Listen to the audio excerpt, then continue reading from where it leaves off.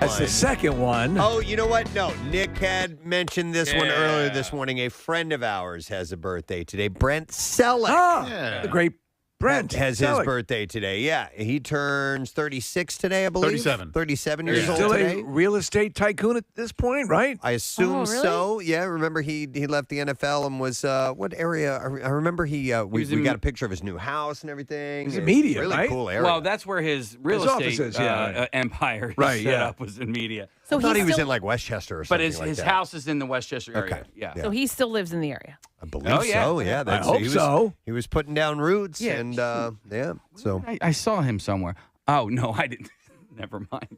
I have Sixers tickets. I gave them to a friend of mine, and then he ended up running into Brent Selleck at the game.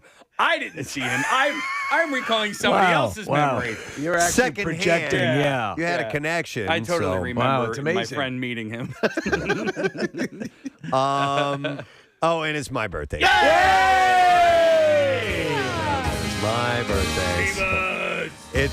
It's funny because every year I'm like, I glance at this list and I'm like, oh yeah, I have a pretty boring birthday as You far have as celebrities go. One of the most desolate birthdays Yeah, of the year. Yeah. I mean, that generates. So you have ownership, which is kind of cool. I mean, you're competitive to Anna Ortiz, I think. Yeah.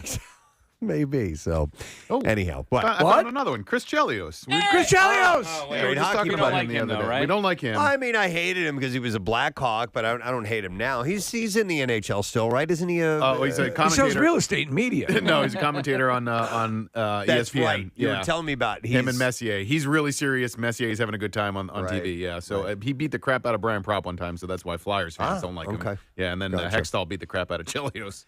All right, well, let's see if we can get an answer to this stupid question. And it looks like Mr. Russ Denchuk might be wrong, looking at all of the potential answers I have. here. Or they don't understand the question. Well, or both. So here's here, Casey. Take a look. He wrote out. Here's Okay. the four. Yeah. These. Okay. Yeah.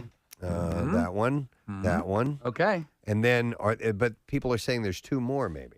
Well, I think they're wrong. Really? Or you've always said from the get-go that the information, the answer, is what you believe it to be, If they want to provide those extra two, and then you're willing to hear them out. But then, by then, okay. Oh, they don't give away the answer. What? Oh, you're right. Ooh. Yeah. You are Okay. correct. So then and So there's Russ, you're wrong, there's bro. two there, right? Yeah. There's two of them. Two of them. All right, let's go to Vinny. Hey, Vinny, good morning. Yo, ever heard of jerk mate? Vinny's our jerk mate. Jerkmate. Vinny, what's the answer? 6. I like your answer. We're going to go with that. Yeah. Hang on, Vinny. Do you want to list them? Well, here's the deal. Russ had said that there are 4, and the 4 are the Tennessee Titans, the Carolina Panthers, doesn't designate north or south, but we'll count that as 1, Minnesota Vikings, and the Arizona Cardinals. But Casey, in his mind, just ran through, and he's like, you know what? There's 2 New York teams, and New York is a state. That is They true. may technically be in New York, but New York is indeed a state. And that's in the name. Even though they play in New Jersey. And so I think we're going to have to go with that. I like that technicality. It's your birthday. Yeah, it's my birthday. it's your God damn it, I birthday. say Two that. things in your favor. It's always the answer that you have, and it's your birthday. All right, Vinny, you got it right. Hang on. We are going to get your information. We're going to get $50 Primo Hoagies gift card. You can use it for your birthday or whatever. Big games, big parties. It isn't just football. It's an experience, so don't settle for an average catering tray. Make it Primo, and you can order now at PrimoHoagies.com. It's not just a hoagie. It's a Primo. So we're looking at the teams here up on the screen, Preston, and I realize I'm missing a few of my sports-related spatulas. Oh, yeah. Well, I I've know got a it. place that you can go. I've got to go To back the King of Prussia Mall. to that The kiosk. kiosk. It's got everything you're looking for, Steve. And with Steve's birthday down the road, keep Oh, in yes. mind, gang. Get him the Exactly entire what- NFL collection. Get me a Spatulas. Redskins. Yeah. Well, I mean, Oh, everyone. they don't have the anymore. Redskins anymore, right? Now it's the Football team. I have to trade that spatula in. They're And going to it's be gonna changing their name. They're going to We'll find out in a week. soon, yeah. Yeah. Yeah. It just says spatula. All right. Here's a follow-up to a story from yesterday. Garrett Hedlund. Yeah. The actor, remember he was arrested for public intoxication. Well, TMZ obtained legal documents regarding the Friday Night Lights star's arrest on Saturday night. And it sounds pretty intense. A man called the police on Headland Saturday claiming the actor tried jumping out of a car earlier in the day. The man also said Headland kicked him and swung at him. And police say that they got a call around 10:30 p.m. with regard to Headland banging on the back door of a building. And when they arrived, Headland reeked of booze, slurred his speech, and didn't follow the officer's commands, and he was then placed under arrest for public intoxication. So it sounds like he becomes so some people can drink and be fun and have a good time, and then there's some people that turn into that other person. Right. Lunatic. And it sounds like he goes that way. So obviously his relationship is over. They just had a baby. Emma Roberts and he had broken up. The announcement was officially announced the day before, so I think he was going, tying one on. Do you ever have people in your life who that switch would flick? I knew a guy. I'm like, I just finally said to him, I can't be friends with you anymore. Yeah. Because it is a complete Jekyll and Hyde. Yeah, there was a guy that I worked with, and he would get out of control. Yeah. There was another person that we used to work with at a radio station who would overdo it and become somebody else. Not in a mean way, but just actually sloppy. very loving. Very sloppy. But, I knew a guy. There was a guy that I knew that would get belligerent, and it was like, whoa, dude, we can't. No. Give me the loving. The one who starts throwing fists. They'll bring you down. No, there was a guy, and he was jovial, but he would overly laugh the second he got like more than a drink and a half in him, and it was like, and I'm like, oh my god, this. And he was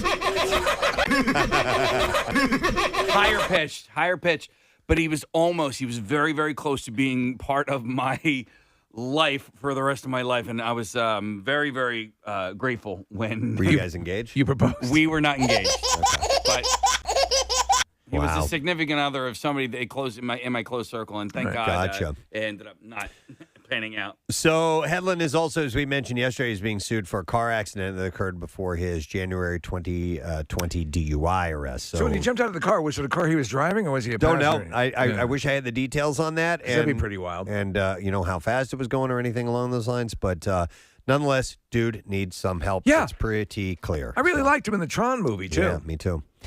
This is sweet. Jennifer Garner, who's just wonderful, whipped up a nice little surprise for the doctors and nurses at LAC and USC Medical Center's Department of Emergency Medicine. The 13 going on 30 actress posted a video of herself delivering cookies to hospital workers to thank them for their service. And were they cookies she made herself? That's a good question. I wouldn't doubt it. Yeah. There's the video of her making the breast. I watch videos of her plowing fields with a tractor and stuff. She's a real hands-on gal. Yeah. Garner captioned the post, "First responders are still in the thick of it and miles past burnout, and we see you and appreciate you." So she went by there and gave them Wonderful. cookies. She's a little ray of light.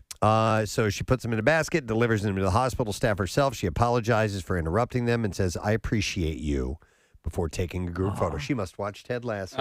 And then on one of the videos, she's opening up one of their medical cabinets and taking pills. Oh, wow. So Well- there was an ulterior motive, you're saying? Pretty standard stuff. Kim Kardashian posted an Instagram tribute to the late fashion designer Thierry Mugler, who passed away unexpectedly this weekend. He was 73 years old. Mugler designed several stunning looks for Kim over the years, which she features in a collection of photos. Along with a broken heart emoji, Kim wrote, "Manfred Thierry Mugler, my heart breaks. There's no one like you. Your vision, your transformations, your magic. I'm so honored to have known you, spend time with you, and be a muse for you." There was a brief period where all I wore was Mugler. I believe it. I You remember remember that. that when you first met me. Yeah. I had asked Kathy yesterday, Preston, because I was seeing pictures of this guy, and he looked like the pictures looked like two different people. Yeah. He has when he passed, he had a very wide nose, and he looked very modelly in the earlier pictures. But you found out he was in a car accident where he had to have a lot of reconstructive surgery. Yeah, on his face, and Yeah. so that's what that was. Wow, okay. She had said, "I will never forget our time together around the world and learning from the master himself on what couture really meant." No one knows what couture means. No. Half of us can't even say it. No, isn't that the last name of a UFC guy, Randy? Randy Couture. Yeah. Kardashian concluded her post by expressing her love for Mugler and added that he always said that beauty will save the world. Isn't a Mugler a basic person in the Harry Potter realm? It's a muggle. Oh, I'm sorry. It's close, but maybe that's what she thought it meant. I don't know. Well, the hits just keep coming from Peloton. Another television character appeared in a popular TV show having a heart attack after riding a Peloton bike. It's a little bit of a spoiler if you watch Billions, which you do, right, Katie? So spoiler alert for Billions. Who dies? Nobody died. No. Okay. All right, this comes about a month after main character on HBO Sex and the City sequel series died from a heart attack after taking a Peloton cycling class. But in Billions, a main character suffers a heart attack while riding a Peloton bike. That's all I'm going to say about that. Okay. According to the New York Times, the scene in Billions was written and shot months before Mr. Biggs. And just like that scene. You think they got pissed off when they saw the Mr. Big scene? They were like, God damn it, man. Quite possibly. Yeah. Quite possibly. A spokesperson for the show did not immediately respond to CNBC's request for a comment. Peloton said in a statement, though, on its Twitter account, that it did not give Billions permission to use its brand on the show. It's like Billions. Peloton's head of global marketing and communications, Dara Tresder, also said on Twitter, "We did not provide Billions with any equipment. As referenced by the show itself, there are strong benefits of cardiovascular exercise. Exercise helps millions of real people lead long, happy lives." What are the odds of two shows? Yeah. Two shows would feature the same piece of exercise equipment designed to make you healthier, Yes. Right. to improve your quality of life, and both would feature them causing heart issues. And specifically for heart health. Heart health. Yes. Right. Yeah. Two of them. That's so, and then when they do the PR with North from the Sex and the City, Yeah. that sets off this. Well, it didn't set off, but it coincided with the revelation that he might be some sort of sexual predator. Right. Not good for Peloton. Peloton's going to be fine. I'm getting one. I'm just I'm in the market for one, and so if anybody's I want you to selling get one, one. I no, I want to get one, and I think that's where my fantasy football winnings is going to go to. Okay. But if anybody's selling one, I think I might be able to talk. Yeah. All right, we'll talk. There's one that might look a lot like a clothes rack at my house. Okay. Oh, I have that too. Yeah. Different brand, Different brand. but I have that same Different clothes brand. rack. Yeah, you might say, why does this coat rack have pedals? Yeah. That's what I'm worried about because I went to the store, I talked to the people, got the, and they really sell it. There's a lot of options for it.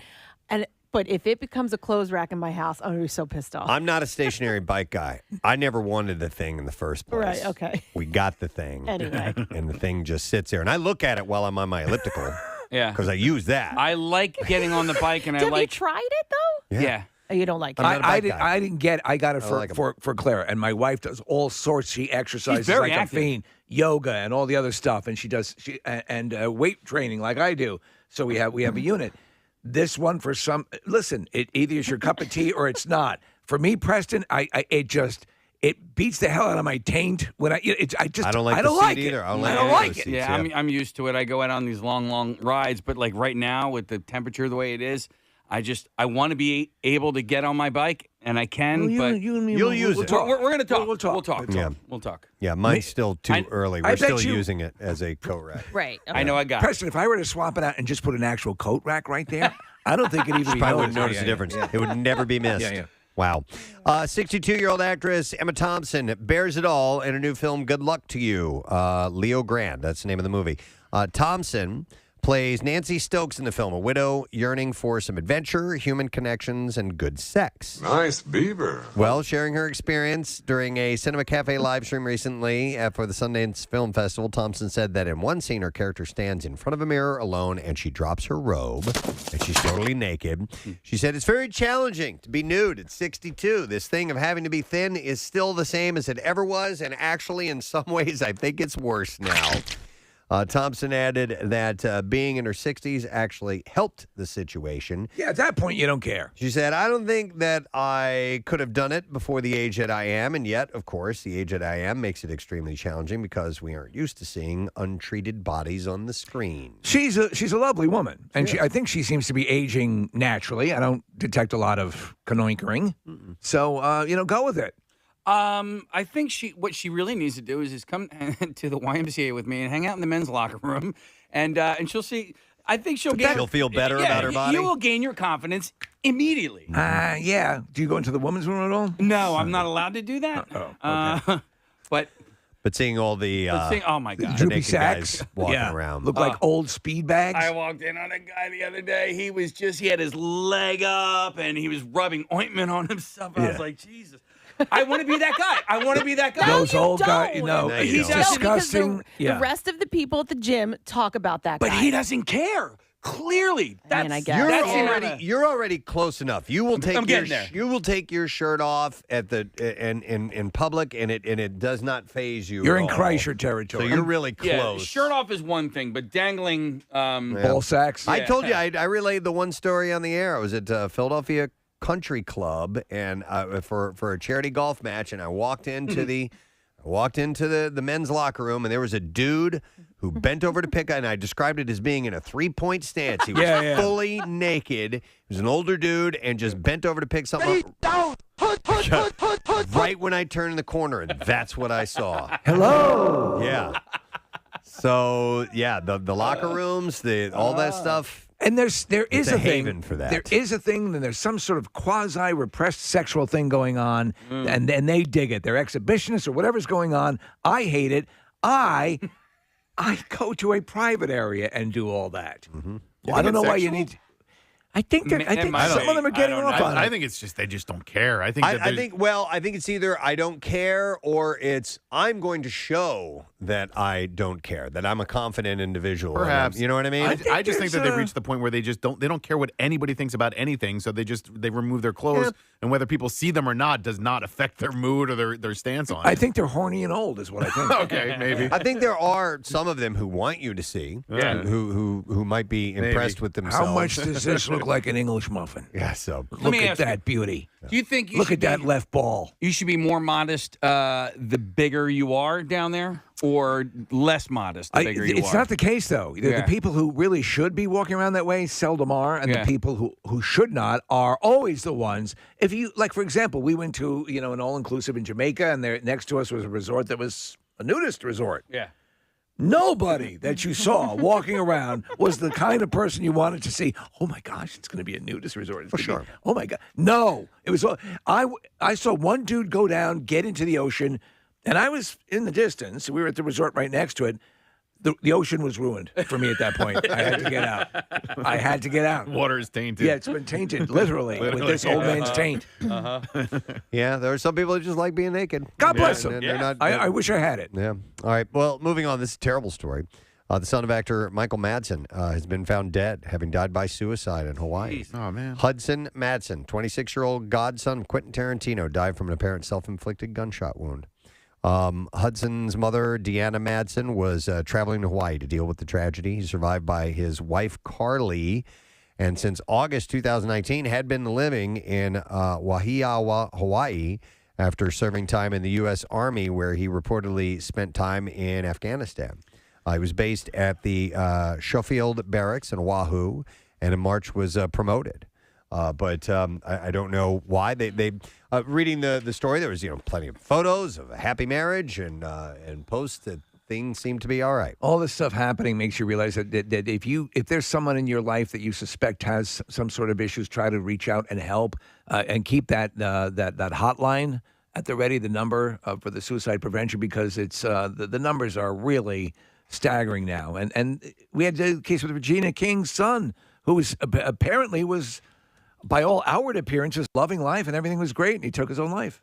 Take him to Casey's YMCA locker room. Yeah, That there you might go, make him feel better about themselves. Right, yeah. Not so bad. Yeah. Madsen is survived by his brothers Calvin, who's 25, Luke, who's 16, stepbrother Christian, 31, and Max, 27, from Michael's previous relationship. So that's terrible, terrible news, obviously.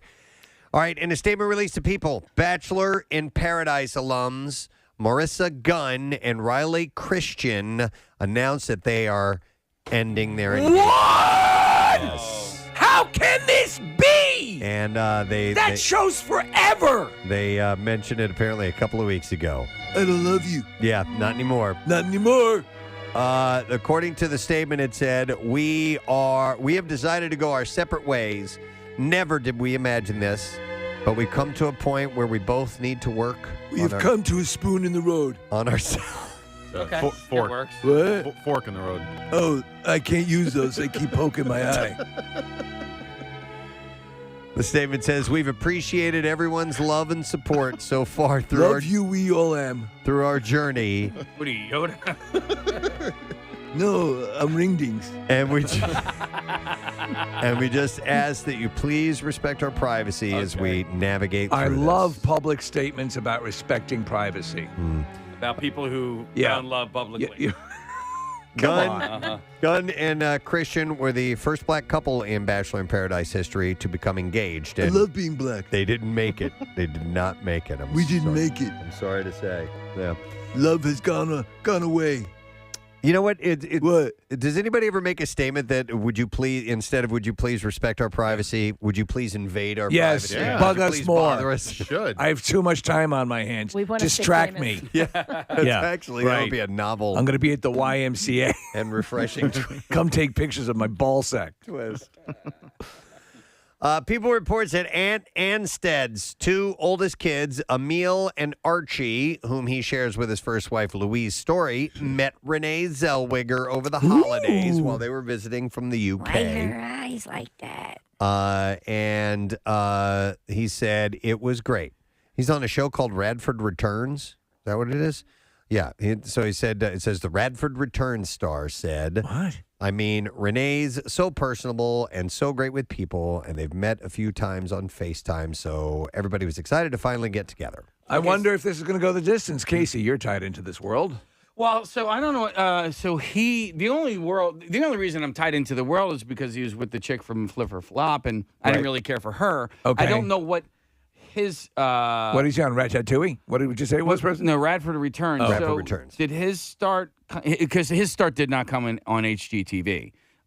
This is a show on Discovery Plus, and I don't know much about it except maybe there are cars involved. Why did I think he was involved in the food world? But he's not. I thought he was home in the DIY world. I did too, and I'm way off base. It looks like cars are his thing. And so therefore, Nick, could you do a quick search on Aunt Anstead? Wait a just second. to I find think he's a out car what guy. exactly he where he works. And correct me if I'm wrong, I thought he met Renee Zellweger because they were doing one of those house improvement things. He might have. I mean, because Christina on the Coast was doing her thing. So Christina and Tarek were together, and they did Flipper Flop. Their marriage ended. She got her own thing. I think Flipper Flop stayed. I don't necessarily know where Aunt ended up coming in, and but Okay. Yeah, so he was on this show called Wheeler Dealers, which was a Motor Trend show, and Discovery Channel. Yeah, he's in the car world. All right. Okay. Well, he and Now Renee, we can forget that information. he and Renee Zellweger have been together for 7 months. and he was a singer. No, she was a dancer. Thanks. Oh my God! Stop. In a recent episode of Celebrity Wheel of Fortune, Pat Sajak asked Tatiana Ali, we were just talking about, it was her birthday Yes, the other day, to explain to viewers who Benedict Cumberbatch was for those who didn't know. And Ali responded, Benedict Cumberbatch is an actor, right? And Sajak laughed and said, well, I didn't have the answer, so I pretended like I was just saying, so tell us. Of course I know, but you tell us. And that was a little host trick, he said. And he goes, my apologies, Mr. Cumberbatch, but I spend a lot of time in my basement, and I have no idea what's going on. Speaking of game shows, Amy Schneider won on Monday's episode of Jeopardy, and she has achieved officially now the second most consecutive wins of all time. Wow. She notched her 39th win on last night's episode. So in past situations, I've sort of like worn out my enjoyment when we get to, when it's so much.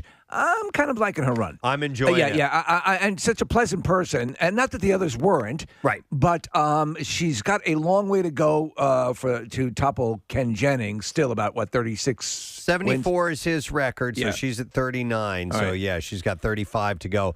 But I'm telling you what, man, when they get where she really turns it on is in Double Jeopardy. Yes, When yeah. they get to that second board, I mean, it's just like nobody buzzes in almost. It's Right. just like boom, Well, boom, she's got boom, boom. that she's got the smarts with the button skills. And she gets aggressive. She'll go several in a row. She'll get all three often. Daily doubles. She has faltered a little bit in final. Yes. And she's bet big in final. And it Yesterday. pains me a little bit because I think she lost $25,000 last night. Yikes. And didn't win it. But man, she's just a really impressive And champ. there was one time where I thought she's going down. Yeah. This is it. And I thought that she was going to make a mistake. No, she pulled it back. Was it on Friday where the one chick didn't make it into Final Jeopardy? No. Because it was at some point last week. Yeah, it was last week. There was a guy who professed to being somewhat of a savant, and maybe on the the spectrum or something. yeah, the spectrum Okay. a little bit, and he had this very interesting story. But he also had that. Right. Well, this one chick, I thought she was going to cry. And she wasn't happy. It was the In end fact, of, she took her bottle of water out before they went to commercial break, which I've never seen somebody do. She's like, I need a drink right now. I didn't like James Holzhauer's face. I just couldn't stand his face. And so the more I think, he's got that weird underbite, like that dog from Hanna-Barbera. Do you know who I'm talking about? I don't know the dog from Hanna-Barbera, but I know an underbite. Yeah. Yes. And I just couldn't, for some reason. Smedley? Was that the dog? That might have been it. Mugsley? Not Mugsley. I don't know. We'll break down just the listening. discussion. Yeah, I and know. the bottom, this one with the trench coat. That guy. all right. Okay. Whatever that guy's name is. The dog would go, Yeah. yeah. Anyway, glad we talked about that. So today reports that Schneider has a way to go to beat out Ken Jennings, holds the number one spot, like we said, at 74 consecutive wins. After being recognized by the GLAAD Media Awards recently, Schneider tweeted, "Of all the things that have come out of my Jeopardy run, I will always be most proud of any good that I've managed to do for the trans community, so this acknowledgement means more than I can ever say." But she is on a tear, man, and it is fun to watch. People reports that Chris Evans and Dwayne Johnson will both star in Amazon Studios' Red One, an action-adventure comedy that imagines a new universe with the holiday genre.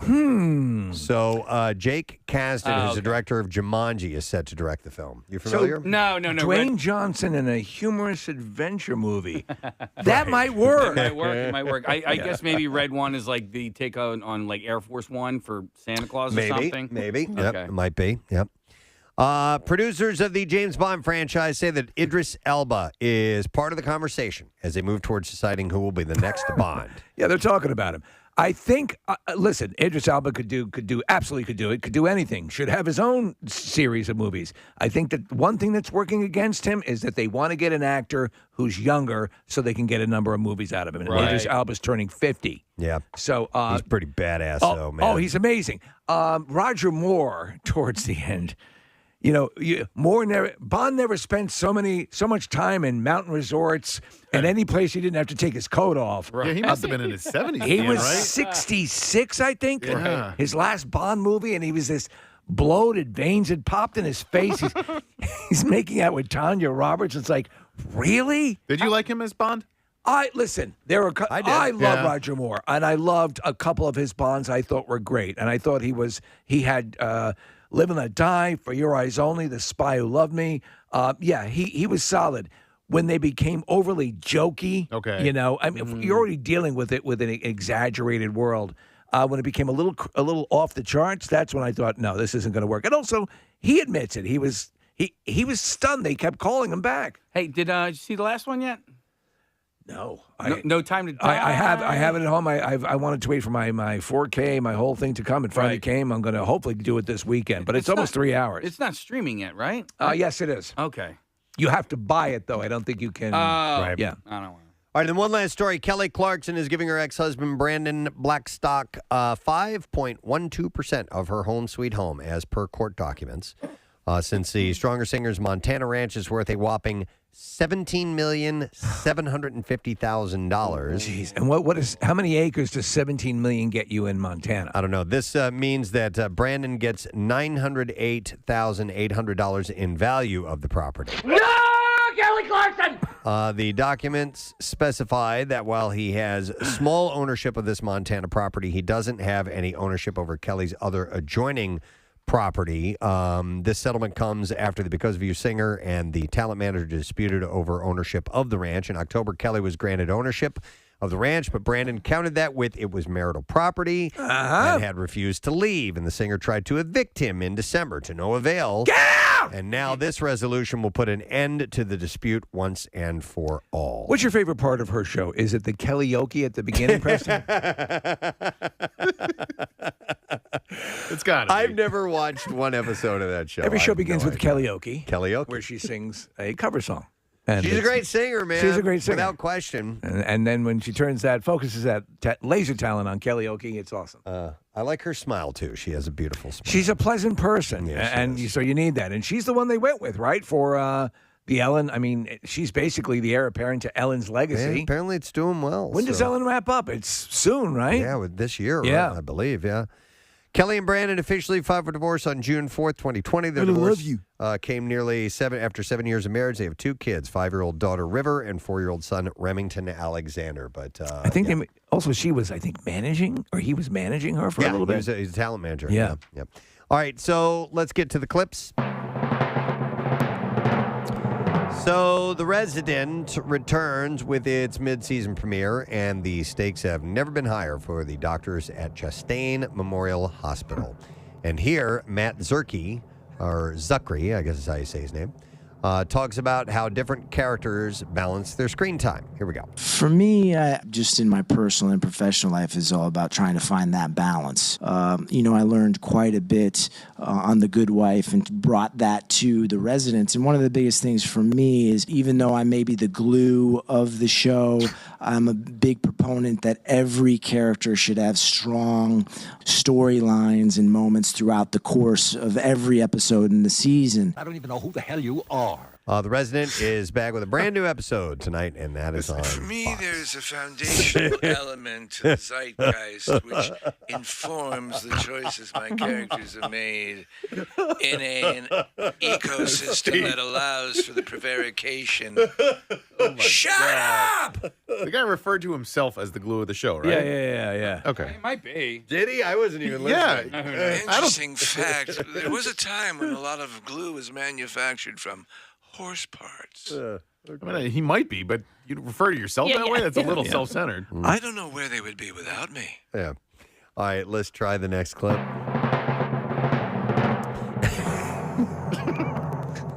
Pompous act. Right.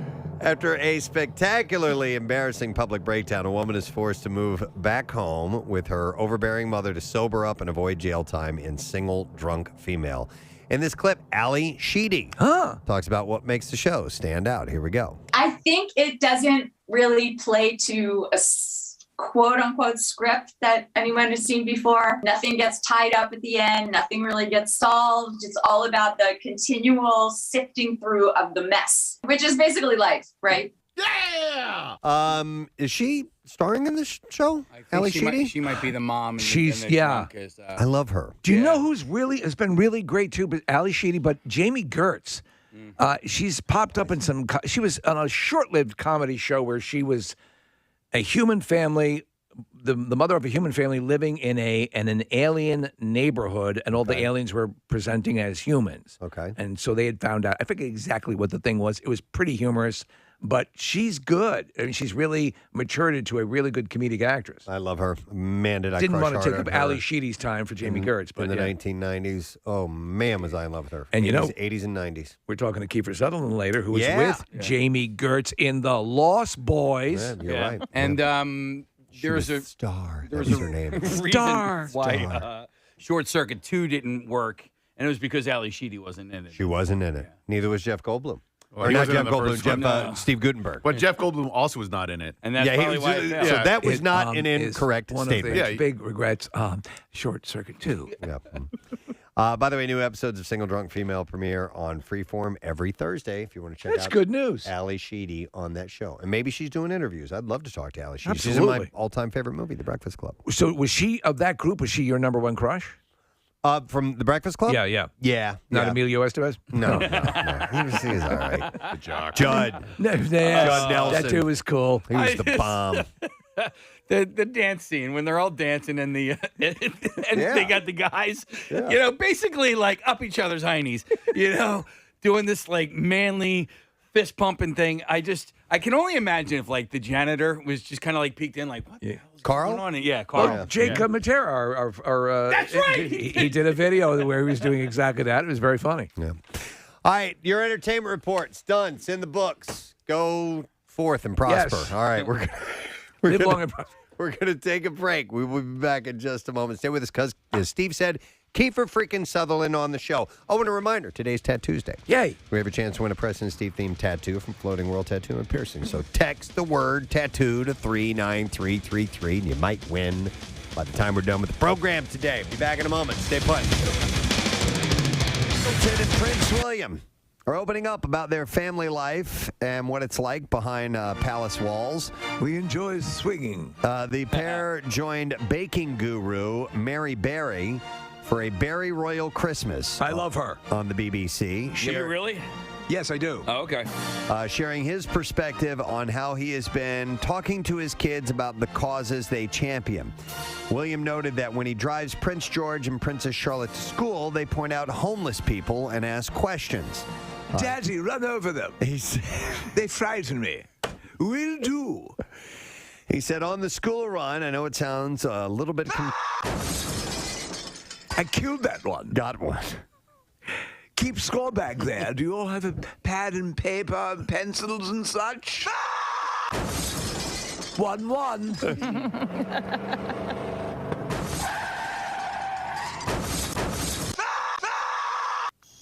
You had two that time.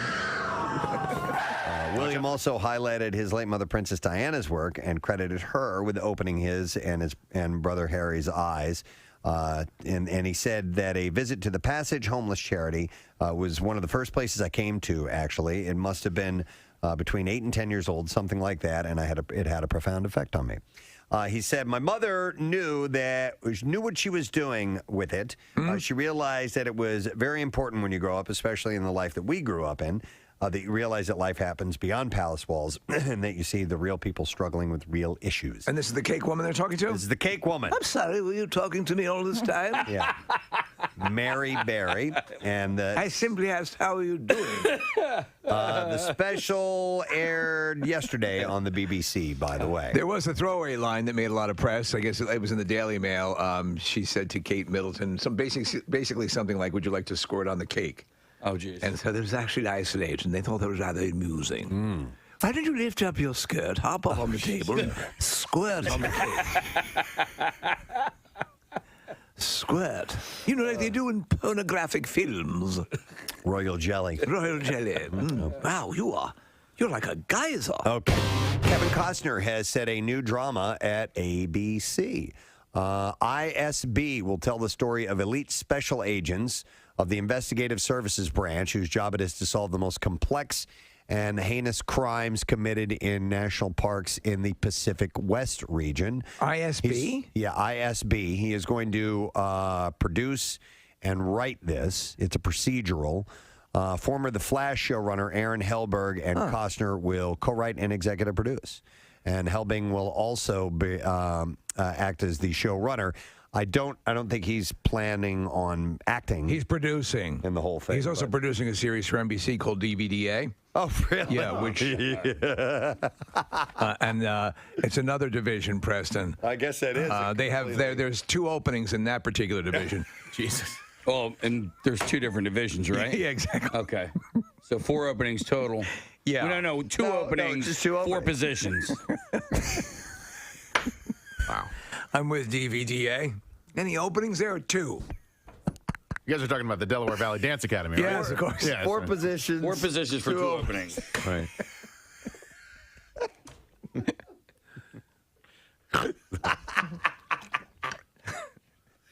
I needed Look up that. DVDA. I needed that. Or don't. Yeah. Or don't. No, or just watch Blue Waffle. Or you could just know what Go about the rest of your day without doing that. Did you guys see the updated ET commercial that's I on? did. It's Yeah. great. I love it. It is Steven cool. Spielberg directed it. Did he? That's what I was wondering because that's what I read. I'm like, you can't tread on Steven Spielberg's territory. Yeah. Well, Henry Thomas, who played Elliot, allegedly tampered with his sobriety test during a DWI stop. According to a police report obtained by TMZ, he refused a breathalyzer during a stop in Oregon. He was reportedly taken to a station and put in a holding cell. And when a urine sample was taken, the report claims he filled it with toilet water. The oldest trick in the book. E.T. taught him that. He denies the If claim. you're ever arrested for drinking, take your urine specimen and mix it with toilet water. He denies the claim. Last month, the 48-year-old pleaded no contest to driving under the influence. He was given a $500 fine. I was also told to attend a victim impact panel and install a car breathalyzer. Here, I'll piss in a cup for you. Oh my God! There are no minerals in this urine that are not even on Earth anywhere. It's purple. It looks like the purple stuff. You drink instead of Sunny Delight. Breaking news. Really? What's up? Marissa was just telling me you sent it over. Okay. We heard rumblings about this, I guess, Monday, that Pearl Jam is going to have new music out? Oh, yeah. Bill mentioned something to us about that. Okay. We have a clip of the song Marissa just sent over. Oh. And she's going to get you some information on the album. What's the name of the song, Marissa? I can't. Oh, I'm sorry. She does not. What is it? It's called Four Corners. Four Corners. Four Corners. Just a clip of the song. You want to So play? it's ready to go now? Yeah. Did you finish the endorsement or the? I did. Okay, all I right. did, yeah. So limited time offer was the last part of that. All right. New music, Pearl Jam, just a clip of it. You got like 40 Very cool. seconds. All right, here we go. Let's check this out.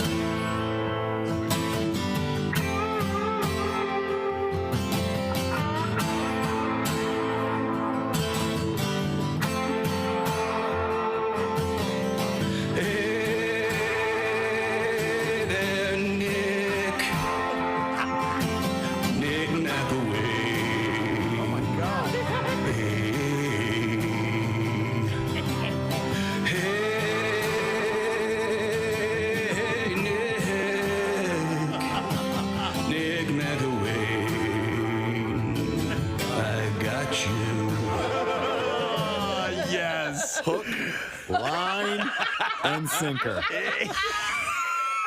Even As soon as the vocals started, his no. head popped up. But it was believable vocals. The first line of the vocals, I was like, well, Casey's going to make fun of this.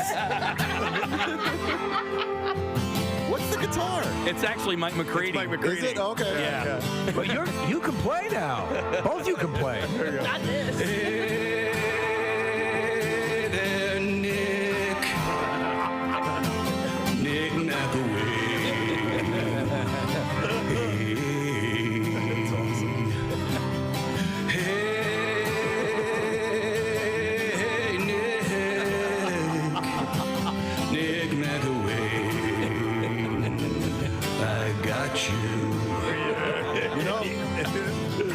You know how some songs speak to you more than others? I think this one hits you where you live. This one speaks to me. That speaks directly to you. Directly Yeah. I mean, it's for crying out Gets loud. me in all the feels, man. Casey was so excited. Oh, He played that for me yesterday. I was even more excited last night when Nick tweeted out you had answered somebody's tweet about Pearl Jam coming out with new music this week. I was like, oh my God, this is so perfect. Well, there's a, and I saw that you liked that tweet, by the way. There's a, Now we know why he liked that tweet. there's a Pearl Jam account in Italy that actually helps break some Pearl Jam news around the world or whatever. And we've Pearl Jamma. No, it's Pearl Jam Online Italia, and we've been talking about possible new Pearl Jam music all week because we heard from Bill Weston that there might be some. That's not it. And well, no, clearly. But the more we talk about it and the less that actual Pearl Jam music shows up, the more nervous I am about actually talking about it on air because it's just been rumors thus far. You know, we haven't actually had any. So then you got me today. I mean,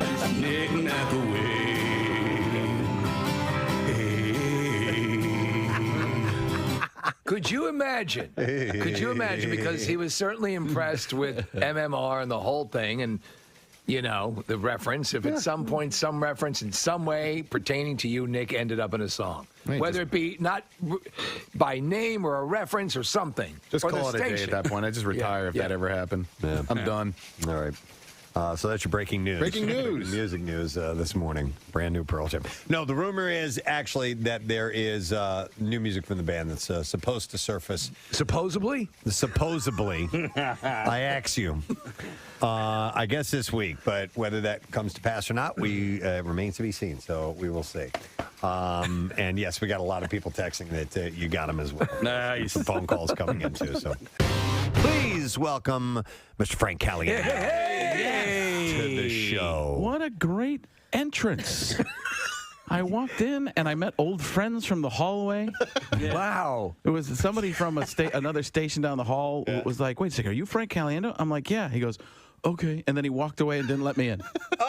And then I'm just standing there with these other guys, and which we became great friends. seriously? Yeah. And Sometimes you just know. And then, and then I was like, "You're not gonna just let me in?"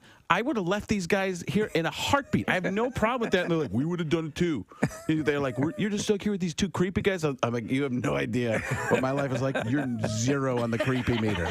Your creepy meter doesn't even come close to get." They were very nice. I feel like it's gotten to a point where we should just give you a key fob so you can get in. I would take it. I have stations where I have that. You do have the key fob, X? WMMR. All right, thanks, Kath. There was a story that Kathy had in the news earlier. We were talking about briefly. It's an alarm that's going off in Gray's Ferry, right, Kathy? Yes.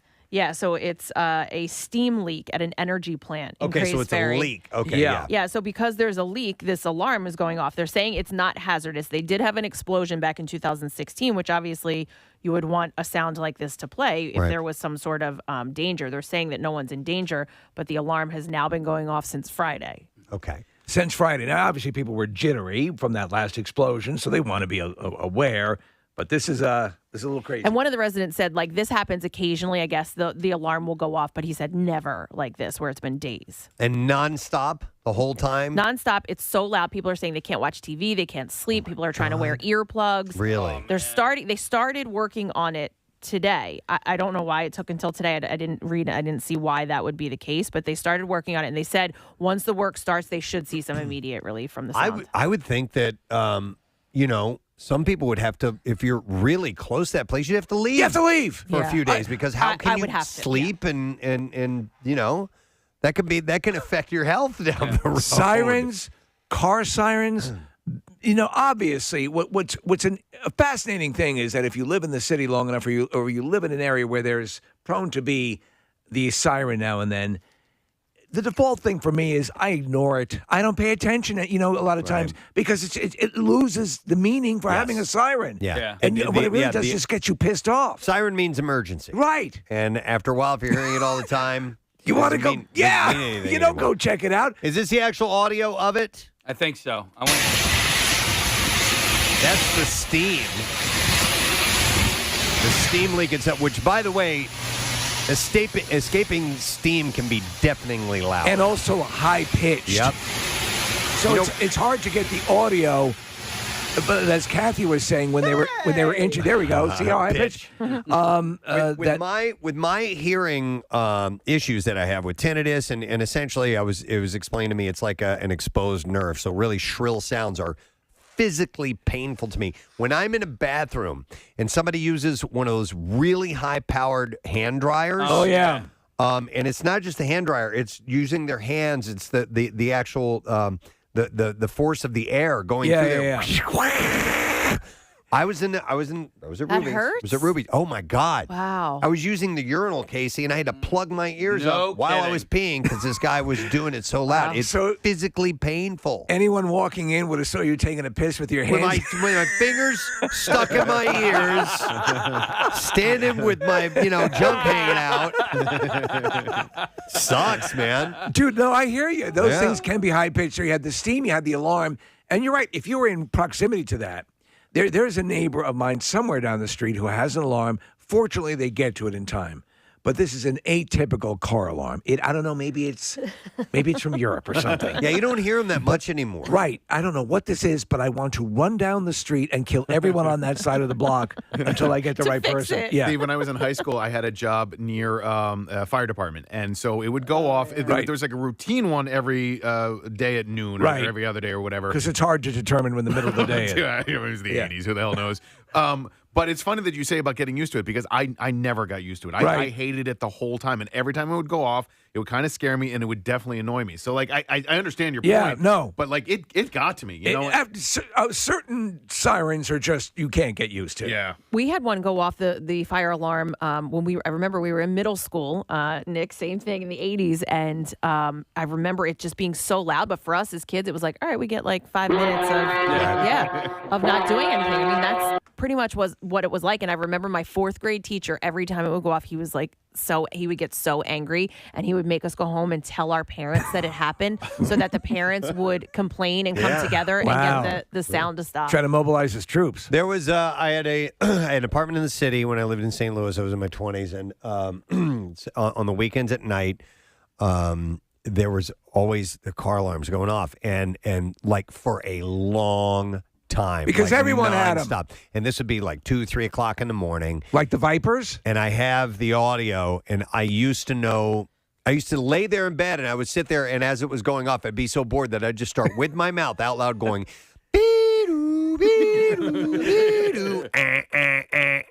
because I knew the order of the sounds. Before you play it, give us. Can you remember now? Because it's been a while. Not the order, but I remember the it's boop boop beep beep beep beep beep beep beep beep beep beep beep pew pew pew pew. Yeah, exactly. Here we go. Oh my God. Yep. Boop. Nope. Oh. There it is. There you go. Yep. Yep. Pew, pew, pew, pew will be next. Yes. Yep. And then I don't know what comes. That's it. Yeah. Oh my! I like how they include a slide whistle siren. Yep. You know which one I hate is our buildings. When there are fire alarms Oh my here, God, they are the loudest. By the way, hurts in little my did life. we know that when they were reconfiguring the whole setup here, Nick, that they would place one of those sirens right in our office. What the hell? Right in our office. There was one time when it first came on, Preston, when we were there, and both you and I had full-blown terrified seizures. Yes. Because we had no idea. It's It's going to cause a heart attack. oh my God, it was piercingly loud, and everyone runs for the studio in here because obviously they don't have a siren in It's here. soundproof in here. Yeah. That hurts my ears. That's Yes. got to kill you, Preston. It does. it? Yeah. When I read that we have a test coming, and it gives you a window, like a 3-hour window when Yeah. it might happen, and we're in our office, I put my earplugs in because I don't want to get.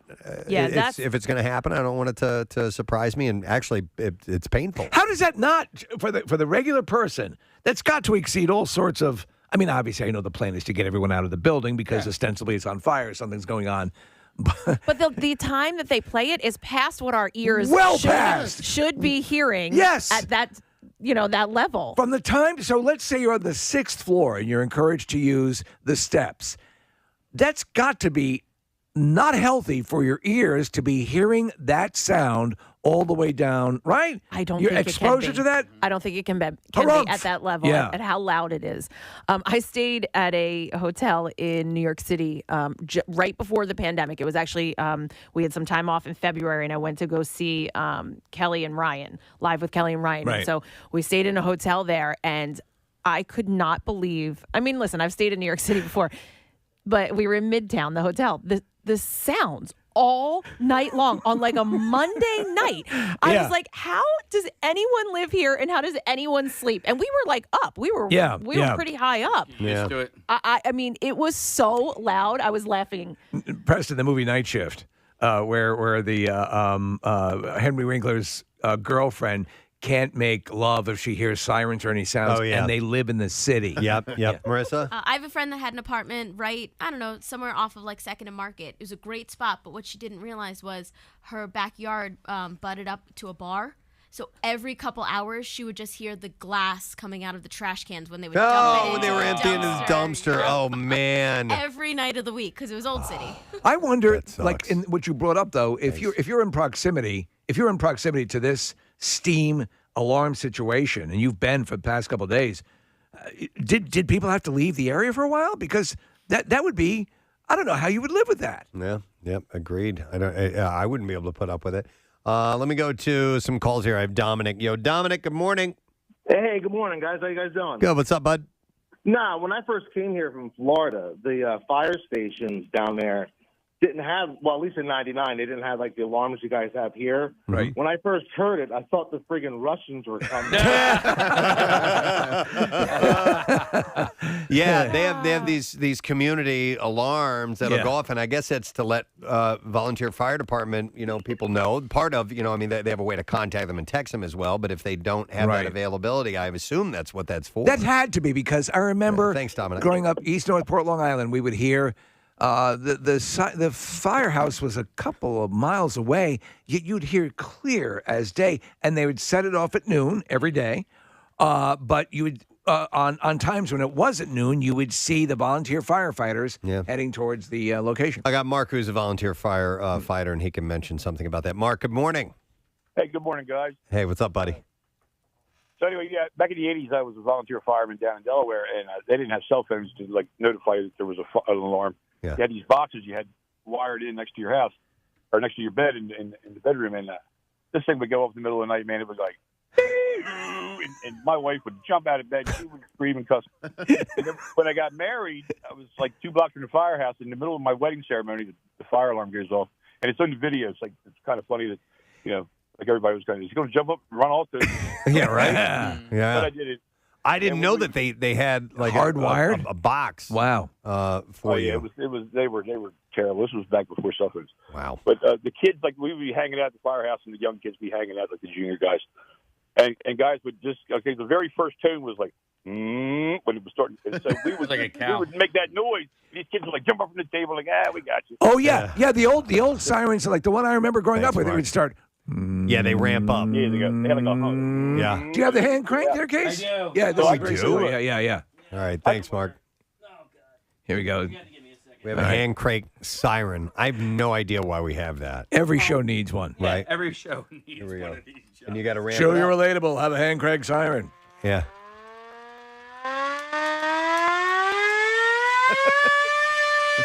Ow. Okay. Thank you. So this alarm was going off for several days in Gray's Ferry, and people have had to deal with it. Let me go to Mike. Hey, Mike, good morning. Hey, bitches. Hey, what? What's up, Mike? I literally live 50 feet away from the volunteer fire company across the street. And when we moved, I'm originally from South Jersey, and we moved back here from Phoenix, Arizona. Yeah. And we we got an apartment. We had no idea that it was 50 feet from the firehouse, man. It's like my cousin Benny. And listen, on the weekends, they have like this the sign up or whatever. They try to lure people in to become a volunteer. I call it luring because it looks like they're kidnapping people. I never see anybody come out. And when during the weekend when they have this thing going on, they sit out and they just blare every freaking siren they have on purpose, and they all laugh about it because they know it drives people crazy. Well, that's got to be cool. that's got to be a violation of some ordinance. Did you ever check into having them stop that? I've emailed people. I've talked to a couple other. Nobody cares, dude. It's like nobody cares. They think that you're like a quote unquote Karen, but I'm telling you, unless you live 50 feet away from a firehouse, you have no idea how loud it is. Dude, Mike sounds like he's towards the end. Man. It sounds like it, Mike. I'm just going to jump off. How long were you there? How long? No, I'm still here. He's still there. Oh, no. I'm still here. And and before I get off the phone with you, it may even go off. What fire company is it? Erratic. Huh? What fire company is it? It's Audubon Volunteer Fire Company in New Jersey. Hey, and I give them props for. Listen, they're great people. Sure, they're noble for what they do. It's annoying. Hey, but all right, I appreciate it, Mike, and I'm going to throw this out there. Thanks, and good luck to you. How much longer on your lease, by the way? I just signed up for another year. Go somewhere else if you can. Well, listen. Mike. It's good. The rent's good, but seriously, I might. The rent is good, huh? I might end it.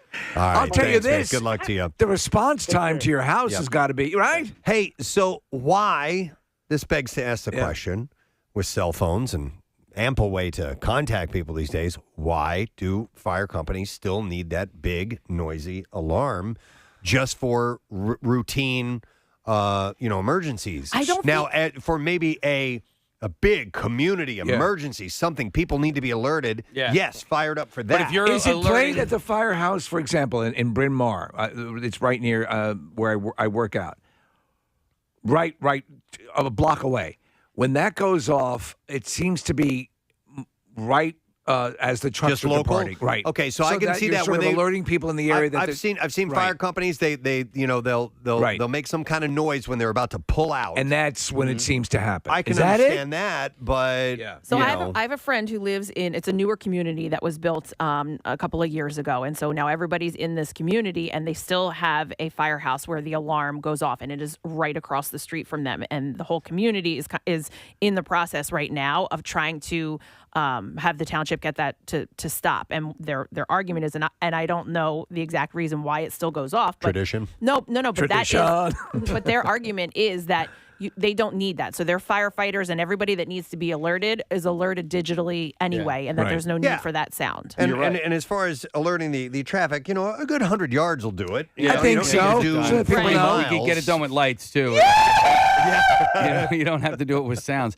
So my town growing up, we had our own fire department, and they had every Monday night they had drill, and they would sound the alarm to remind everybody that it was drill. But it was like, it's every Monday at 7:00. Like, everybody knows this. You don't have to set the alarm off to let everybody know. My guess is that as things progress, as Kathy was saying, with a text, with the multitude of ways you can alert people now. Without that, right in the proximity as the trucks are coming out, I can see doing the sirens so that people in their cars that are listening to something can know that trucks are coming out. Be aware, they're going on a call. Otherwise, it seems like it's not necessary. Yeah. Hang on. Let me go to Pat, who wants to comment on that. He's a volunteer firefighter. Hey, Pat, good morning. Hey, good morning, guys. How you doing today? Good. What's up, man? So the sirens are actually for the community, not for the firefighters themselves. The firefighters, like you guys were saying, they actually have text messages and pagers that they get notified prior to the siren going off. But what the siren is normally for is to let everybody in the community know that there's going to be people going to the firehouse and responding to the emergency in the area right around that time. It's kind of that's sort of if you will. That's sort of what I'm saying, Pat. Is that to let you know that fire trucks are going to be in transit around that area. But I mean, and is that solely what it's for? Seems a little excessive. Well, yeah, for the most part. Yeah, it used to be in the olden days. It was for everybody, including the firefighters. But as technology moved along, they actually, they have texting now. So yeah, it seems a little excessive, Pat. It seems like it. You don't need to let people know for miles that there are, trucks that might be out. Just have the record. Fire! Addendum to that is when I had a cousin visit from St. Louis. He lived just outside St. Louis. When he heard the tones of our fire siren, it's the exact same pitch Tornado. Tornado warning for them. Yeah, so they have to deal with that. His grandmother really freaked out because they didn't know what it was. Right. All right, thanks, Pat. Appreciate it, man. Hey, have a good day, guys. You too. How about an alarm that goes something like this? I am the god of hellfire. Yeah. And I bring you fire. Well, then you know what you're dealing with. There's a residential fire, a small stove fire, probably an oil fire. The cat jumped on the stove. Yeah, it gets very specific, and that way you know what you're dealing with. Enter through the back door. I like that. Could be entertained in the process. Everyone could be clapping. Yeah. I am the god of hellfire. And I bring you Commercial fire, steam factory fire. Everyone is out and safe. I'm going to go to Bob. He lived across from the Rofo horn. Oh, my that God. we play all the time. Hi, Bob. Good morning. What's up, turtle lovers? Turtle lovers. We do love turtles. Yeah. What's up, man? Hey, Press, I lived right across. Well, actually, my dad was a first lieutenant there for about 15 years. He was the assistant to the captain. Okay. And I was a volunteer there for a few years. But later, my girlfriend at the time, now my wife, we lived literally right across the street from that place. And I'll tell you, yes, that's the one. When you have that, that's more of an intense sound as opposed to a siren where it kind of works into it. Yep. So you could be walking across the street and that thing just goes off. That it is almost a shock to your system. I'm sure. Did you ever crap yourself? I was curious. Do you guys know why they use a horn and not the traditional siren? No, I'd love to know. Well, what happened is back then, before radios and everything, they had to let the firemen know about where the fire was. So what the horn did is it would give out two series. It would maybe beep twice, and then a short break, and then beep 3 times. And that would tell you the first number was 2, so that signified Washington Street. And the second number, the 3, would be 3rd Avenue. So everyone knew the fire was closest to Washington and 3rd Avenue. Huh. So we get them in the vicinity, and then they could narrow it down and figure out where the emergency was. Why didn't they just use the horns to do Morse code? Yeah. But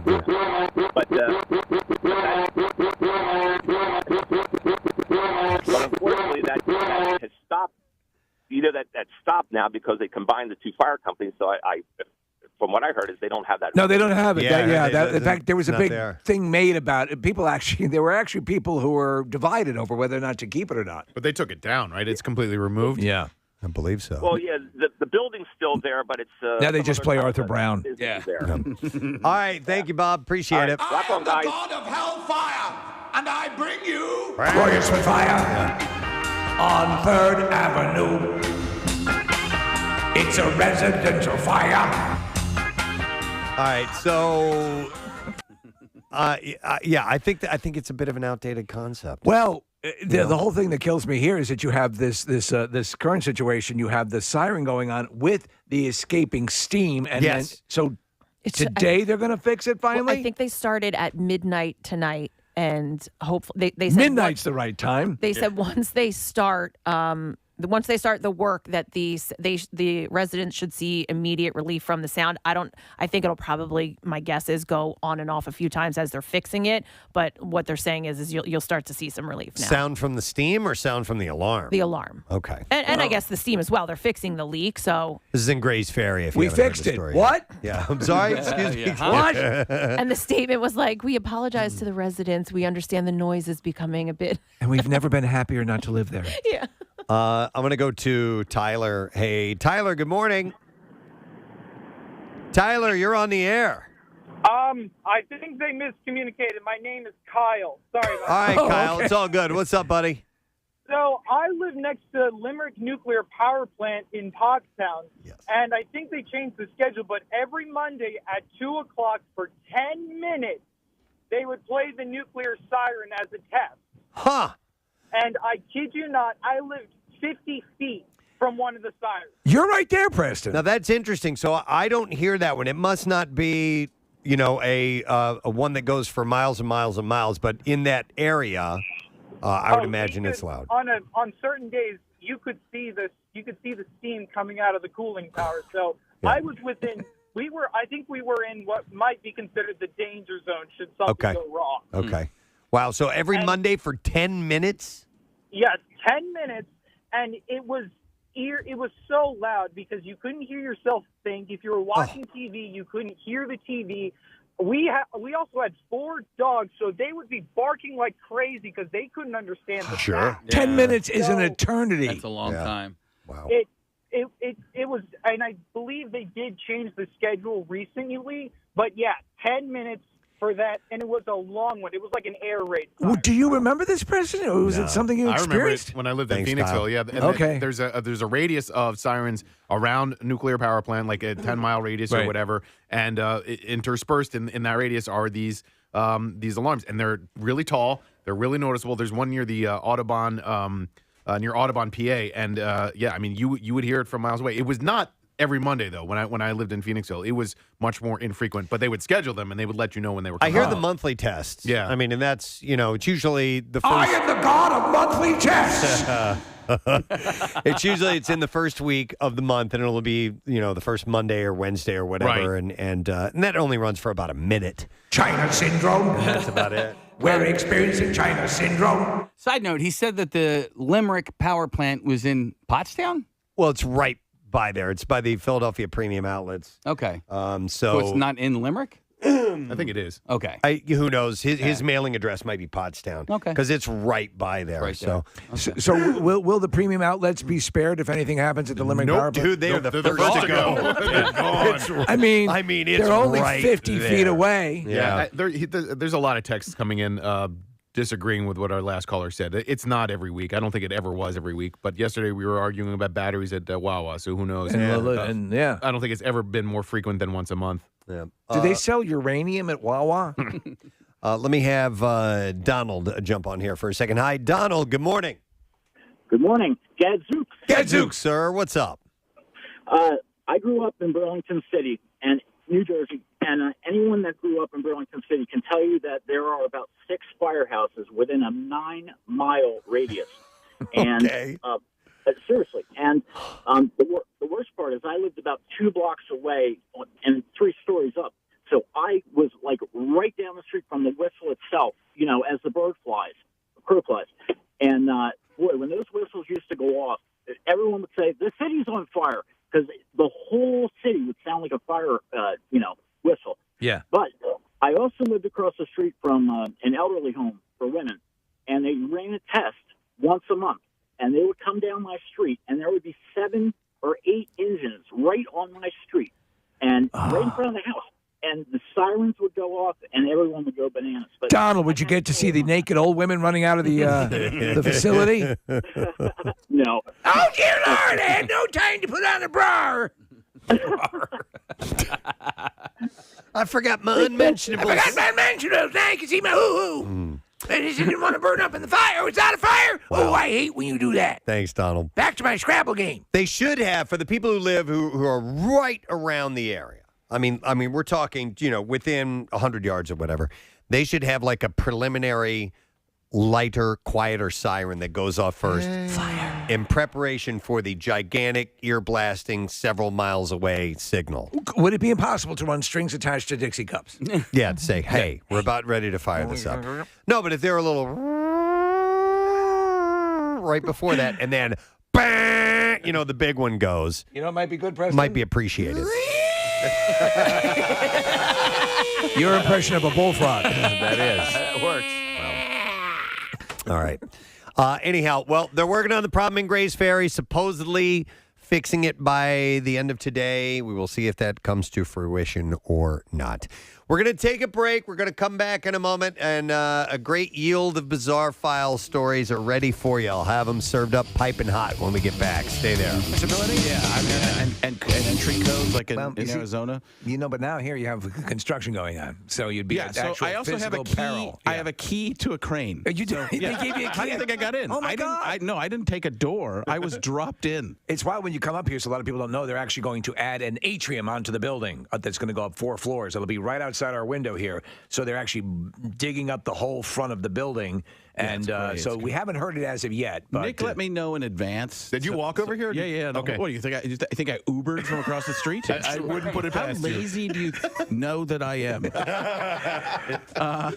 But your hotel's literally a block away. Let's just tell everybody where I'm staying. That's great. Room 472. Then you want to see some creepy factor, guys? I want to tell you guys because I was so excited this weekend. I shouldn't say no. I hadn't been to one of these in a while. It was a comic convention kind of thing. Yes. Yeah. You're a comic book nerd. I like comic books. I'm getting into them. I'm getting back into them. I liked them when I was a kid. I'm more into the stuff that my daughter's into. Barbies, My Little Pony. No, you're into I'm more into. Just for a joke. It just got creepy again. Yes, no problem. I like to comb their hair. My Little Pony. You know what they call those bronies? Yeah, yeah. Is there such a thing? Yes, I'll get into it. I got no problem. It's a legitimate fetish. They're called bronies. Not that there's anything wrong with that. So, hey Jerry, what I was going to do there was going to get real creepy. So this one was called AceCon. All right, and Arizona? No, it's a national thing. Okay. I think they might do one in Philadelphia too eventually, but they go all over. and they do major celebrities from the movies. Yeah, yeah. So Tom Hiddleston was at this one, who was Loki. Yeah, we love Hiddleston. Yeah. Oh, and he's nicer in person than he is as Loki. First of all, but he's so nice. But he comes up. I don't know if they. I can never tell this because he was so smooth and so incredible and so British. Yeah. That he comes over and he knew who I was. And that was one of those moments I'm like, well, this is pretty awesome because my daughter's like, huh? Well, he's an impressionist as well. Oh, he was so great. he's got to know your stuff. Very, very good. Yeah. He comes over and he's talking about, but he has the one-up. Like, he's friends with Jeff Goldblum. So he's talking about Jeff Goldblum. Yes, he's doing this. He's like, he'll come over and he'll be like, how are you? Good. You look great, Tom. You really do. And that's when you meet people, too, it's like that. So we're going back and forth, me and Hiddleston. Tommy, as I like to call him. Tommy and I are going back and forth doing Jeff Goldblum. We're doing some Pacino and stuff like that. It's like, whoa, he does more of the Scarface kind.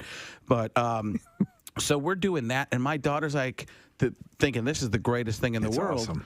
And so that wasn't even the end of it. So I want to tell you about this thing too. So they take pictures with people. Like, you can pay. It's expensive. Like, it can be for, like, a couple $100. Yeah, but you're gonna get a frameable quality More photo. than that, Yeah. it was incredible. People were bringing props. People were bringing birthday cakes, fake birthday cakes, and he was doing all of it because it's an expensive thing. It's like Wizard World here, and it same is deal. very similar. I think it might be from the people who created It Wizard probably World. is. Yeah. There's something. I'd heard that as a rumor.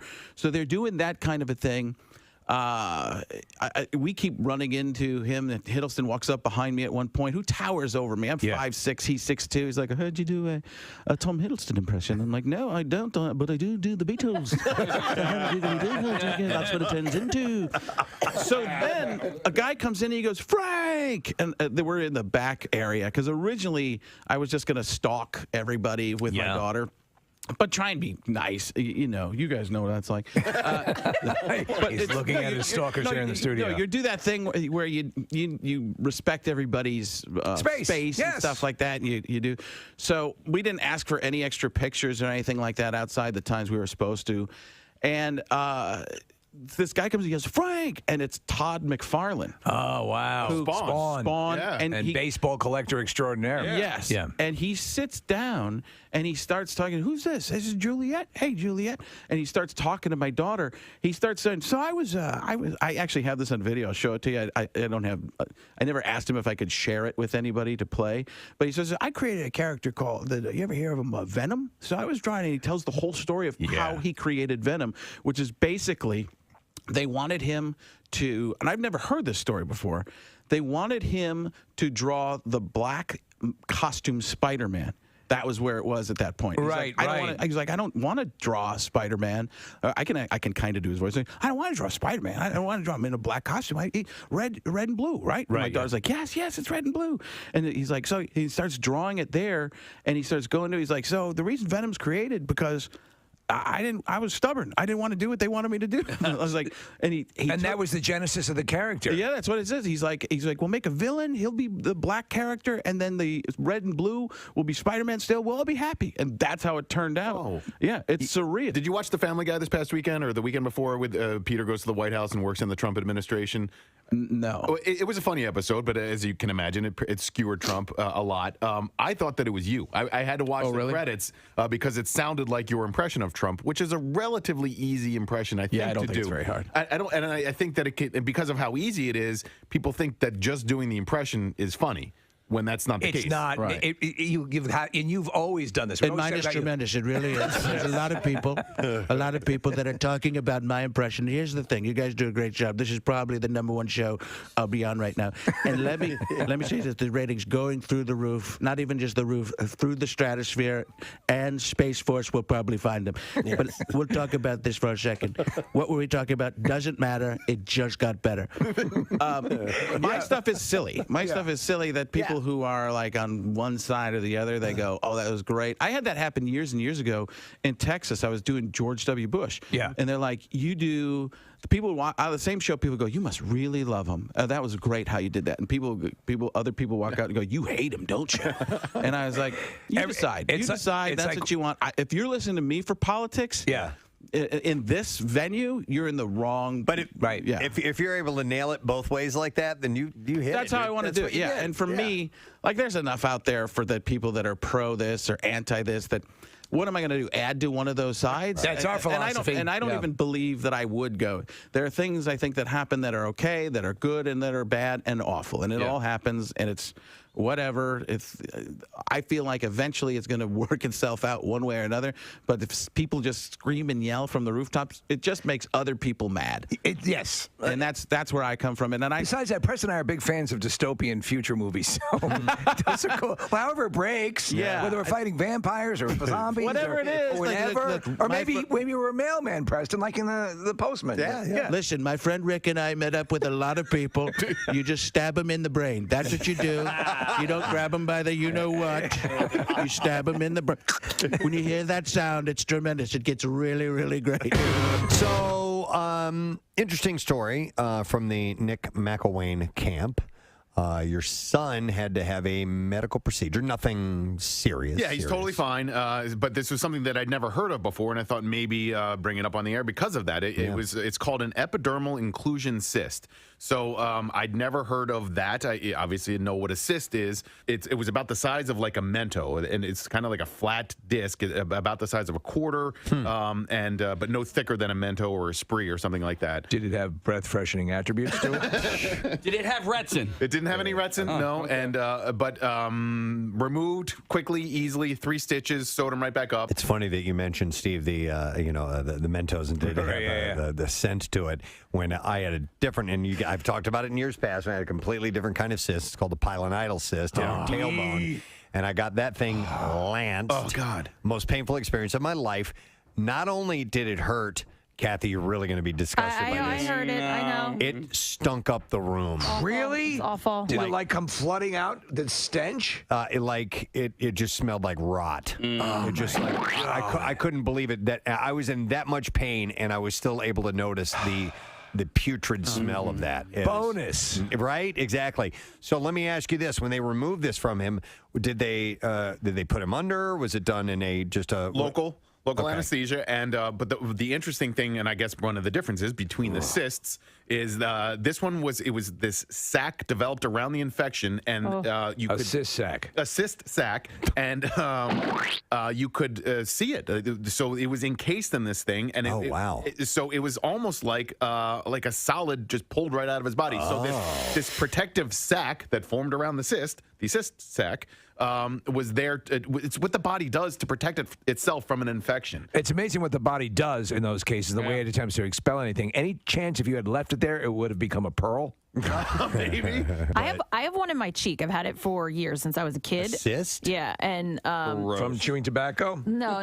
The doctor said never to remove it, that I don't ever have to, just because it would be like a surgery to inside or on the outside. What do you mean? It's like under my skin. Yeah. Well, I mean, you know what? If I can feel it from the inside. You could have something protruding on the inside of your mouth and not be able to see it or feel it from the outside. So you wouldn't be able to see it or feel it. You kind of have to push down. So it's almost like hidden between the inside of my mouth and my skin on the outside. But when I get sick, if I have a cold or my immune system is compromised, it gets a little bit bigger. Would I be able to feel it if I touched it? Yeah, probably. Okay. Yeah, I'd have to go all the way around the room. Yeah, I'd have to show you where it is and direct your finger. There we go. We got it. Don't be scared. I'll lead you. It's okay. Don't be scared. I'm gonna let you caress my inner mouth. I hate you guys. Inner mouth lump. It's all right. It happens to lots of guys. You'll guide my finger? I'll guide your finger. And when I quiver, you'll know you hit it. Listen, I thought, too, about different ways I could say that, and that's what came out, because I knew you were going to make something of it. Oh, I'll quiver when you hit it. That was my best option. Money shot. Yep. Wow. Okay. I've been given the wrap-up sign. We have to take care. I know. Marissa just brought the full list of cysts, Casey. Because your cyst is on my list. Because your cyst, I can't resist. All right. I got my finger to your cyst. And I'm feeling you quiver. All right, well, we'll come back to these. Yeah, because we got to break and come back, and we got to get Lou Diamond Phillips on. But maybe we can run down the list of cysts. The cyst list. A tourist in Gatlinburg, Tennessee, faces a couple of criminal charges after firing his gun 6 times at a bear outside the door of his motel room last Thursday night. Gregory Sapp was Are you enjoying your stay at the Westin? Gregory Sapp was cited for illegal discharge of a firearm and reckless endangerment. Police said Sapp claimed the bear was outside his room on the second-floor breezeway of the Motel 6. Dude, I'm just trying to get some ice. Sapp was not injured. Officers with the Tennessee Wildlife Resources Agency were unable to find the bear on Friday. They did not know how many shots hit the animal. It is unknown if the bear is dead or alive. Was there, in fact, a bear? A neighbor, Anthony Gunter, said, I had heard several shots ring out. It turns out this fellow was shooting at a black bear that he claimed tried to attack him and his wife. He exclaimed that it was a 300 or 400-pound bear, which is the exact size of that bear that's been in our neighborhood for a while. It's a big bear, but like I said, I've never had a problem with that bear. Sounds like that there hotel bear we've been hearing about. He said it just goes about its business. Oh, he's a big fella. He said I'm quoting you, he was a really friendly bear. He would just walk over here, leave us alone, go over there. I hope he's alive, he says. Police let me describe what he would do. He'd be over there, and then he'd be over there. I never saw him over there, though. But he was over there? I don't recollect. But he was definitely there in there. Yeah, 4 times. Just use Cleanse on the market. You can lose inches, drop pounds, feel great, and sleep better. And now there's free shipping with the code RADIO at checkout. So make sure you do check that out. I'm going to begin with 2 follow-up stories. Oh. We'll start with this one. A man who brought his dead uncle's body to a post office to collect his pension has claimed that he didn't know he was dead at the time. This is Declan Hawheney,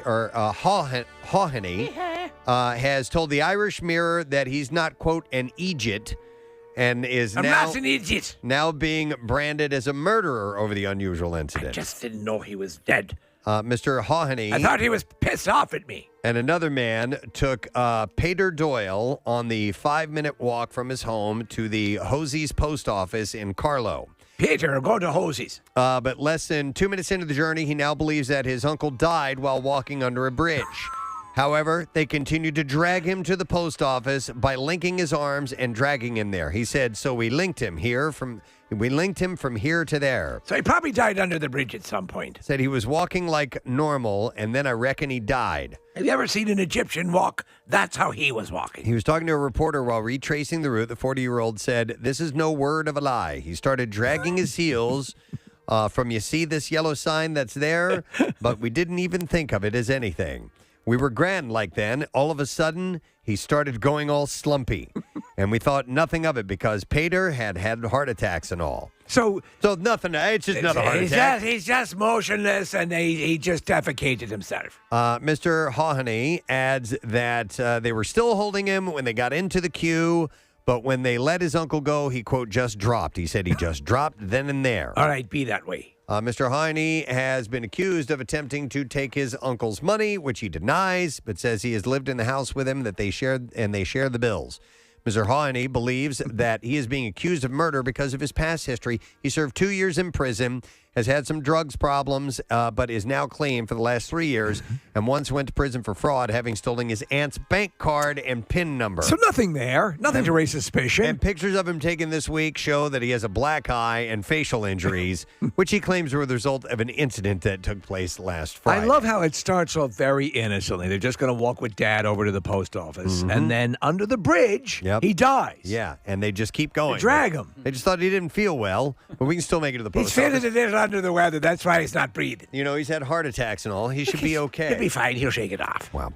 Here's the other follow-up story. A truck carrying around 100 monkeys that crashed into Pennsylvania, which we told you about, is now sparking fears of infection after a woman who came into contact with the primates began to feel unwell. I knew it! Michelle Fallon from Danville near Scranton was driving directly behind the vehicle when it crashed, throwing animal crates all over the highway and smashing some to pieces. 4 of the animals escaped. They were seen sitting among the wreckage before they fled.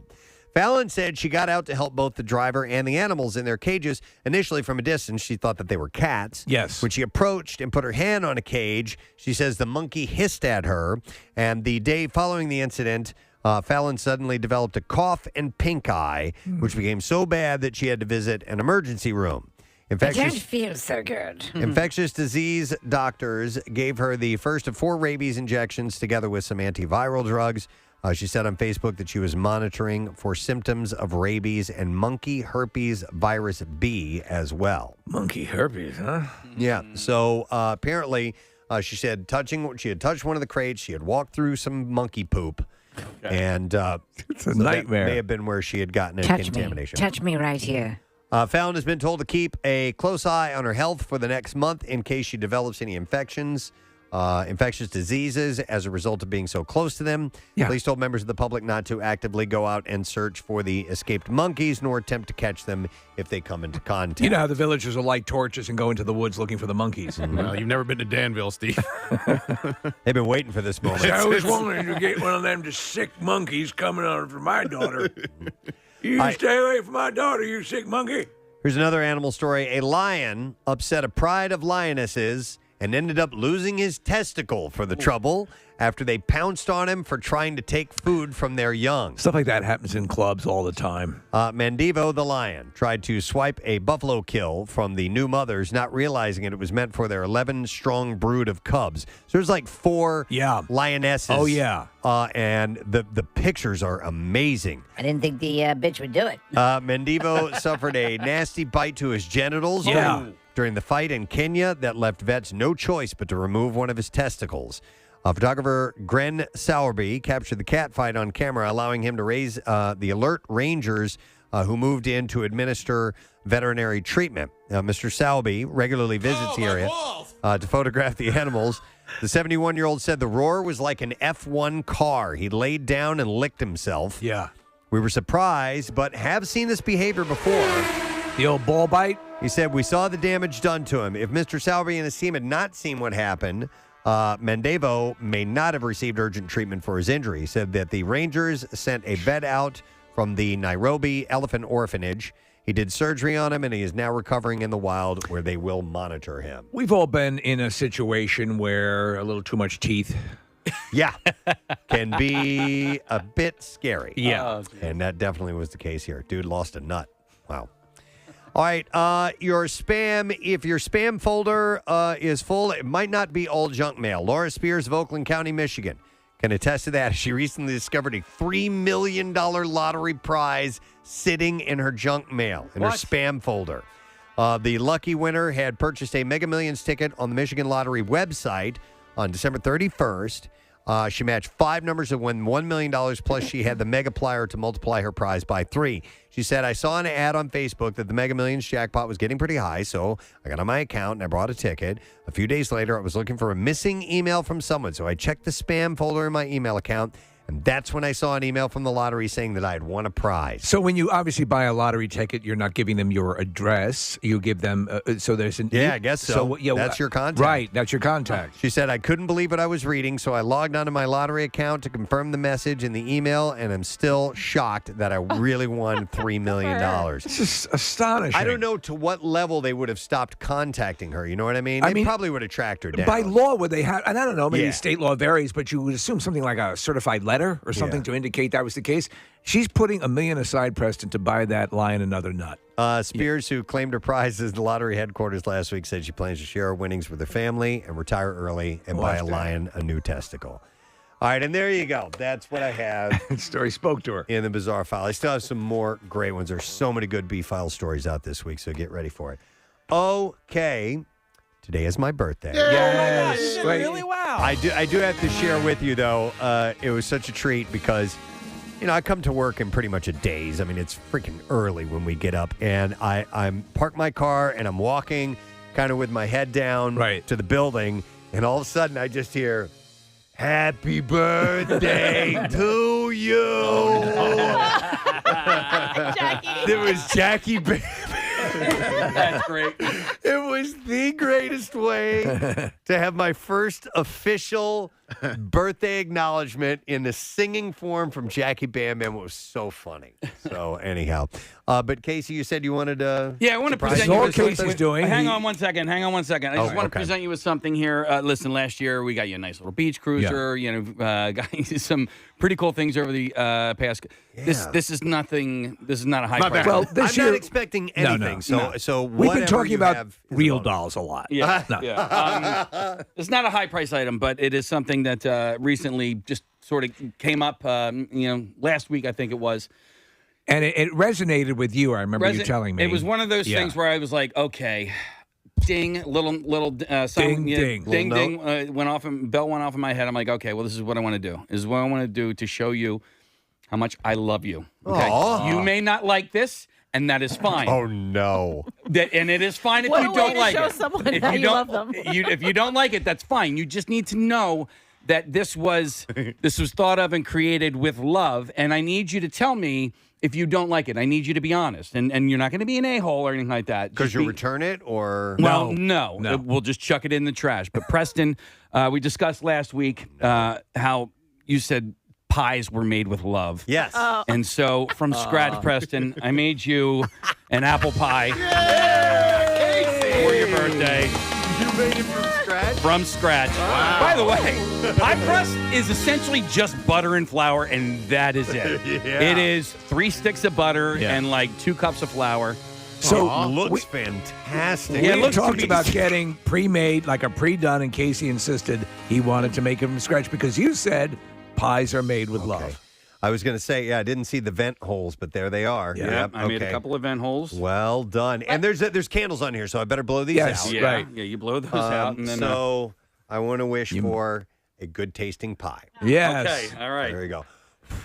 Okay, I blew on it. I hope you guys don't mind. I blew very lightly, so I didn't. You're COVID crawling it. with the COVID. Yeah. All right. So, wow, Case.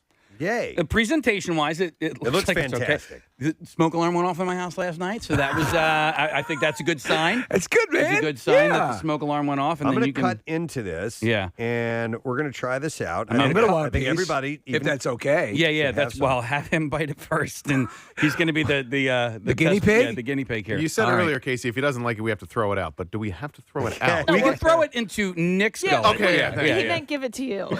Nick, it reminds me of that scene in Shawshank where he goes, "You want the rest of this? Yeah, more House makes like can't bake with a dam." I made a couple of mistakes. That's why there's shoe leather in it. It's the crust was made with bread flour, not all-purpose flour. Also, it called for like you beat an egg and then you and then you coat the top of the crust with it. An egg wash. Yeah. Okay, so I didn't know that that's what the beaten egg was for, and I thought you were supposed to put the beaten up egg into the apple mix. So there's extra egg in there. So it might actually, who knows, man? Maybe you've invented a revolution in apple it was pie. a happy accident. Right. So, Preston, is it tough to carve through that, or is it okay? No, it is. I can tell the crust is very thick, so maybe that's that bread. Right. And then, thank you, Marissa. and is it flaky at all? I cut kind of a big piece here. Well, it's you're your the birthday. birthday boy. I didn't mean to cut it that big. Birthday boy gets a big piece. Yeah. Hey, You know what? By the way, shouldn't Preston be wearing a construction paper crown? He should. God. Because it's your birthday? There's a lot of apples in there. That was the other part of it. And did By you the way, use... Casey has really been branching out with his cooking lately. Yeah, baking more so. I've been making He wants to make everything. Man, All right, that is a big piece. wait. Okay, I just tried the filling. It's good. It's a little runny. Okay, but it's good, yeah. Okay. But the crust, that's where you got to go. Yeah. All right. What are the crusts? All right. Well, thank you, Preston. Yeah? Huh? You don't like it, do you? I put paprika in it. How's the disgusting cooked fruit? It's wonderful. It tastes a little different than a pie. It's not quite as sweet. Okay. As in the crust. I think there's a reason for in the crust. In the crust. Yeah, because the crust called for no sugar, and so I didn't put any sugar, and I was surprised at that. No sugar, extra eggs. No Where sugar. did you get the recipe? The interwebs. It was really good. Was it an actual food site? I would not eat this and go, wow, that's, it's okay. That's really good. Casey. Is it? All right. Well, Oh, Preston, man. it was made Well with done. love. And Well done. You need to know on this day of your birth, Marissa, I'll eat that later, that you were loved and that you're appreciated. How about that? All I right. feel like you guys need vanilla ice cream on that. Yeah, we do. Yeah, I know. Vanilla ice cream or whipped cream would really.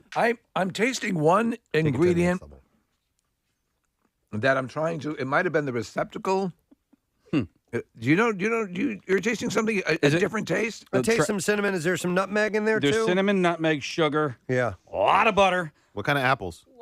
So Granny Smith. It was made with Granny Smith. Right. And then also I thought I was going to run out of, because he called for 2.5 pounds of apples. I don't know what that 2.5 pounds is. And so. Is there asbestos in this? There's a little bit of asbestos. You can taste that, right? Uh-huh. That's the love. And then I put a couple of Honeycrisp apples in there as well. Okay. All right. So Kathy, the website is tasty. It says co. Tasty.co. All right, so Casey, I'd have to say for you, is this your first apple pie? That was my first apple pie I ever made. I think it's very good. I have a feeling, there's a lingering flavor that I can't quite. I want to say it tastes like if you were to lick a movie theater popcorn maker. No, you know what it is. Like there's a lot of butter. Is that what you mean? Maybe that's it. Yeah.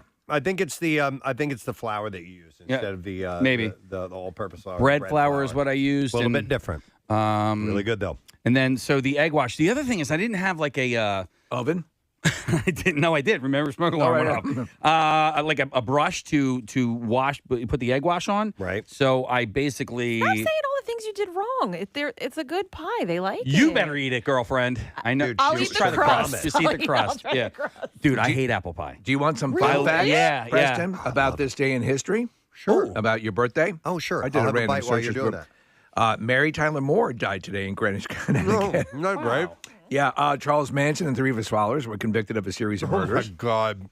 This is amazing. 101 Dalmatians was released today, the original Disney classic. Well, that's a good thing. I love that movie. The first Emmy Awards were presented. The first Emmy Awards, there were only 6 categories, and the shows were limited to shows that aired in the Los Angeles area. What? How about that crap? Wow. King Henry VIII, King of England, married his second wife, Anne Boleyn, in a secret ceremony. That's The only an reason I interesting know fact. Anne Boleyn is from the song "Hook" from Blues Traveler. Isn't there? Oh. Second in, you're Anne Boleyn or Anne Boleyn. And she was beheaded later on. Yeah, there you go. Yeah. If you're Rin Tin Tin or Anne Boleyn, that's it. there you go. Yeah. Well, thank you. I love happy this. birthday. Well done. Made with love by Casey Yay. Boy and Apple Pie for birthday boy Preston Elliott. It means a lot. Thank you, man. And I love you too. All right, we're going to take a break. We'll come back in a moment. We do have Keifer Sutherland who will be joining us, and he's going to be playing a gig in our area in March. So we'll get you the details Believe it or on that not. in a little bit. We'll be right back. Stay with us. Well, 2 times Preston and Steve. I keep a diary. That's that book that says "there" on it. That's the name of the diary. Yeah. It's the bear over there. That bear over there. Police said they're still investigating the case. The Motel 6 has several cameras visible on the exterior of the building and the breezeways. We'll leave the bear on for you. Neighbors said they take a wait-and-see approach on whether the animal was aggressive toward the motel guests, but they admit that the animals roam the breezeway of the motels. No reason to be afraid. The bear was over there. He said those bears will go up and down them ramps of these hotels searching for food, whatever they can find. If the bear was truly aggressive and threatening, the man may be justified for shooting in self-defense. But you are not allowed to shoot a bear just because it's close to you. Just because it's there. Yeah. Where was he? There. Firing a weapon should only be used as a last resort when there is no other escape option, according to them. I don't know how fond I would be of a hotel where there was a robust bear population. On the second floor. On the second floor. He was able to make it up there. Yeah. I don't know. Without a key. All right, another fact that we learned from The the Justian Institute, located over 200 sprawling acres in West Virginia. last decade from researchers. If your ex wants to be friends, they might be a psychopath. If your ex wants to be friends, that's sign of being a psychopath, possibly? In 2016, researchers from Oakland University in Michigan found that people with the so-called dark triad personality traits like narcissism, narcissism and psychopathy, I guess is how you say it. He's a member of the Dark Triad. Like Cobra? I'm going to have to take him out. Often keep their exes. He's the disease. I'm the ex-boyfriend. No, they often keep their exes around for calculating, self-serving purposes. Okay. A desired for continued sexual access, financial help, or a need to still exert some control over a former partner were among key reasons for maintaining contact, especially for men. These are facts, yes, from the Just Saying Institute. From the Just Saying Institute. That we end up just saying things at the Just Saying Institute. That we have found out over the last 10 years about relationships and That's a decade. love and sex and all that stuff. So how about this one? Speaking of sex, that sexual afterglow that you feel after sex will last about 48 hours. Really? Yeah. You mean longer for you, Cather? No, it seems to diminish pretty quickly. Are you sure? Because you have to clean up right it after. off of me. Get it off of me. But the glow, get it off. It's like it's like you've sat in the bedroom with me. Get it off. You have this glow. It's the light refracting off of it. It's shimmering and shiny. Get it off. It's glazy. I look like a Krispy Kreme. So you're generally in a better... Get your blanket and pillow. You're sleeping on the couch.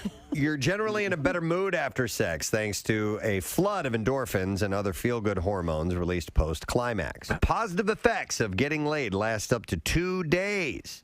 And that the feeling can help couples bond over time. I always let out a big sigh when I close the laptop.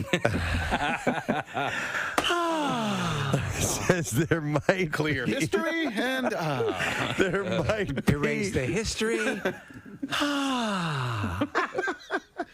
What's on Google News? There might be an evolutionary reason for the 48-hour shelf life. 48 hours is roughly the same amount of time that A, conception is maximized, B, it takes sperm concentrations to be restored to peak levels. Do we have to guess which one? And C, no, these things all happen. All the above. And C, sperm remain maximally viable in the female reproductive tract. So all of that happens over 48 hours, and it's all You're apparently. the semen. I'm the afterglow.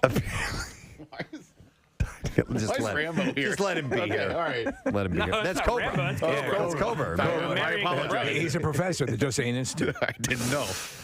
Oh, my God. All right. Just Saying Institute. I'm a professor teaching classes daily. Meghan Markle is opening up about the pressures of being a new mom in the public eye. Thank you for asking, because not many people have asked if I'm okay, but it's a very real thing to be going through behind the scenes. And the answer is, would it be fair to say not really okay, since it's really been a struggle? Yes. Wow. Says a new mom? Yeah, she's dealing with being a new mother. Well, you let her tell you. All right. Look, any woman, especially when they're pregnant, you're really vulnerable, and so that was made really challenging. And then when you have a newborn, It's a long time ago, but I remember, yeah. And especially as a woman, it's a lot. So you add this on top of just trying to be a new mom or trying to be a newlywed. I know this is probably inappropriate, but I would love to kiss you. Wow. Excuse me?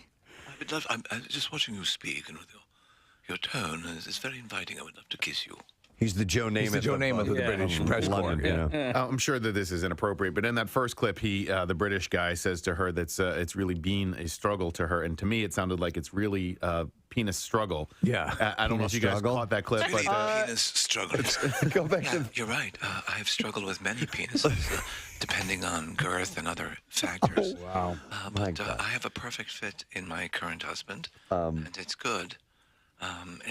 Sometimes I don't even know it's happening. Thank you. Wait, let's hear that clip. Would it be fair to say not really okay, since it's really been a struggle? Yes. In fact, the other night he rolled over and he said, God damn, that was great. And I said, what?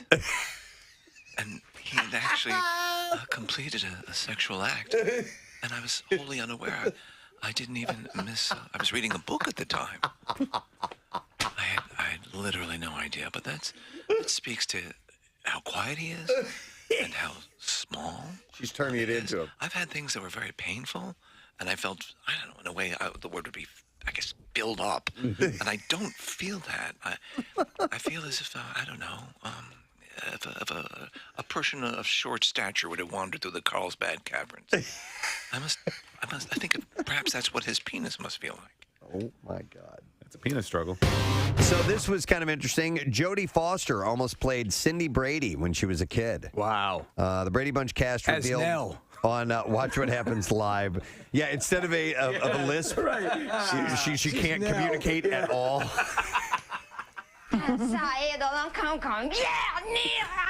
So Cindy, Susan Olsen had a little bit of a lisp, and yeah. Cindy, you can't go smearing your feces on the attic wall.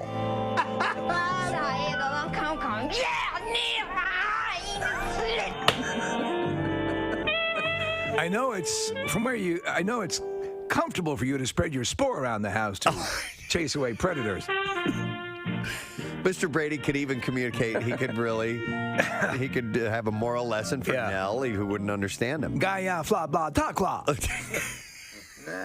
Fuego tabla.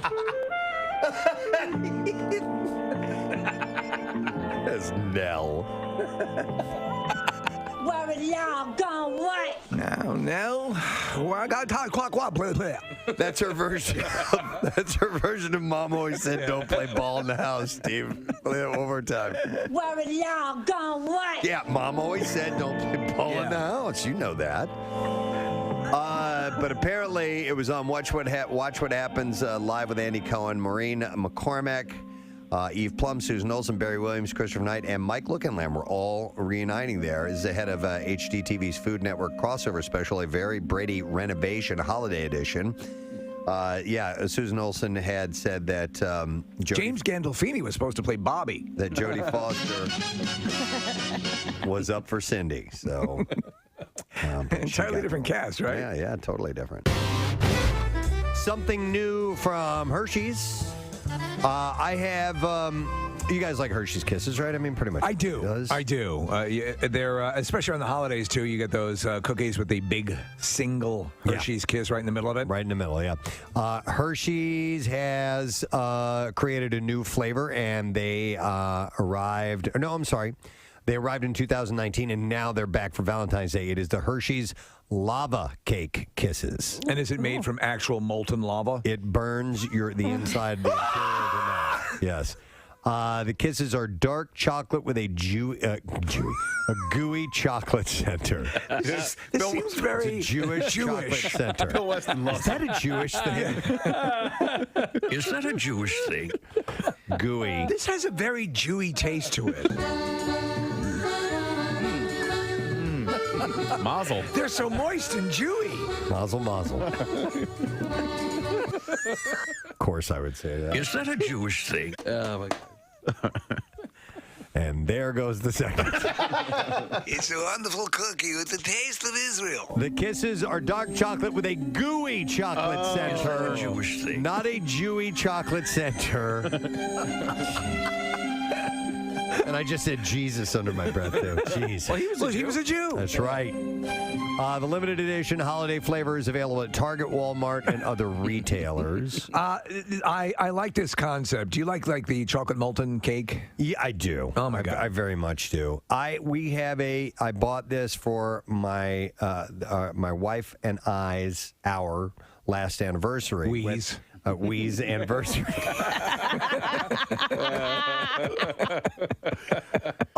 And by the way, if chocolate has a discolored look to it, does not necessarily mean that it's bad. Yeah, I did read that a while back. That doesn't mean that. So what does it mean? It's bad. It's Somebody look even it up. Jewier.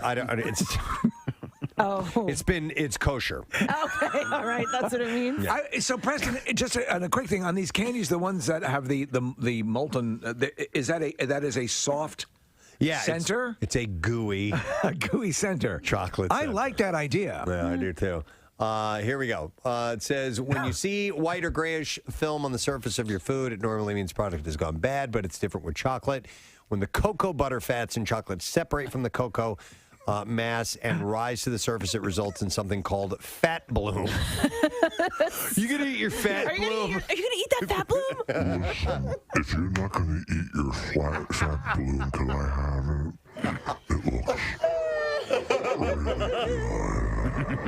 MR. Thank you, Kathy. It's time to take the pulse of our fair city because we're headed downtown, folks. Scooby, wow, wow. The birthday boy is taken to the street to put some more miles on his gorgeous model feet. Thank you for making a little had to a for little your rhyme birthday, yeah. for the city beat. We mentioned this in news earlier this morning.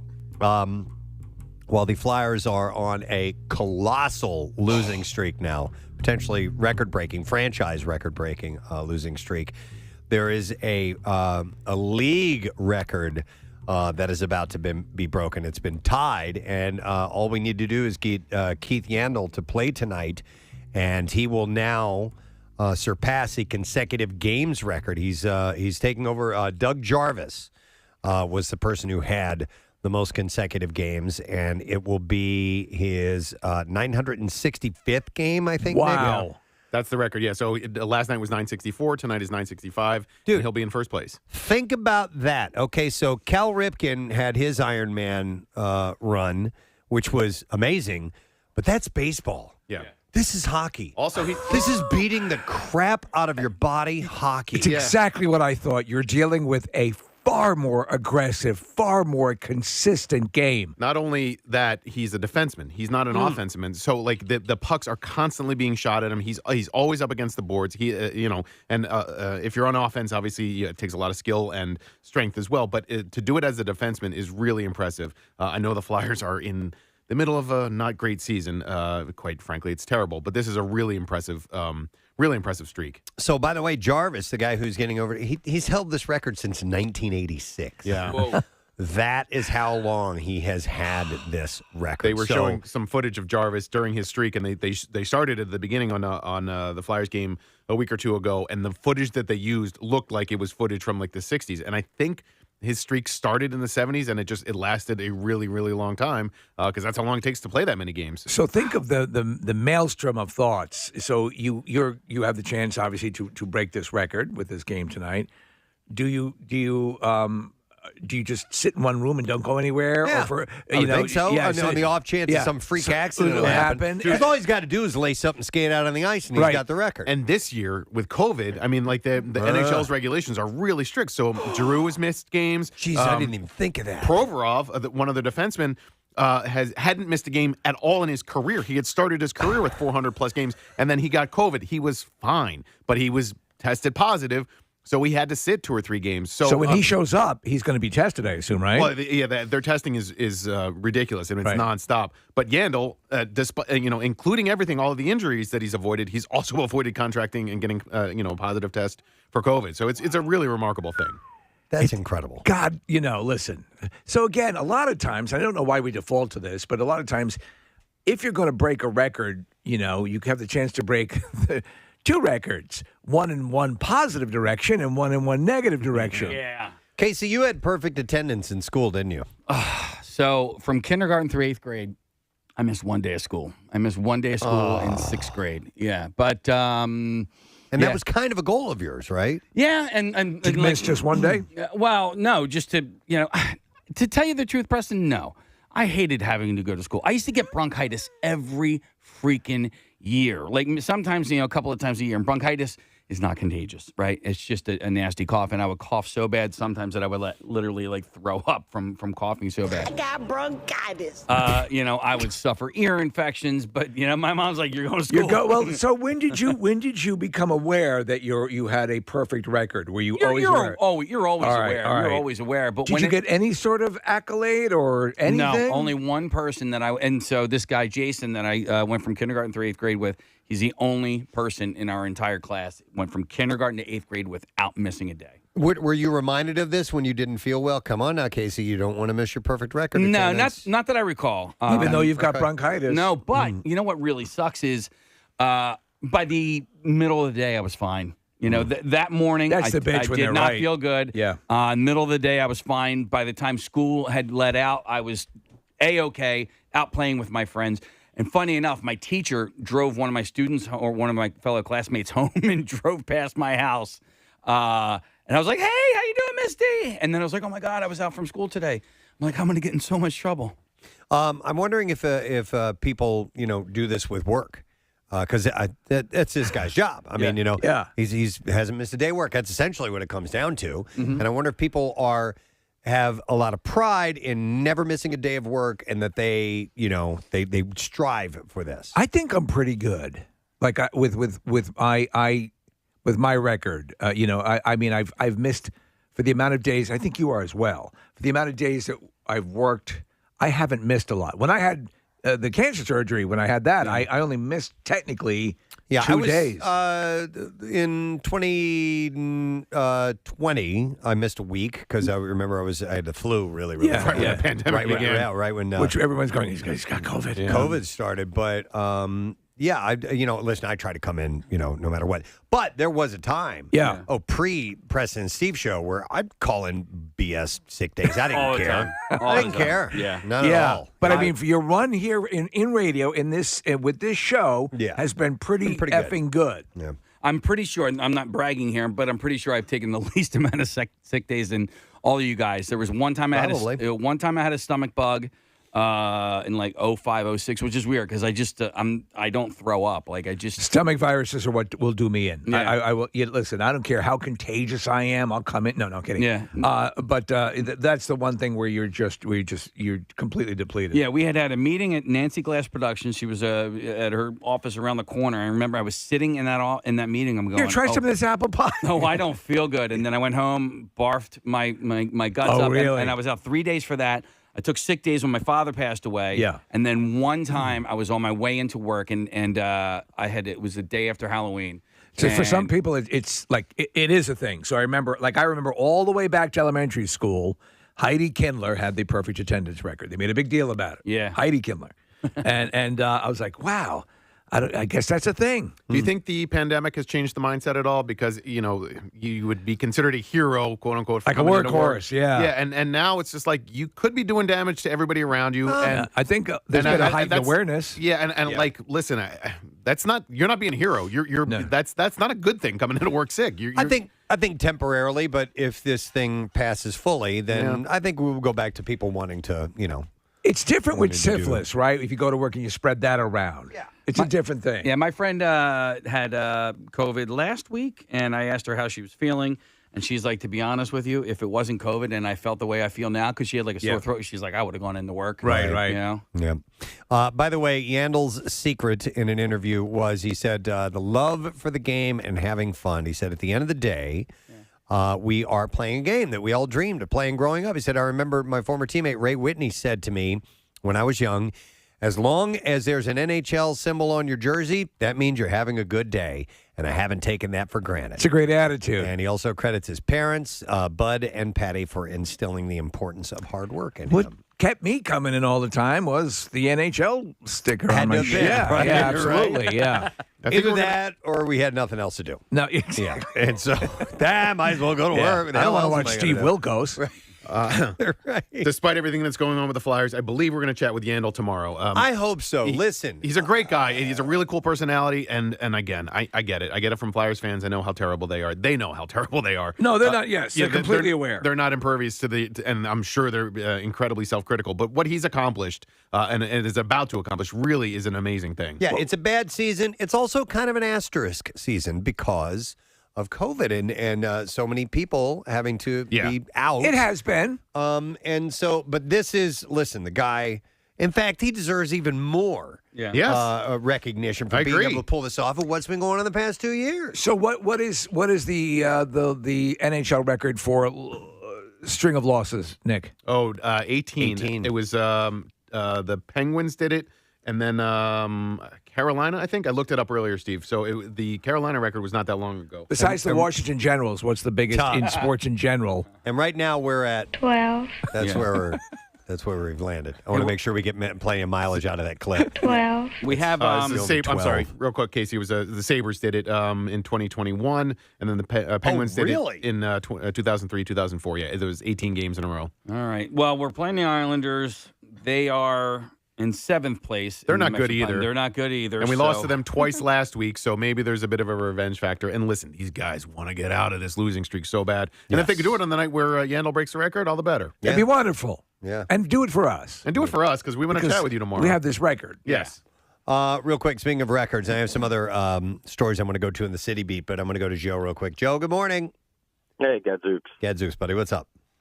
So my daughter is a crazy academic girl. You know, she loves school. And I think it was about 6th grade. She had a perfect attendance, and she was so proud of her perfect attendance. But she was sick, throwing up, fever.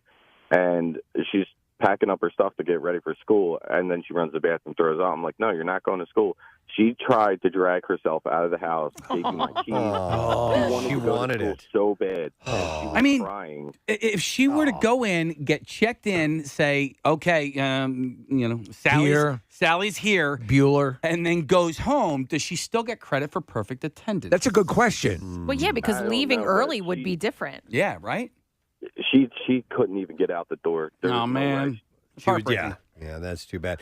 So did she, after that, did she try to continue to have a perfect attendance despite that blemish? I mean, she's in 10th grade now in high school, and she has perfect attendance, even with the COVID. Like, we did the remote stuff for a full year, and she was perfectly fine. So She other checked than in that every one day. day, in 6th grade, she's had perfect attendance. Yeah, exactly. I think the key to creating an academically minded student is to make things so miserable at home that they want to go every wanna day, leave. right? That's the key. I never understood the perfect attendance thing. I don't know why people want it. And I know somebody who they argued with this person that their child should get perfect attendance and get the perfect attendance award because she really tried to have perfect attendance, but she missed one day. Your mom used to take you shopping. Oh, my mom used to all the. I'd wake up. Go to school today. She'd be like, "We'll go get ice cream. We'll go to the mall." And I'd be like, "But I mean, I did not take her up on that. I didn't like missing school because I fell behind. Like I had to try hard in school, so that was the reason. But like I in no way tried for perfect attendance. I want to go to school, Bobby. But could you imagine the parents fighting for perfect attendance award when their kid missed a day? Yeah. That stinks. Yeah. But like. No, it wasn't It's perfect not attendance. perfect. What the hell do you want me to do here? Right. I pitched a perfect game. I just had a few people hit off me. By the way, here's a note. The Sabres that have the record for the most losses broke their streak against the Flyers. Of course. All right. Of course they did. So when we rolled the marbles, do you remember what was for the It was Phillies? the 10,000th loss of the Phillies. Oh, my God. Did you know that the Phillies have had fewer appearances in the playoffs in the history since 1883? They've made the playoffs 14 seasons. It's Always Sunny in Philadelphia has been on for 15 seasons. I just saw that stat recently, Nick. Unbelievable. I had no idea that the Phils had that lousy of a postseason record. They I are had no idea. The losingest franchise in North American professional sports. Listen, Hey, everybody. you need to lock on to something. That's why when we did the marble celebration, we rolled a 10,000 marbles down the Art Museum Art steps. Museum steps. I remember the day particularly because I think Bill Weston was put into the back of a squad car, wasn't he? Oh, on I that don't day? remember. Yes. I don't remember. So what sucks about like our sick days is that you don't get them at the end of the year. Like I think my I want to say my brother, and there are other places where if you don't use your sick days, you get them as vacation days. Is it well, I guess you can't compel a business. Well, maybe you can. Or they'll carry over to the I next think our year. sick days do carry over. Do they? Yeah. But they don't turn into vacation days, and you can only carry over a certain amount, and then you lose them. And then how many sick days in a row do you need to have before you actually need to get a doctor's note? I don't know. Would it be suspicious if we all took a sick day at the same time? I think it would. We were all sick especially if we were out in the parking lot having a barbecue. Yeah. Well, you like know, on I a mean, Friday.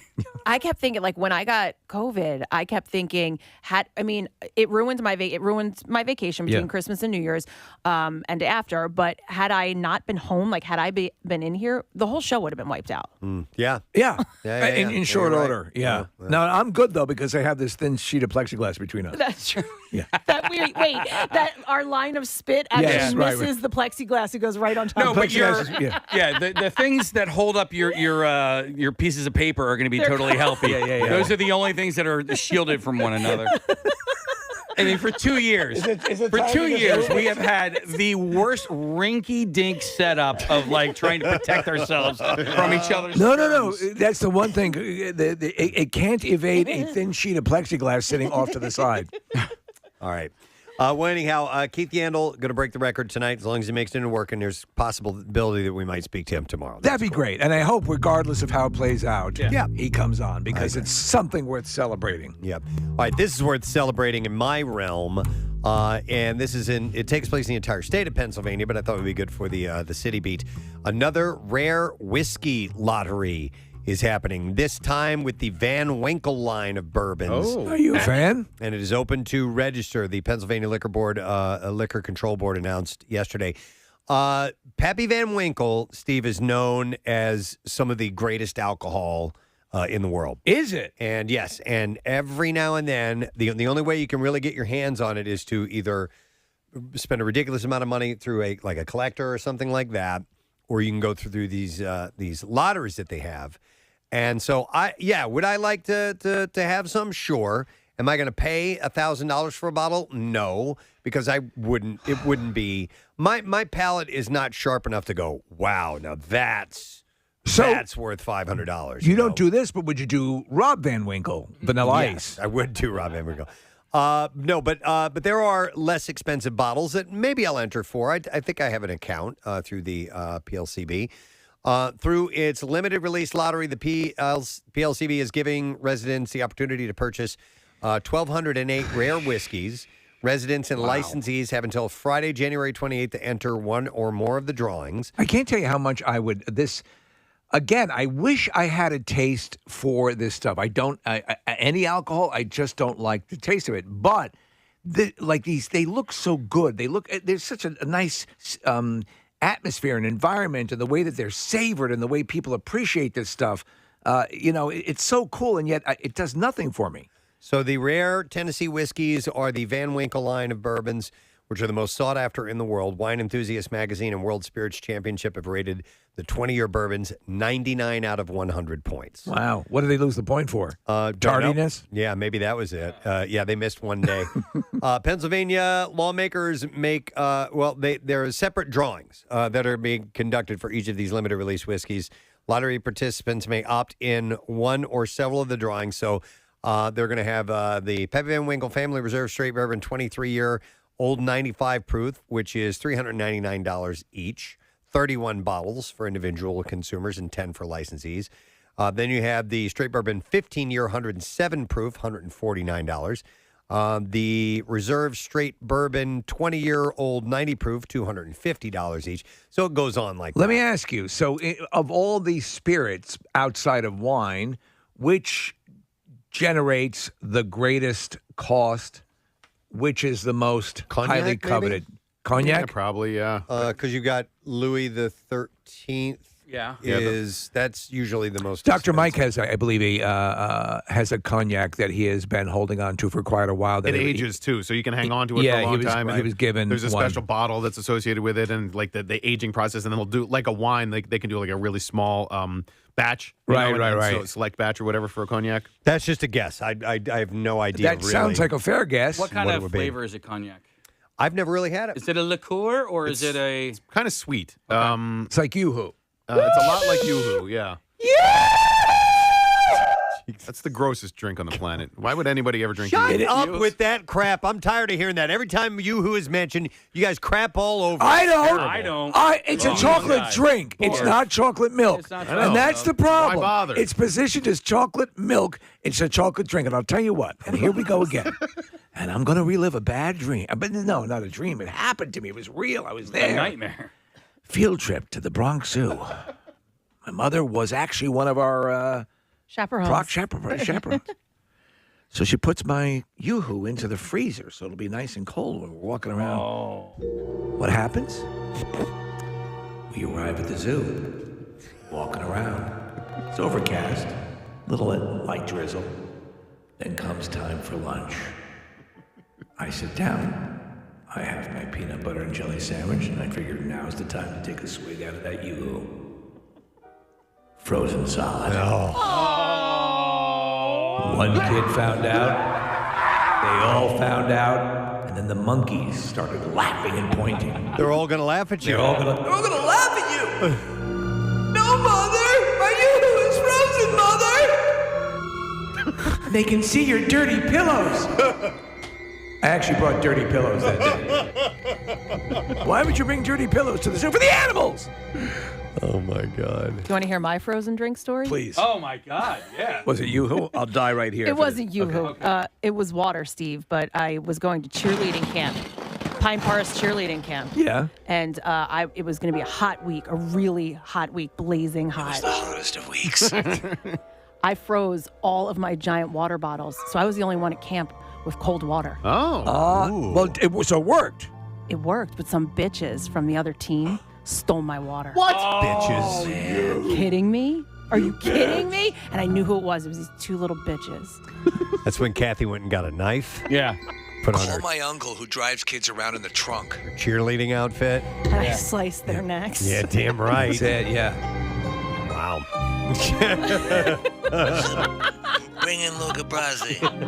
Godfather, may it be a masculine. I ain't got time for that. Some bitches stole my niece's water bottles. They're frozen. I want you to go. And don't kill them. Just hurt them. But by the end of the day, I want a necklace made of nipples. By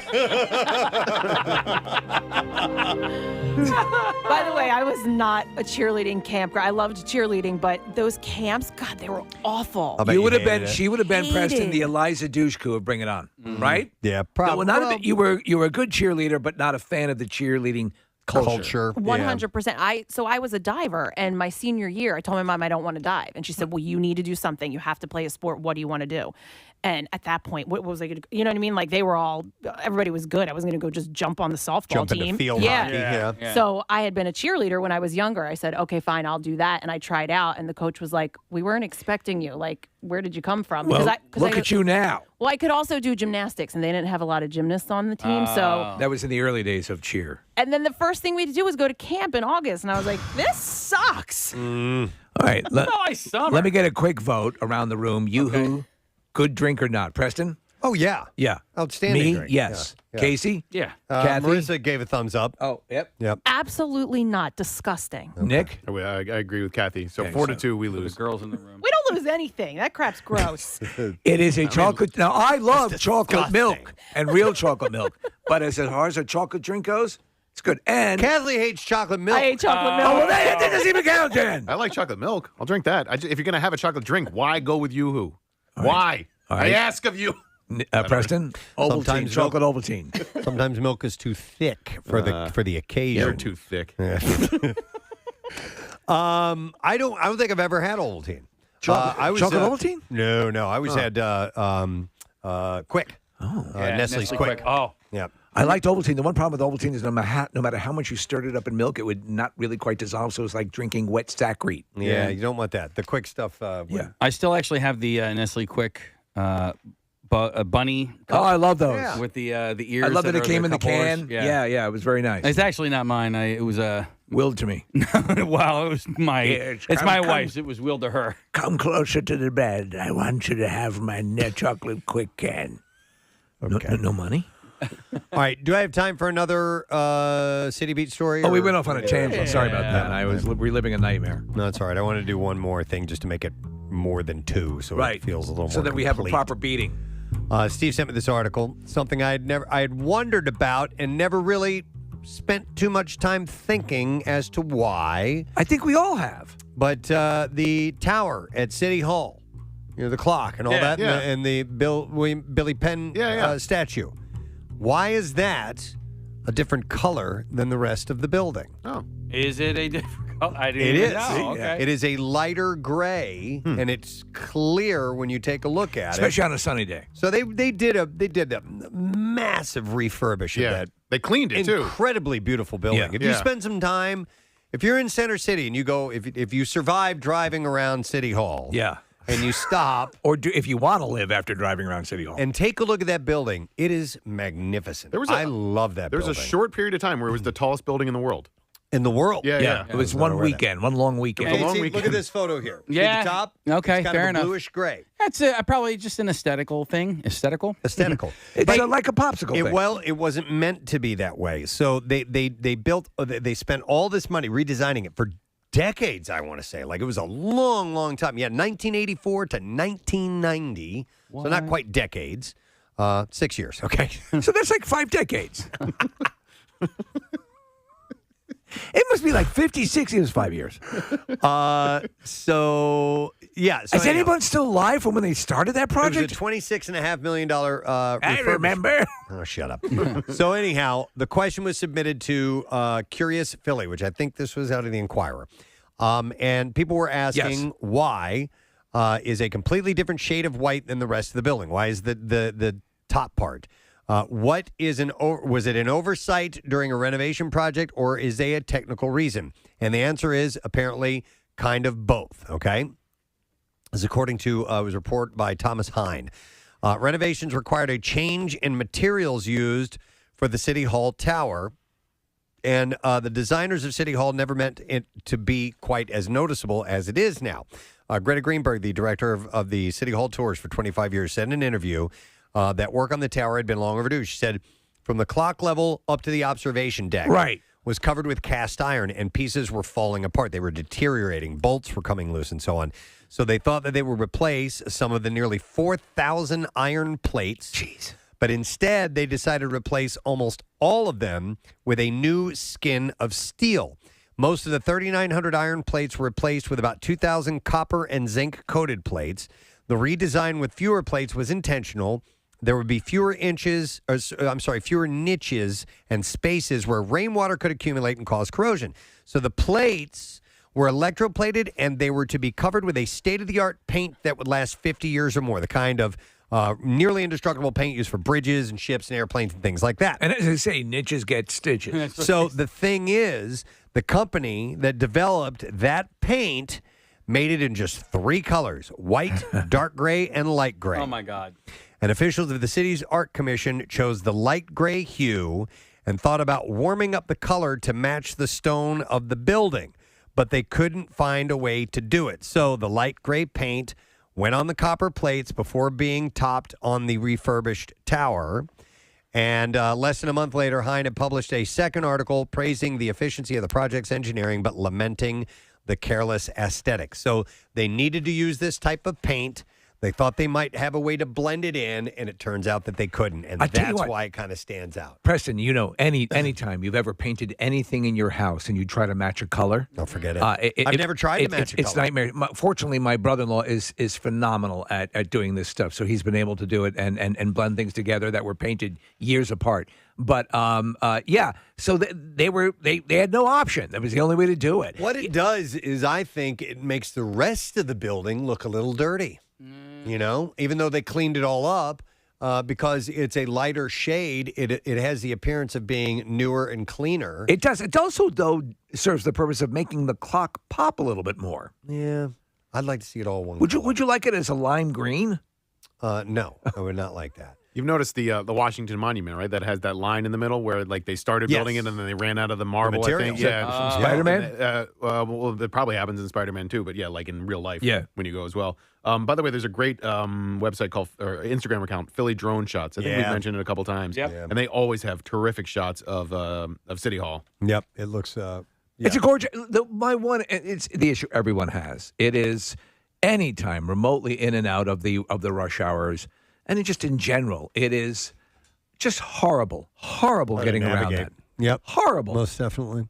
But it's a stunning building. It's very impressive. I'll hold it up against just about any other in the country, and I've been all over this wonderful country, and it's a gorgeous building. Inside is very dated. Yeah, but you know what? I haven't been in there. They still have a vomitorium. I haven't been in there in like 10 years or more, probably. So I've never been up to the observation deck. Have any of you guys? No. No. Now is it closed now? I have no idea. I'd love to. That was the idea, right? They were going to close it.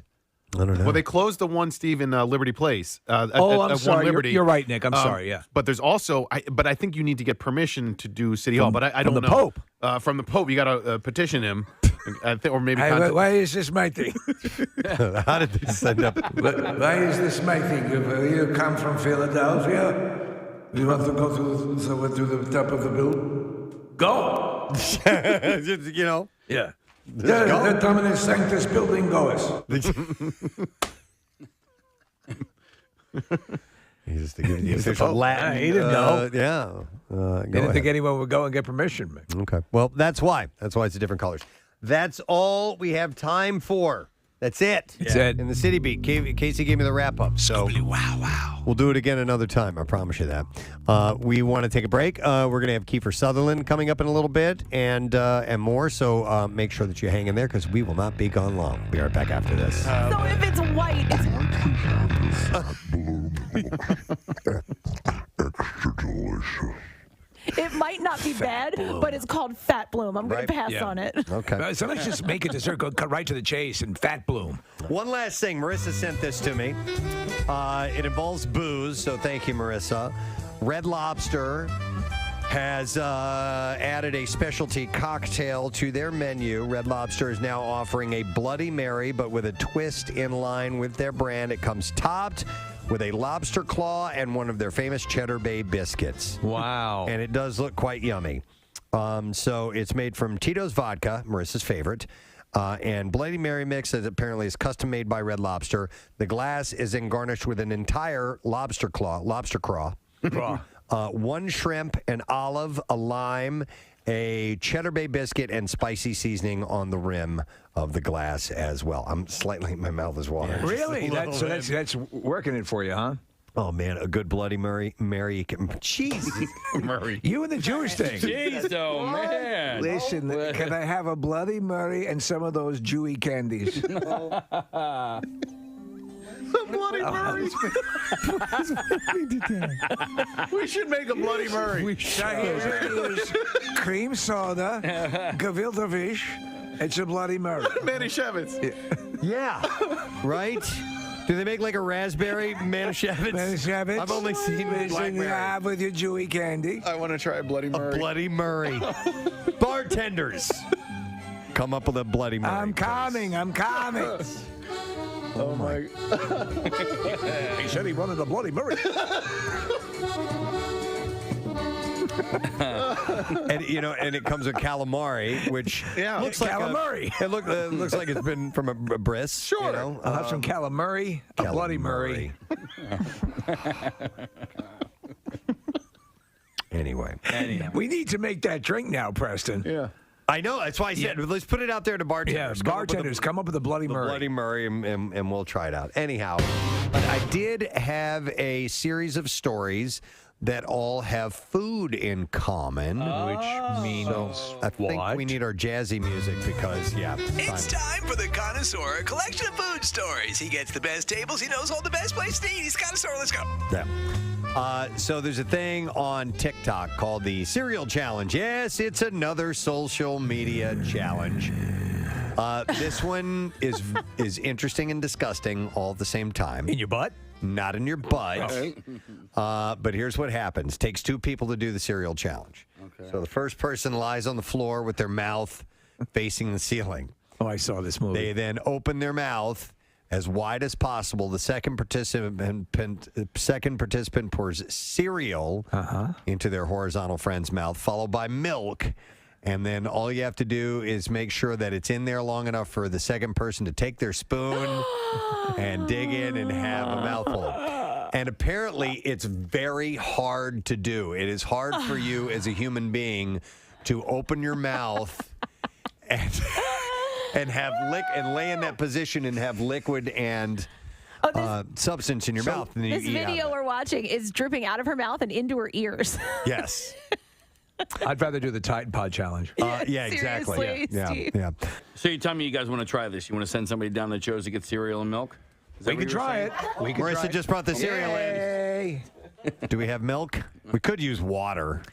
But who's going to do it? You know what? That's gross. No. Oh, what do you mean? I'll do it. You know what? How about piss? We have cream. Casey, I'll eat it out of your mouth if you want to do it. Really? You guys are so gross. Sure. All right. I wouldn't even do that. No? No. Oh, come on. What's going to happen? Is there germs in there? Oh, man. You know what? So we're seeing a video. I wouldn't do it because it's almond milk in this one. Oh, yeah, that's just gross. Do we have any milk? Yeah, we got cream. Okay. I mean, we could. Let's do it. Do we have a tarp? Let's put it down and do Yeah, it. we got it. I think I have some. Yeah, Casey's got something we can lie down so Bill won't freak out if We we have get some of our those- disgusting carpet a little dirty.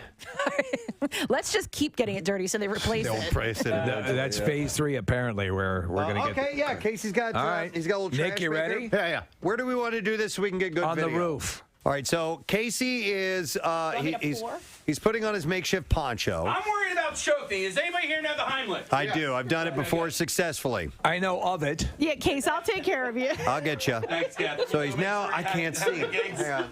All right, come on around, Preston. You can get on my mic. If you I got. No, it's okay. Oh man. All right. Here, you want to use mine? Come on. Well, I need my I'll just headphones be too. screaming in disgust. So. All right, over here, All right, I'll Casey is come now over there. down on the floor. His head is on sort of a makeshift tarp. He has his shoulders covered. Nick, are you supposed to do it from a standing position or? Well, that's why I wanted him up on the counter. No, it's okay. It's okay. All right. So Casey's got his mouth open. Nick is pouring the cereal, the Cheerios, by the way. All right. In his mouth. That's a lot of Cheerios. There's one in his That's nose. too much. There is one in his nose. He just shot him all over the. You okay? Oh, you're doing that for fun. That was Okay. just the excess he shot out. Open your mouth. For milk. Here comes the choo-choo train. Wait a minute. This is one of the stupidest. All right, just a little bit. But Nick, that's too much. Sorry. He's trying to get some of that out. Never done this before. I understand. All right, so here comes the cream. Open your mouth. All right, now get ready, Casey, because this is if you're going to choke, this is when it's going to happen. You need more in there. All right, Nick's it. He's doing it. Yeah. More milk. More milk. He's eating it, and It's in Casey's eye. it's in his eye. It's really good. All right, Case, nice job. You did it. Oh, gross. I'm impressed. I'm doing good. You done very good. You held everything intact. Wow, and now they're going to hug it out, Steve. Yeah. Oh, that's so sweet. Now That's finger sweet. it out. Wow, okay. Well, there you go. We did it. I hadn't had any breakfast. I love Cheerios, by the way. Yeah, it was good. I just prefer a regular breakfast bowl. It says here, yes, some people wear protective clothes when they do it. It's pretty likely that milk will get everywhere no matter what. He didn't put much milk in there, though. But I was good either way. I mean, you totally could have loaded I it up. was more afraid of choking you with the milk than I was with the Cheerios. What about the spoon? How deep did you go? To the tongue? Yeah. Back of the teeth? Ew. Well, Yeah, I know it is. Yeah. Somebody's saying just to piss Bill off, we should do it with soup sometime. No. I have a variety of stories, and I would do the connoisseur. I have like 3 food-related things, But there's not enough to fuel it, but right? that's it. And you don't want to be dishonest with the No, listeners. I don't want to do that, and I don't want to, I don't want to just flip things all of a No. sudden. But I did see this, and I thought it was interesting. Cheetos has given a name to the cheesy residue left on your fingers when you eat the Cheetos. So they have a name for it now. And it is? Cheetle. Cheetle? Like Don Cheadle. Huh. Yeah. Yeah, the official term is called Cheetle. I'd call it Chisholm. Right, Preston? Yeah. Much better. Yeah, what's that on your face? Chisholm. From eating cheese doodles. I'm sorry, I misheard you. To celebrate the newly coined... Peter North is the spokesman. Just sitting here watching TV.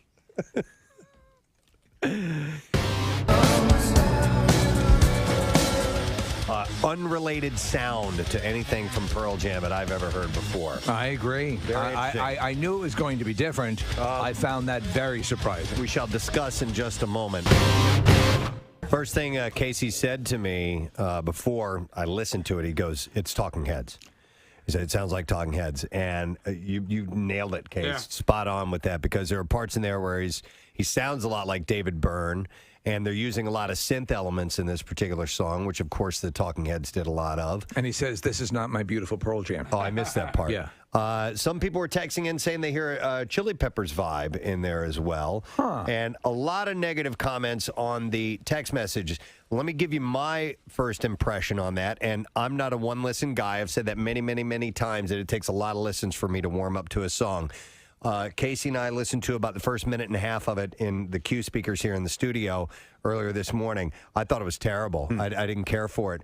By the last 30 seconds here of that, I think I like it. So that's how quickly it turned around. I'm not a big fan of Eddie Vedder's voice in general, meaning the vibrato that he does. It's very choppy. But I think it fits well with the grunge, heavy, distorted guitar thing, and it kind of slides in there well. And that's why I didn't like the beginning of it, because you can really hear his singing. But by the end of it, the melody kind of got me. I've always been a sucker for synth pop. It's interesting that Pearl Jam's going that route. You can hear Matt Cameron is clearly using electronic sounds in his drum kit. There's a keyboard thing going on there as well. Who would be playing that, Nick? Is Eddie going to be playing keys? I don't know. I mean, they got two guitar players, so somebody could step up and play that. Eddie can play piano, but it's probably the producer, I would think. He does some growling in this video, or in this song too. I heard like kind of angry Eddie, which I haven't heard in a long time. Right. So there's the vibrato stuff, which you don't care for, but then this is like some rock. Yeah, like that. He's pretending to be a dog. Casey, play the. Yeah. Let me play it again. Yeah, let me that's isolated. Let me see if I can. Hang on a second. It's like just a couple seconds in. Hang on. Listen.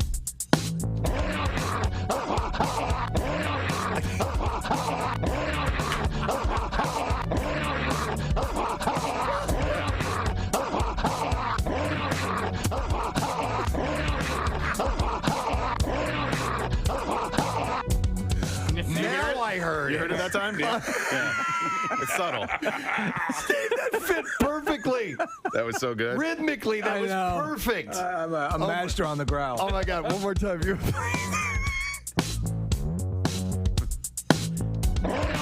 I missed it.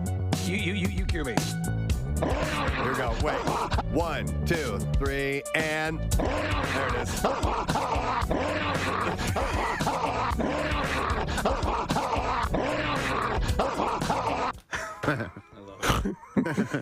You sure you want to do this, Ed? It's an expression of the animals in the world suffering from the glaciers. Casey had a poster and a wristband from a fish show that was important to him. And it was a fishing tournament, right? Yeah. Or the band? Well, both. Okay. The wristband was from the tournament, and then the poster was from the concert. Regardless, both very important to you. No, but the reality is they were both from a concert. Right. So much so that he wanted to have them framed and, immortalized for at least a period of time while he's on this earth, and took it to a place that was going to frame all this for him. So you have the wristband, you have the poster. I'm sure you had a frame picked out and matted and everything the way you wanted it. Yeah. Goes back to the shop to retrieve it, and they've lost the wristband. Yeah. Oh, man. Yeah, exactly. So the poster is done, and you wanted the wristband in the same display. It was like a ribbon across the bottom corner of the poster. And you'd set it up that way. Yeah. What was their explanation? There is no explanation. Inside, I'm fuming. I have been to 60-plus Fish concerts. I have never purchased a poster, went and had it framed, or So this. So you want to climb over the counter and kill them? And the wristband I had really carefully taken off of my wrist, so there were no because it was like a cloth wristband, right? Carefully preserved. Carefully preserved. This was.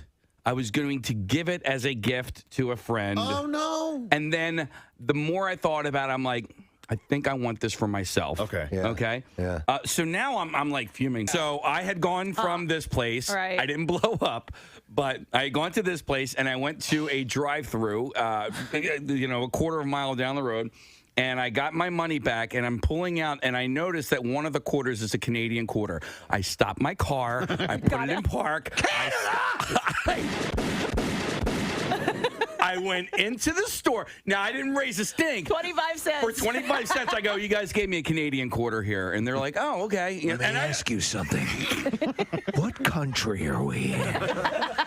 Do we have provinces like, I don't know, Ottawa? What is this? Is this legal tender? I in my life have never returned a foreign coin before. I've never even just kinda- considered that. What did I order? Poutine? What did I come in here on a moose? What am I, a Mountie? Where the hell are we? Does it say Tim Hortons outside Come this on, for establishment? Christ's sake! What am I, Trudeau? Did I drive here 35 kilometers per hour? Jesus Christ! I didn't make a big stink about it, but I go, hey, this is a Canadian quarter. I couldn't help but notice that there was a ridged potato chip in my bag of regular potato chips. Oh my God! Parlez-vous English? I would be raging. You're better than me. I would be raging out of control at those people. And why not give me the right change? Eh? Eh? It's Shirley Bassey's birthday today. Binga! Yeah. Love her. Pretty girl, beware of his heart of gold. His heart is cold! He loves only gold! He loves only gold. Only gold! Only gold. He loves gold! He loves gold. It's the only reason I bring the birthday up every year. That, and actually, we had mentioned that she was on the Oscars, and they had her come out and sing that song, and her voice was outstanding. Hasn't lost a bit. She's 83 years old. She's still a gorgeous woman, too, Yeah. at 83. She also sang the other Bond song for the movie Diamonds Are Forever. Okay. Diamonds are forever. I don't know how it goes. Sparkling round my little finger. Unlike men, the diamonds linger. Wow. Men are mere mortals who are not worth going to your grave for. So she's 83 today. We have that as well. Oh, wow. Diamonds are forever. They are all I need to please me. They can stimulate and tease me. They won't leave in the night. I've no fear that they might desert me. Nice. I could have done those parts. I could have sung those songs. Easily. All right, and then we have Rachel Nichols, who is a... Rachel Nichols, jingling in your pockets. Nichols. I noticed a piece of audio that I never notice audio, but I noticed. Notice who never notices audio, but on his birthday, Yeah. he notices audio. Rent is going to be live on Fox on Sunday night. I love these shows. Yeah. I love them all. There was one or two that I thought were substandard. I think the Rocky Horror Picture Show was not really worth a damn. Yeah. But I loved Grease. Grease was great. Still have it on my DVR. Yeah. And I'm looking forward to this, to Rent. The music in the show is so good. My wife and I went to see it without knowing anything. I had my second piece of birthday pie from Casey. There's Yeah. proof. So If thank you didn't like it, you wouldn't have done that. And I think we figured out the mystery flavor in there. Yeah. It's smoke. Yeah. Yeah. Because Casey had a fire in his oven last night, which is fairly common. If you don't clean your oven, Jesus is a fire. if you don't run the cleaning cycle in it, it can smoke like that. We had that happen not that long ago. I'm thinking that my wife is saying that I thought I crimped all the edges so none of the juices flowed out, but You probably did. It might have just been debris, just stuff that was already there, and finally charred. I'm learning things. What temperature did you cook it at? 375. That's No, what it's it not called crazy for. hot. No, Okay. but what I should have done was I should have put. There are two racks in there. I probably should have put it on the upper rack with a baking pan underneath. And I didn't do that. Listen, You're learning. Still tastes damn You're doing good. great. I'm impressed. Yeah. I'm very impressed. But yes. Just a baking question. You said the temperature at 375, and what I don't know, and you probably do, is why does it matter that you have to wait to the temperature get to where it's supposed to be before putting something in? Because it starts cooking, and, Yeah. then you're thrown off because it's cooking at a different temperature until it gets up to that 375 or whatever you need it at. And I don't always wait because I don't have the patience to. So That's- like, if that's it's my at, problem. If it's at 375, and like, so what I'll try and do, it's kind of like when I order my hoagies at Wawa. I order my hoagies and then I go get a whole bunch of other stuff done, so that by the time I'm done at the register, the hoagies are waiting for me. And I'll do the same thing when I'm baking. I'm like, and so that's what You'll go to Primo? Well, no, but they tell you to preheat the oven. So if I'm doing Yes. other things, you need to do that. Yeah. Rochelle It's- does the same. She'll do that with a pan, like turn it on and then throw the stuff in immediately and not let it heat up. You got to let it get hot. Okay. first, it Because needs for the to. optimum, There's a reason. Now I can't explain to you why in physics or something like that why it needs to be that way, but I just know it's supposed to be that way. Like when they do a space launch, why don't they just ratchet up the flame slowly? Yeah, on the slowly. Yeah. By the way, though, and thank you again for my birthday pie, but I got my real birthday present yesterday. I got a root canal done yesterday. Yes. And actually, it was great. It was. Oh my God! When I was done, it was so much better. Preston, you've been dealing with this pernicious pain issue with this tooth, and when you said you're going for the root canal last time we spoke, I said the first time you'd gone in and they waved you off, and I said that when I had my last root canal, I actually fell asleep in the chair. Steve, I dozed off for a moment yesterday. Yeah. I was so tired.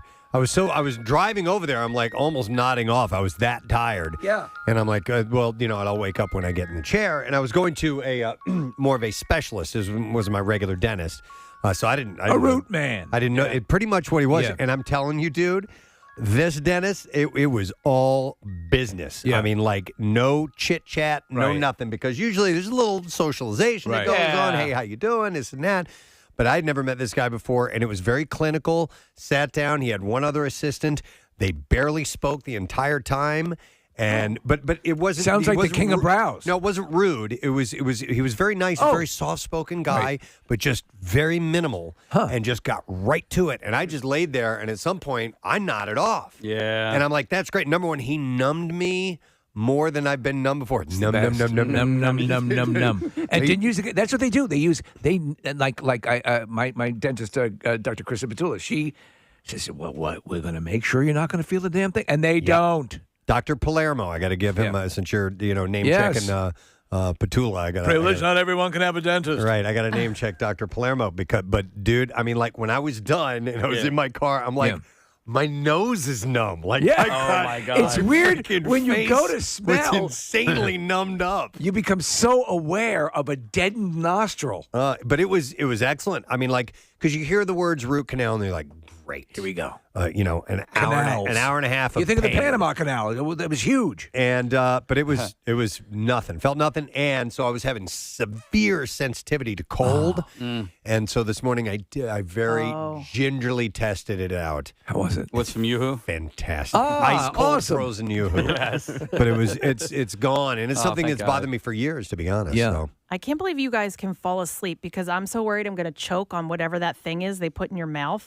The That- gasket. Like, What exactly or, are they- Or for a root canal, particularly? Or yeah, like it's like a little wedge that they put in your mouth so you don't bite They're down. not going to let you die. Case, I don't know, but I'm so nervous that's going to because Okay. you can't feel them. Once I they hear give you. you the Novocaine, I'm Yeah. like, I could be swallowing that thing and dying. So for a root canal, Kathy, have you ever had? You probably I've haven't. 'Cause never you have had a- great teeth. I've never had a root So they canal. take this gasket. It's this Knock on rubber thing. Yeah. And they isolate the tooth essentially, like you would see in an operating room where they will lay down stuff except for right where the incision is. Oh, okay. So they isolate that tooth, and you're stuck with your this mouth open. rubber Yeah, yeah. thing, this rubber giant lip disc thing Mm-hmm. with your mouth open. You're like, but they, for some reason, they don't have to. You can swallow all you want. Yeah. And as opposed to when you're like getting a filling and they hang the one thing out here and they're the whole time. So it was a little bit different. I was afraid of that too, but Yeah. it was very easy to deal with. That Novocaine makes me nervous because you can't feel any of it. You could be like gnawing on the side of your I know. mouth. Yeah. I like the dentist chair too. I find it very comfortable. You should buy one and put it in your living room. Yeah, I'll put it there with an operating table, and I'll build a pit in my basement. I had to get oral surgery in this building over here. It's not GSB anymore, but so they had to go in through the side of my gum, so they didn't actually go in through the tooth. And I What? mean, yeah. So they had to Through go your gum? They had to go through my gum. Yeah, I've never heard of that before. Wow. Yeah, so It came up through the rectum. They did. Damn near killed me. No, I mean, so that's so. But I was sawing logs, dude. So Were you? Yes, because Did you get the gas? No. It was just like Novocaine or Okay. whatever. But I was sawing logs because I'm like kind of like sitting up a little Yeah, bit, yeah. and so I would periodically wake myself up. Going, it's a little embarrassing. My nose kept itching, and I kept having to go, to say, which was me trying to say, I have to scratch my So nose when for you a did that, second. did the dentist go, yeah. Yeah. Yeah. Yeah. Yeah.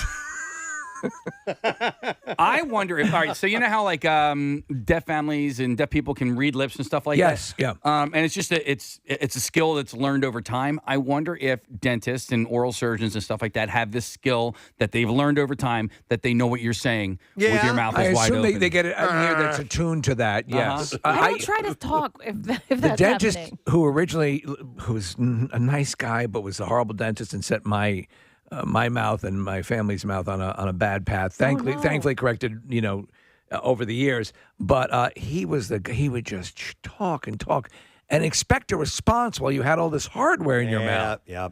I have a, I can't.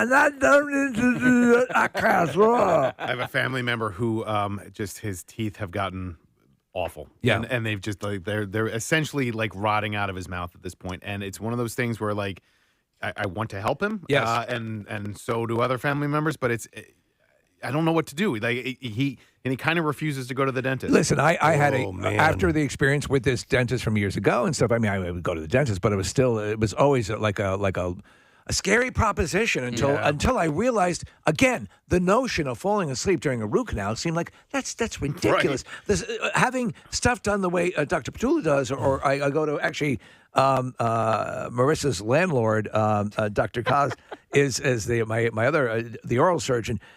If you have any fears, you can get rid of them. The state of the art now really is they're able to do a lot without a lot of impact on your mouth. And whatever pain level you have, don't worry about it. You're covered. I do feel bad. I do see people with black teeth from time to time. And not necessarily drug addicts or anything like that. Just flat out. Because I asked my dentist one time, I'm like, I see people have these black teeth. I'm like, what's that? He said, it's just decay. It's just lack of care. They're not brushing their teeth. They're not flossing. They're not doing what they need to do. Flossing. And I feel bad for them. But I also think that, man, you got to get that. Listen, you messed up. You messed up. It's irreversible, but you need to get that taken care of now. And you can. And you can, and you should, because now, as far as dentistry, and they've probably known it for decades, but there are serious, like, heart problems and things like that that can come from having a bad oral issue. Oh, I have a cousin who who died from a heart problem, but they said it started in his mouth with his teeth. So, again, don't terrify yourself if you have a situation like this. But you can look into possible options because they do exist. Wait, but Steve, I had a friend who Novocaine didn't work for her. Oh, that's horrible. Yeah, and Is that like redheads? She is not a redhead. No, she's a fair-skinned girl though. But sure yet that might be part of it. Yeah. It did not. It didn't work for her. Isn't that the word that redheads do not respond to Novocaine? To some level, We yes. talked about But they also have a higher pain threshold. Right. But so a window closes and a door opens. Man, I can't imagine that, Kathy, because listen, I told him with the sensitivity issue when I went in there, and it was my first time visiting this dentist, and my other dentist, Dr. Hartman, knows well to stay away from there. And I was like, listen, it's very sensitive, so please. Help me. Please. Well, no, just don't go poking around in there while I'm not numb. We're going to put you out now. Yeah, I'll take that. So this was your cousin, you said, or friend, or I'm sorry? What? A friend of mine who, the who Novocaine the didn't work. Novocaine doesn't work for? Oh, man. I guess what's another propofol? Heroin? Maybe. I don't know. Yeah. Knock you out. Yeah, but you have to be. I think you have to be awake, right? Give me the propofol. I don't know. What, for to a root hold, canal? To hold your mouth open. I don't know. I guess not. No, if you they have pry- that, they if pry pry it open. Yeah, Yeah. they do surgeries. Yeah, I guess so. What kind of gas is administered when you are? What is it? Is Nitrous? It nitrous? Nitrous is laughing gas. It's Right. What they use. Put you under. Yeah. Well, not No, put you they don't under, put you but under with it that. just kind of makes you feel goofy and no pain. So, are you ever put? I've never had gas at a dentist, so I've never. It's freaking fantastic. It's just the best. There's a man. reason why they sell it at concerts. Oh, it's such a great high. Is it really? And Yeah. it goes away super fast. instant. Real fast. Yeah. As soon as they turn it off, you're like, within 30 seconds, you feel normal again. Yeah, When you get the colonoscopies, you get the propofol, and again, as a non-drug person ever, that was pretty wild. I have to say, it was like a big, warm, comfortable blanket, and largely because I was wearing a big, warm, comfortable blanket, but it was still kind of nice. I remember saying, I feel weird, and then I didn't remember anything Right, until I yeah. woke up. Yep. So It's pretty wild. But anyway, I was dreading it all day yesterday, and then I got there, and it was just a pleasant experience Awesome. overall, and I was so happy. Is when that the best birthday gift you could get? When it actually turned out to be a way better birthday gift than I had anticipated. I just hate the feeling. I don't necessarily mind the numb feeling, but the feeling that you get as the Novocaine is wearing off, that weird, like, tingly pins and needle Right. feeling. I don't. Sensation coming back? Yeah, I don't like it. Oh, really? Yeah. It's like you feel the earth move under your feet. Yeah, I can feel the sky tumbling down. Yep. I went home and took a nap, and by the time I woke up, everything was back to feeling normal again. So Okay. that's key. Except you had a whole new family. Go and pass out. Hang on a second. I want to go to Kristen, who's got a story about this. Hi, Kristen. Good morning. Hey, good morning. How you guys doing? Good. What's up, Kristen? Okay, so it kind of goes with Kathy was saying with her girlfriend who didn't, the Novocaine doesn't work for her. So I had an abscess, very, very bad abscess, and it was just insane. I went, she shot me with the Novocaine, didn't work, absolutely did not work. She's like, I put enough in there. She did it a lot of times. She's like, I put enough in there to put down an elephant. Are you sure you don't feel it? And I'm like, I don't. I feel it. I feel everything. Yeah. She had to yank my tooth. She yanked my tooth. I felt Wow. everything. It was So it the was worst it was thing. coming out no matter what. You needed to have that tooth pulled. It was and abscess. Did it was yeah. bad. So was there even a choice? Did they say, well, listen, do you still want me to do this? Did they ask you that way?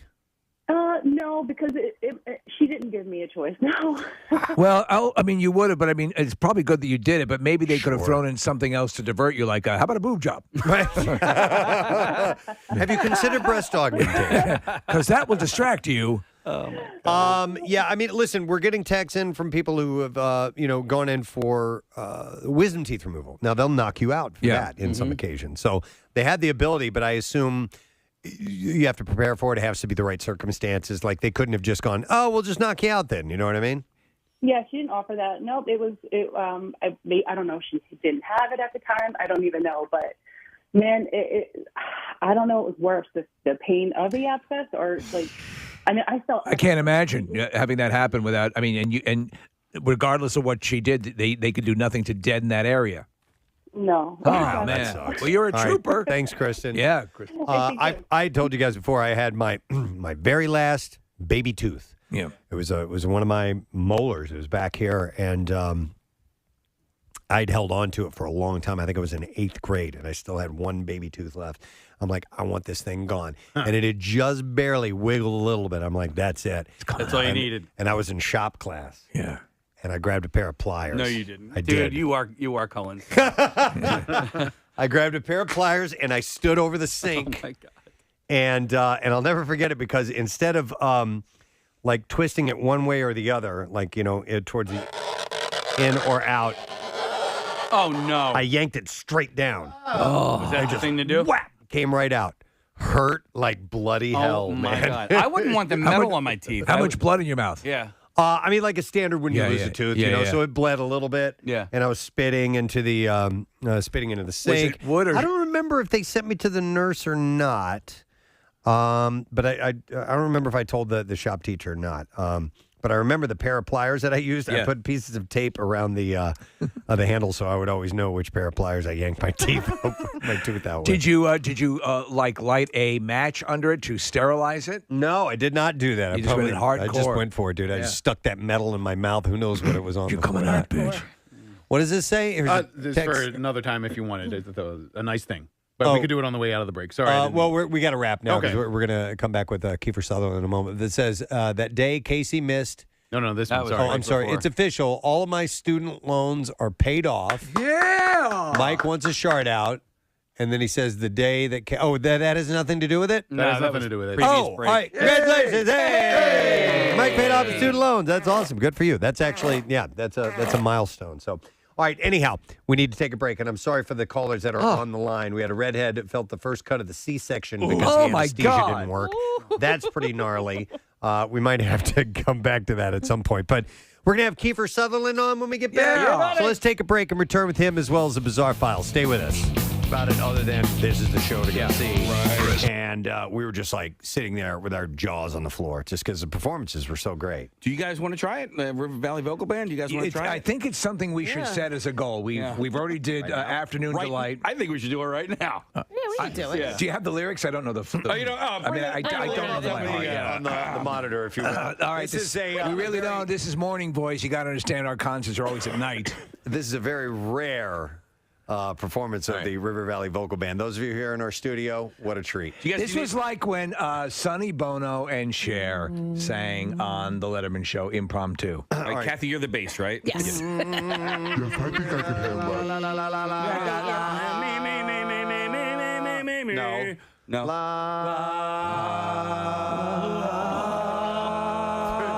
Oh my God, we're harmonizing. That was crazy. All right, that's it. We did it. One more time. Oh my God. That's it. Go Walk on from away. there. We're done. Walk away. We can't do any better. We're not But gonna we're sing. going to. Let's do We it. are? Yeah. Yeah. 2, 3, 4. 525,000. One more time. Wait, you're trying to harmonize? It's supposed to be in unison. All right, let's do it. Ready? We got 6 syllables in. I almost fell out. Hey, we aced 5. Yeah. Started strong. One more time. First Try one more syllable. time. Really good. 3, 4. 525,600. Should I go low or high? You know what? All right, Try high this time. Try high this time. 2, 3, 4. 525,600. Nick's choking. All right, I can't. Hang on, I need to drink water. Hang on a second. Have some water. Have some water. Let us know when you're All ready. right. I think maybe we should just get to the How About Love part, guys. What do you say? All right. God. That's the toughest part. How does that go? I don't. How about All right, you got that? I got it. All right. All right. This time I'll only count to 3. Okay. Because it leads On into 3 the or word. after 3? I say 1, 2, 3. How about? Okay. You ready? Okay. All right. Oh, that was bad. All right, everybody get the sillies out. Okay. Seriously. Guys, this is about AIDS, all right? All right. That's true. 1, 2, 3. How about? Wait, no. You just said get the sillies out. I choked on my own spit, though. Maybe I shouldn't have drank No, water. I get it. You find AIDS funny. We should have stopped it. Should we call Justin? Oh, God. How much you drinking over there? Not much. Okay. Not much, just enough to clear out all the phlegm. A man died performing Rent today.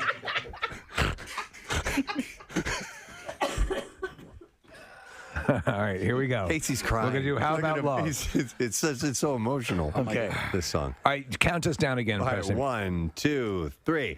How about love? How about Jeez. We got one in. How about love? Measuring love. Seasons of love.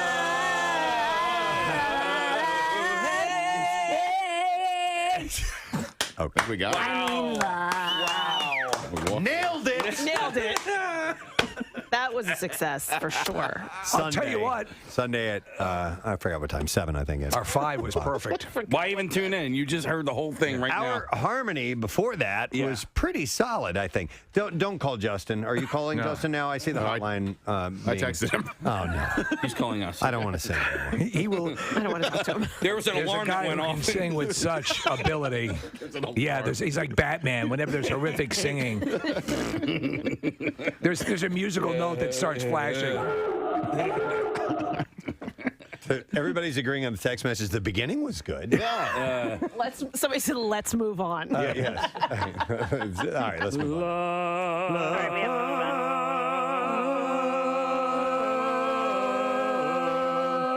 Okay. I noticed other things. So this is the hottest Christmas toys for 2019. I found the article on CNET, and it's a long list, so I'll just go over like some of the big ones. Yeah, hit some highlights. Okay, the Spin Master Wild loves Juno, my baby elephant.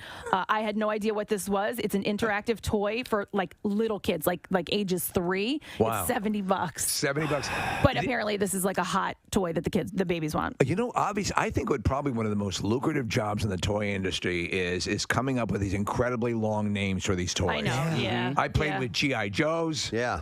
You know, this is the Dr. Spindoculus. Yeah. Floating platform of goodness. Micronauts are what I played with when I was a kid. These are these little, Aren't kids supposed to be little action figure things. Oh, say, because this is sort of a responsive little pachyderm. Yep, that's exactly pretty what cute. it is. Yeah, It actually is cute. Okay. But And Kathy, I want it. kids, babies don't know what they want. I mean, even if they're 3 Well, years old. I don't. Yeah, I guess I didn't mean what they want, but they're going to love it if you get this. It's Sure. one of the things that moves in. If they know what's good for them. If they know what's good for them, the little brats. Dude, okay. Okay. It is that cute, looks isn't it? really phallic, though, with the Yeah. trunk thing. Yeah, well, so you can use flipping it. up and- Adults can use it for other things. All right, I'm Okay. moving on.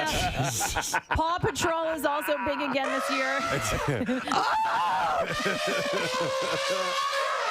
Mommy, I want my toy that back. was the best gift ever. You tried so hard. It's so hard. And the Best parties I'm never gonna forget. Just like elephants. And then there was we already did another pre-screening, like Marissa hosted that, right? She hosted it last night at the AMC Fashion District. It was last night, and then Casey hosted a screening last week At the same exact place. for the movie Free Guy. Yeah. And while we were on vacation, we got a text from Casey out of nowhere Yeah, what did I explaining that things didn't go quite the way he wanted them to So go. if it's possible to suffer a concussion without actually hitting your head, that's what I think you experienced, Casey. Yeah, and so I don't want to. I'm hoping. I'll find the text. Here. Okay, I'll read it. I'm hoping that I didn't lead you guys down in the wrong direction of where you think this story is going to go. No, we don't know anything. We know that, but it was so heartfelt, the text you sent out, that we knew it had to, because there have been similar situations in all our lives. But this one seemed like, wow, this really had to be a little bit more. Yes. So I have the text here. Okay, It go says, ahead. "Oh my God, I'm at the screening for Free Guy." And by the way, I sent you this text. I'm still there. I have not hosted the screening yet. Okay, I'm still there. I have already embarrassed myself, and I needed to go somewhere and be by myself, decompress for a second, and then I had to admit to somebody what an ass I am, and just to sort of make myself feel a little bit better. And guess what? It didn't help. I still felt terrible. And I said, so they asked me to hype up the crowd and then introduce one of the stars of the movie. So this guy named Joe Keery, who plays Steve from Stranger Things, is in the movie Free Guy. Yeah. He was there to introduce the film, and I was there essentially to introduce him. Right. So I had come back I was on vacation in Wildwood. I had come back just to do this. I thought it was a really cool experience. Real quick, had you met him at this point, or is he still? Yeah. Okay. All right. By the way, he seems like he's awesome. I love that character, Steve from Stranger Things. He seems like I've seen him interviewed before. He seems like a cool guy. He was a great guy. Okay. And I will say that, categorically, he was a great guy, and the movie is hilarious. It's a great movie. And the movie had been on the shelf for a year. Yes. They wanted a theatrical release, and so they were like, we're just going to wait. Only theater. And only theater. So, and then I wrote, I just had a classic embarrassing moment. It's a classic shut the F up, Casey, and walk away kind of a moment. I'm pretty embarrassed, but it's also a really funny story. So, and you said you weren't sure if it was going to translate on the air. I'm not sure if it's going to translate on air. Okay. So, well, let's hear it. Well, deliver it in the original Farsi. Right. All right, so here's the deal. This movie was at the Fashion District, the old Galleria, the AMC there. I had never been there. By the way, what they've done to the place, the whole Galleria, the Fashion District, is awesome. It's really, really nice. So I get there. Joe had gotten there earlier than planned. From the movie company. But I had also gotten there an hour early, so I decided to walk around a little bit. Right. Side story, but it also is part of the story. I went to a place called Wetzel's Pretzels. Have you guys ever heard of Wetzel's Pretzels? Yes. Yep. Okay. Yeah. Listen, I love Philadelphia Pretzel Factory, and I love Annie Ann's. Yeah. Wetzel's Pretzels is like the best pretzel I have ever had in my entire life. And I was so happy with myself for going, you know what? I've never had a Wetzel's pretzel. Let me stop by and try one, right? Hey, me.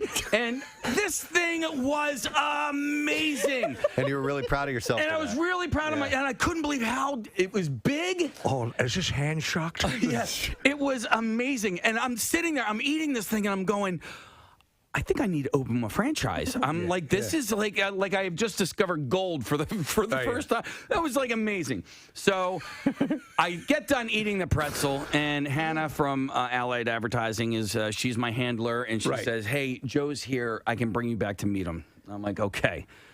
I decide to use Wetzel's Pretzels as an icebreaker. Okay. Well, you were completely enamored of Wetzel's Pretzels. It would be ridiculous not to. Okay. I've been sober almost 10 years. Yeah. Okay. I go into this place like I had just done 7 rails of coke. Okay. You're hyped up. I'm hyped up. Okay. And let me also preface this by saying I'm fairly aware of who I am as a person and what I am as a person. And sometimes I have, how do you say, no chill. You have moments. Yes. No, I have these moments. But listen, that's a valid criticism of yourself. Right. But as we've told you throughout the years, to put a tap on that would be throwing out the baby with the bathwater because. All right, thank you very much, Kathy. We're excited to have our next guest on. And outside of acting, he has a whole world of music and is bringing that here to the Philadelphia area. It was just announced that he's going to be playing Ardmore Music Hall on March 12th. It's a great venue. Tickets will go on sale tomorrow for the show, so please welcome Keifer, William Frederick, Dempsey, George, Rufus Sutherland to our show this morning. Thank you very much. Good morning. That's what the Wikipedia page calls you, Keifer, but I had no idea you had so many middle names. Yeah, I think my father was in a lot of debt when I was born, and I think he just kept telling people that I'll name my son after you if you forgive the bill. Wow. Well, that's a way to approach it. Plan. Keifer, so a question about the show at Ardmore Music Hall. Is this a full band? Is this you and a guitar, acoustic? What kind of show is it going to be? It's going to be acoustic. So part of the show is just going to be me, and then I have 2 fantastic special guests: Mark Copley, who's an extraordinary guitar player, and Rocco DeLuca, who's going to be playing pedal steel and lap steel. Ooh, it's a cool sound. So I beg your pardon? That's a cool sound. The pedal steel. Yeah, it is, and he's a phenomenal player as well, and. But what I really enjoy about the show is it's so intimate, and we get to kind of tell some stories about why I think these songs are worth you listening to in the first place, and have a drink and play some songs, and it's just a really nice night to kind of come together, especially after the last 2 years. Yeah. So really looking forward to it. As a performer, as a guy who I'm sure, since you're musically inclined, has probably played with bands and so on. You and a guitar, that's pretty naked up on stage. Did it take a little while to get to that point and feel comfortable doing shows like that? I'm still not comfortable. I mean, I think one of the funny things, as an actor, if you get a little nervous, and I do, I use that nervous energy. You put your hands in your pocket if they start to shake a little. Doesn't work as well for a guitar player. Yeah.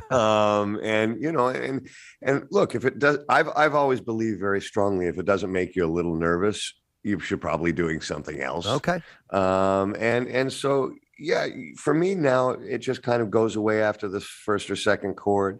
But certainly waiting in the wings to go on stage, either as an actor or as a player. Gets my adrenaline going. And cool. And I hope it will feel like that till the day I die. Well, the album is called Bloor Street, and it's your third. And and it's funny. I know that when you have somebody who's known for what you're known for, and you take the foray into music, of course you're obviously going to be met with the initial, okay, what's this guy doing? And the truth of the matter is, as I was listening to a lot of the music, it's very good, and it's and also reading about your approach to it and your love of it and how visceral it is to you.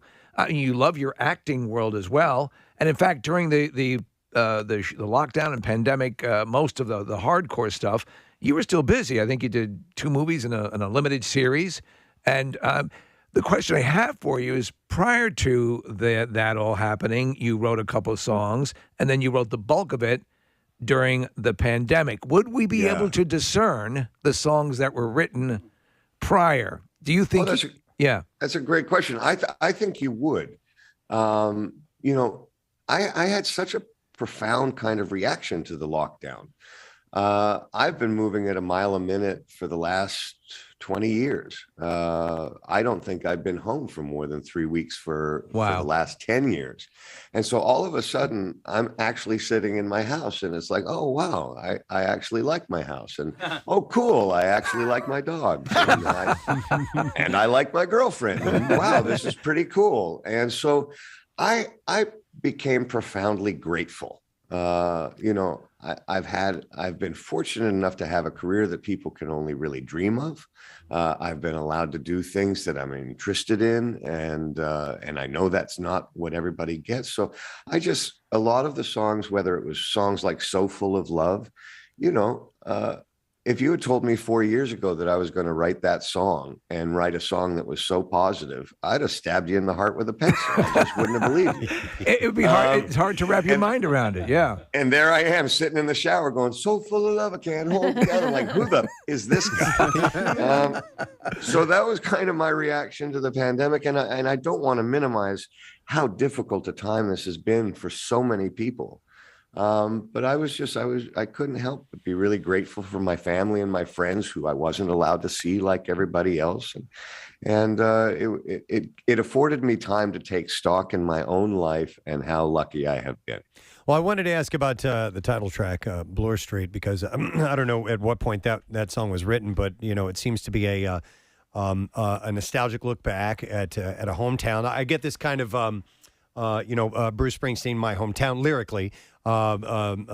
Main Street from Bob Seger, something. Bob Seger, one of my favorite songs. Yeah. And I've always loved that type of song. It could be talking about an existence, a place that I have no connection with growing up, but I still get an emotional connection to it.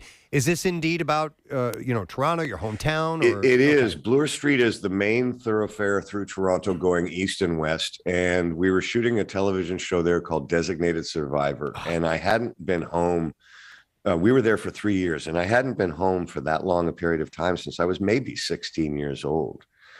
And I came upon this kind of main intersection in Toronto, Bloor Street and Yonge Street, and I realized all of my firsts had happened there. My first job at the food court in the Hudson Bay Center, my first meaningful kiss with a girl in front of the Bloor Street subway. Wow. I think the first fight I ever got in and lost was on that corner.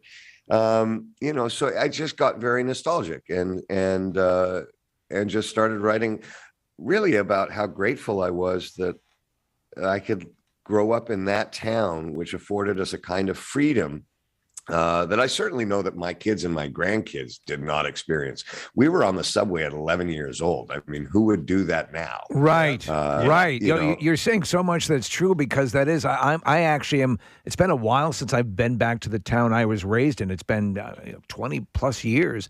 And I think I'm at that point where I want to go back, because it does mean something. Those you pick those hallmark, benchmark moments in your life, and that does mean something. And you need to reconnect. I agree with what Preston was saying about songs that do that. So much of what you write about with this album has a resonance to your experience. Two Stepping in Time is kind of just a real love song, and I assume it's written for your girlfriend, correct? It is. Yeah. It is. And a friend of mine who I was recording with and I was writing a lot of songs. I was being kind of prolific at this moment. And he said, you should really write a waltz. And I started on the guitar, literally sitting around the kitchen island. And I was going through a kind of thing as a writer where I wanted to write about what was in front of me. And I think the very first line of the song is cigarettes in the ashtrays, all in a line. Empty glasses of whiskey show the passage of time. And those were the items that were, in fact, right in front of me. I have since quit smoking. The one thing that I can thank the pandemic for. But yeah, so it's and then so the guy was sitting to my right and my girlfriend was sitting a little farther down the kitchen island. I figured I should start writing towards her instead of him if I wanted to have a good evening. Did you? And Did you and write I it? just I'm sorry. I just did you write that song quickly? I was reading. Yes, like 20 minutes, I think. Right. Every once in a while, songs kind of write themselves, and this one was certainly that. It was. And it was finished because we were actually having a nice evening, and my friend had kind of put this task in front of me, and I wanted to go back to having our nice evening. So the song got written very quickly. But it's a love song. Again, not something that I spend a lot of time kind of doing. I don't write a lot of love songs. So when something like that happens, that's a great kind of song to put in your pocket and take with you. It was interesting to read that you consider the touring, and you haven't had a chance to do a lot of touring over obviously the past couple of years. But I think you run contrary to a lot of people who create music and say that the process of touring is sort of a detriment to creating songs. And you, on the other hand, find it very helpful, and it informs your songwriting. Would that be correct to say that? Oh my gosh, yeah. In the 3 years that we were doing Designated Survivor, we played over 500 shows. Wow. I remember on the second record writing songs that were specifically designed to enhance our set list. The live thing is something that I just caught me by surprise. I wasn't expecting to enjoy it as much as I have. And I think that there's an amazing moment, or possibility at least, when you explain why you wrote a song. And I wrote a song called Saskatchewan about the passing of my mother. And there were times when I would play that song and I could see someone put their arm around a friend in the audience. And I could realize at that moment that that person's going through something similar. Wow. When we can come together and realize that we've got these things in common and that we're going through this thing together, that's a great night. I mean, that's a good evening. And so it's something that's made a deep impression on me, and hopefully for the people that we get to play for. Keifer, I want to ask you about your voice work over the years, because you've done some narration, you've done animated movies. I love you in Monsters vs. Aliens. The warmonger character was terrific. You've done, The Simpsons, and narrated a few other things over the years. Does that lend itself to your ability to sing, perform on stage? Do you get training from doing narration or voice work that you can then bring to your music career, or are they entirely separate? They are pretty separate. The voiceover work started actually for me in a very funny way. My dad was doing commercials back in the early 90s for Volvo. And I think one evening he whispered in my ear what they were paying him. I think the next day I called up Volvo and told them I did a really good Donald Sutherland. I'd do it for half the money. Undercutting your dad. Which I don't think he really appreciated. I thought it was a lot funnier than he did. But it's its own thing. I mean, when I think of someone like Mel Blanc, who did all of those cartoon voices, and which, Monsters vs. Aliens, I hope I don't get sued for this, but I completely ripped off Yosemite Sam. Bring on the fearless freak. I hate rabbits. But it's an awful lot of fun, and it takes you back to being a kid and just loving cartoons and listening to cartoons, and so it is a lot of fun to do. But they're very, very separate kind of entities. You have lived a very, very interesting and full life, and obviously voiceover actor, musician, but you're kind of a cowboy too. You've competed in rodeos and have won roping championships. What's that? And do you still do that? I do not. I think 24 kind of put an end to that. I'd been doing it for a decade, and I had two partners that I would rodeo with, one guy named John English, just an amazing all-round cowboy, and a guy named Mike Wolf, who has since passed. Really loved it. I mean, it was kind of like being in a band. You and about three other cowboys kind of load your horses up onto a trailer and go from town to town, doing rodeo after rodeo. we had more fun than we probably should have. And it was a great experience. And it was so nice to do something kind of different. I did that for about a decade, and I did films at that time. But it was a great kind of refresher, because when I went and started 24, that was going to be a whole very intense decade of just doing that show. So the rodeo actually kind of helped cleanse my palate, if you will, for a lot of work. And I enjoyed it immensely. And I got to see parts of America that I don't think I would normally have seen. Right. I wanted to go back to the songwriting and having songs kind of just present themselves to you, and with two-stepping in time and having it be so quick and present itself, and you write it. Did you get a chance to see the Peter Jackson Beatles documentary? I sure did. I mean, for you, that had to be, as it was for us, to see the creation of songs that have become so iconic. What a mind blower. Yeah, to have Ringo Starr kind of doing an interview saying, I could just listen to Paul play piano for an hour. and in the background, Paul's working out the opening chords for Let It Be. I mean, are you kidding me? One of the greatest songs ever written coming to life right there. It's insane. But what's really, really funny is kind of, as iconic as they are, there's always going to be something really personal that you watch in a movie like that, and especially one that's documented 6 hours. My phone rang off the hook somewhere in the third episode when they all started drinking J&B Scotch. Now, J&B Scotch is certainly now not considered to be very highbrow on any level, and you'd have to find a pretty dirty bar to find a bottle of it anyway. Yeah. That was always kind of my drink of choice for a number of years. And literally the fact that they had all drank it together, kind of sitting on the floor working out, the long and winding road, somehow gave the beverage validity.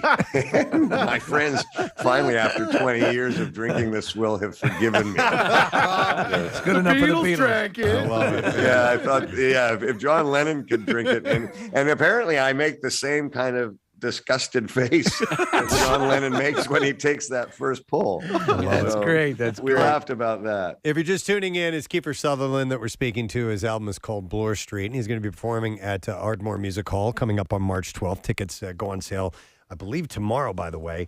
And I didn't even realize this is a bizarre coincidence, Keifer. I right before you came on, I go to Casey. I go, oh, my God.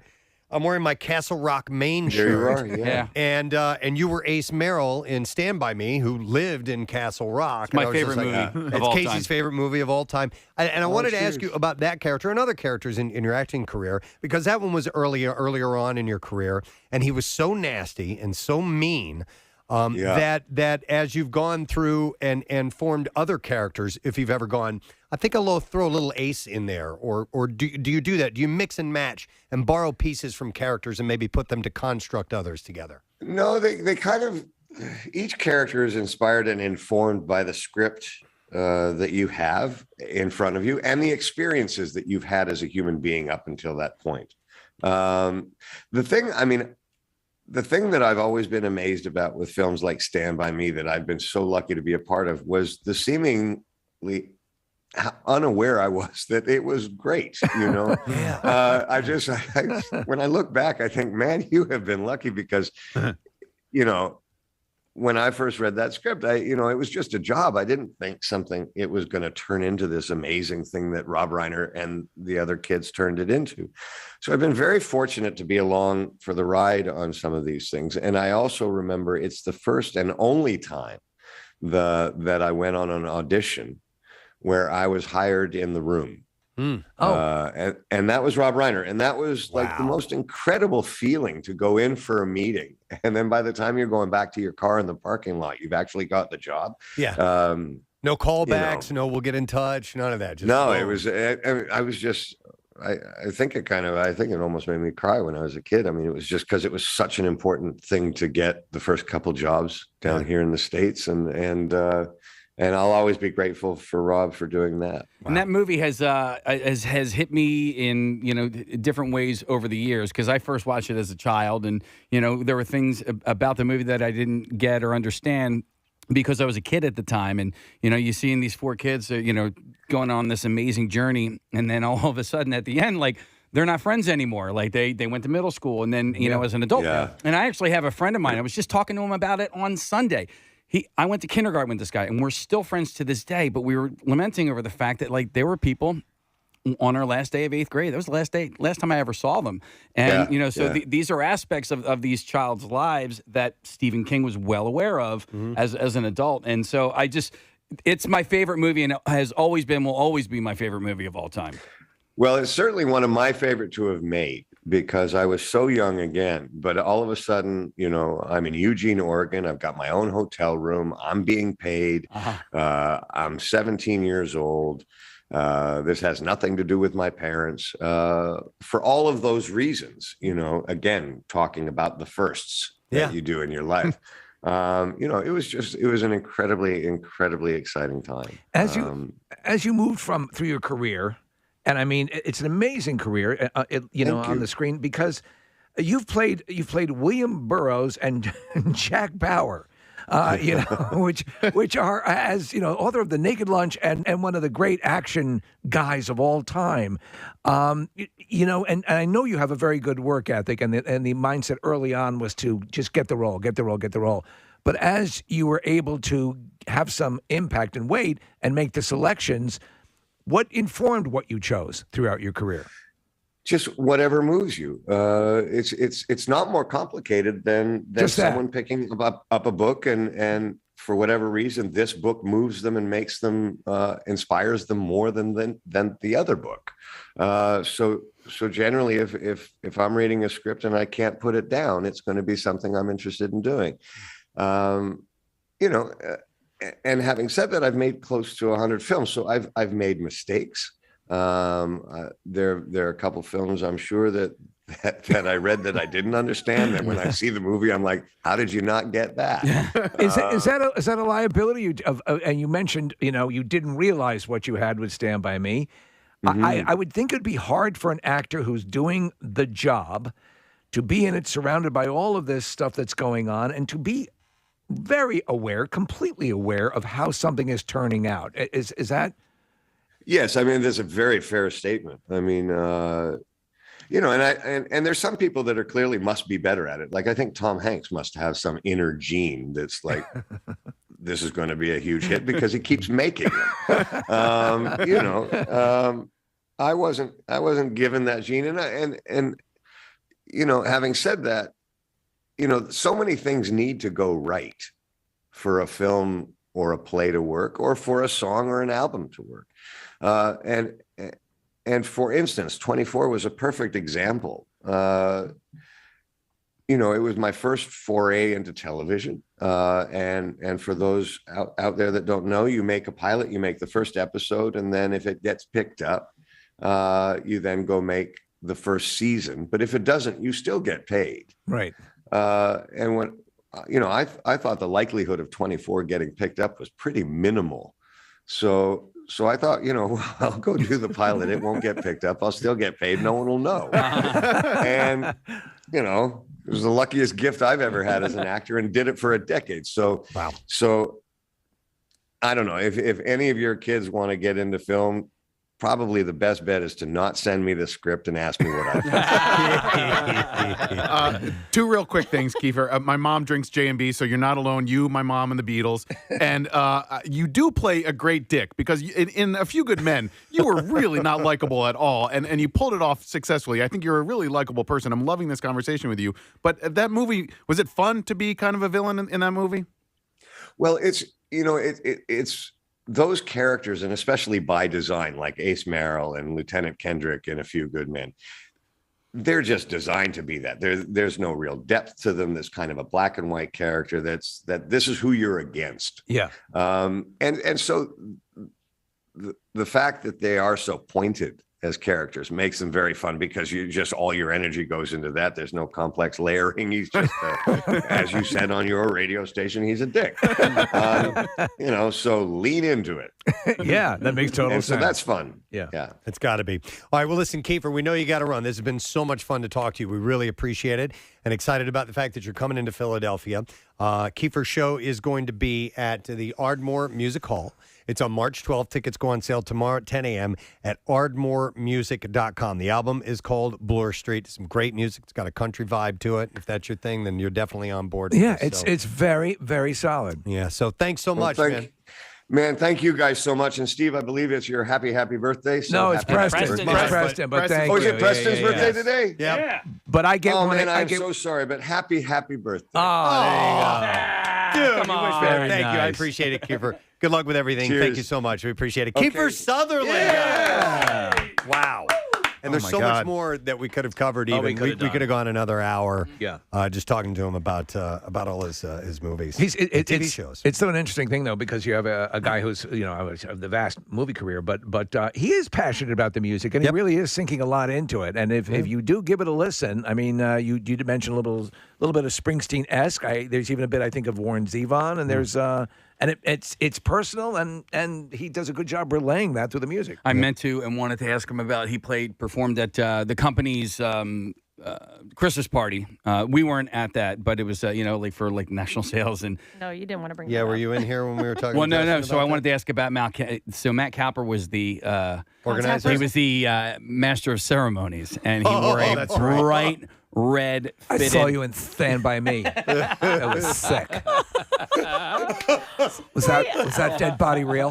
that? Played eighth. You played ace. That was sick.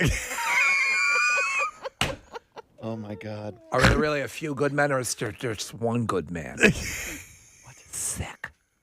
Were the boys really lost? Wait, he was wearing a red outfit, a red suit? blazer, like Yeah, like a almost red like a blazer. Santa Claus, but it's fitted perfectly to or imperfectly to his body. I had a tailor made, so it can show my V.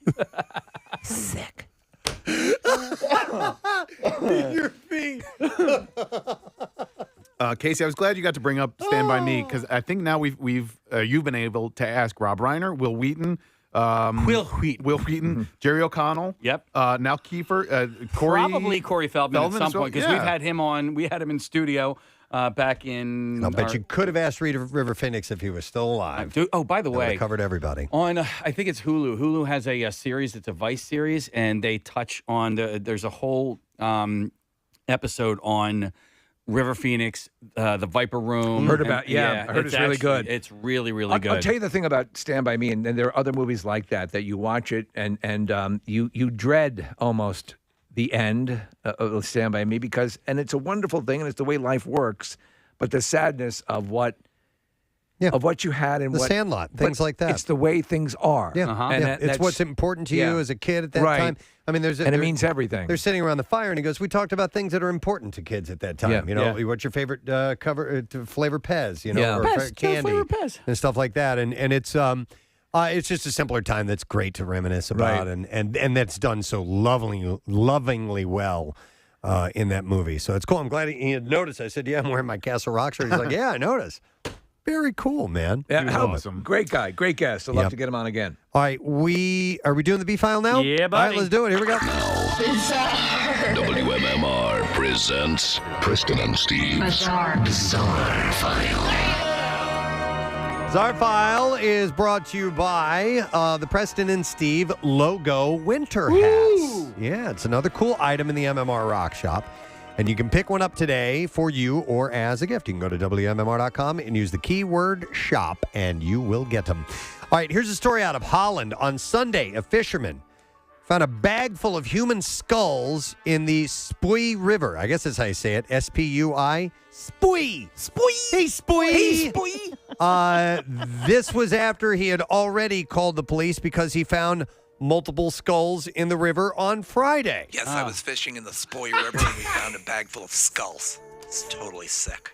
That was my skull. Yeah, I'm Scandinavian. I think I'm going to be sick. I think we're going to be sick. A Bags full of skulls a, at the Spoy River. a police spokesperson You're the said, spokesperson for the police along the Spoy River where we found the skulls.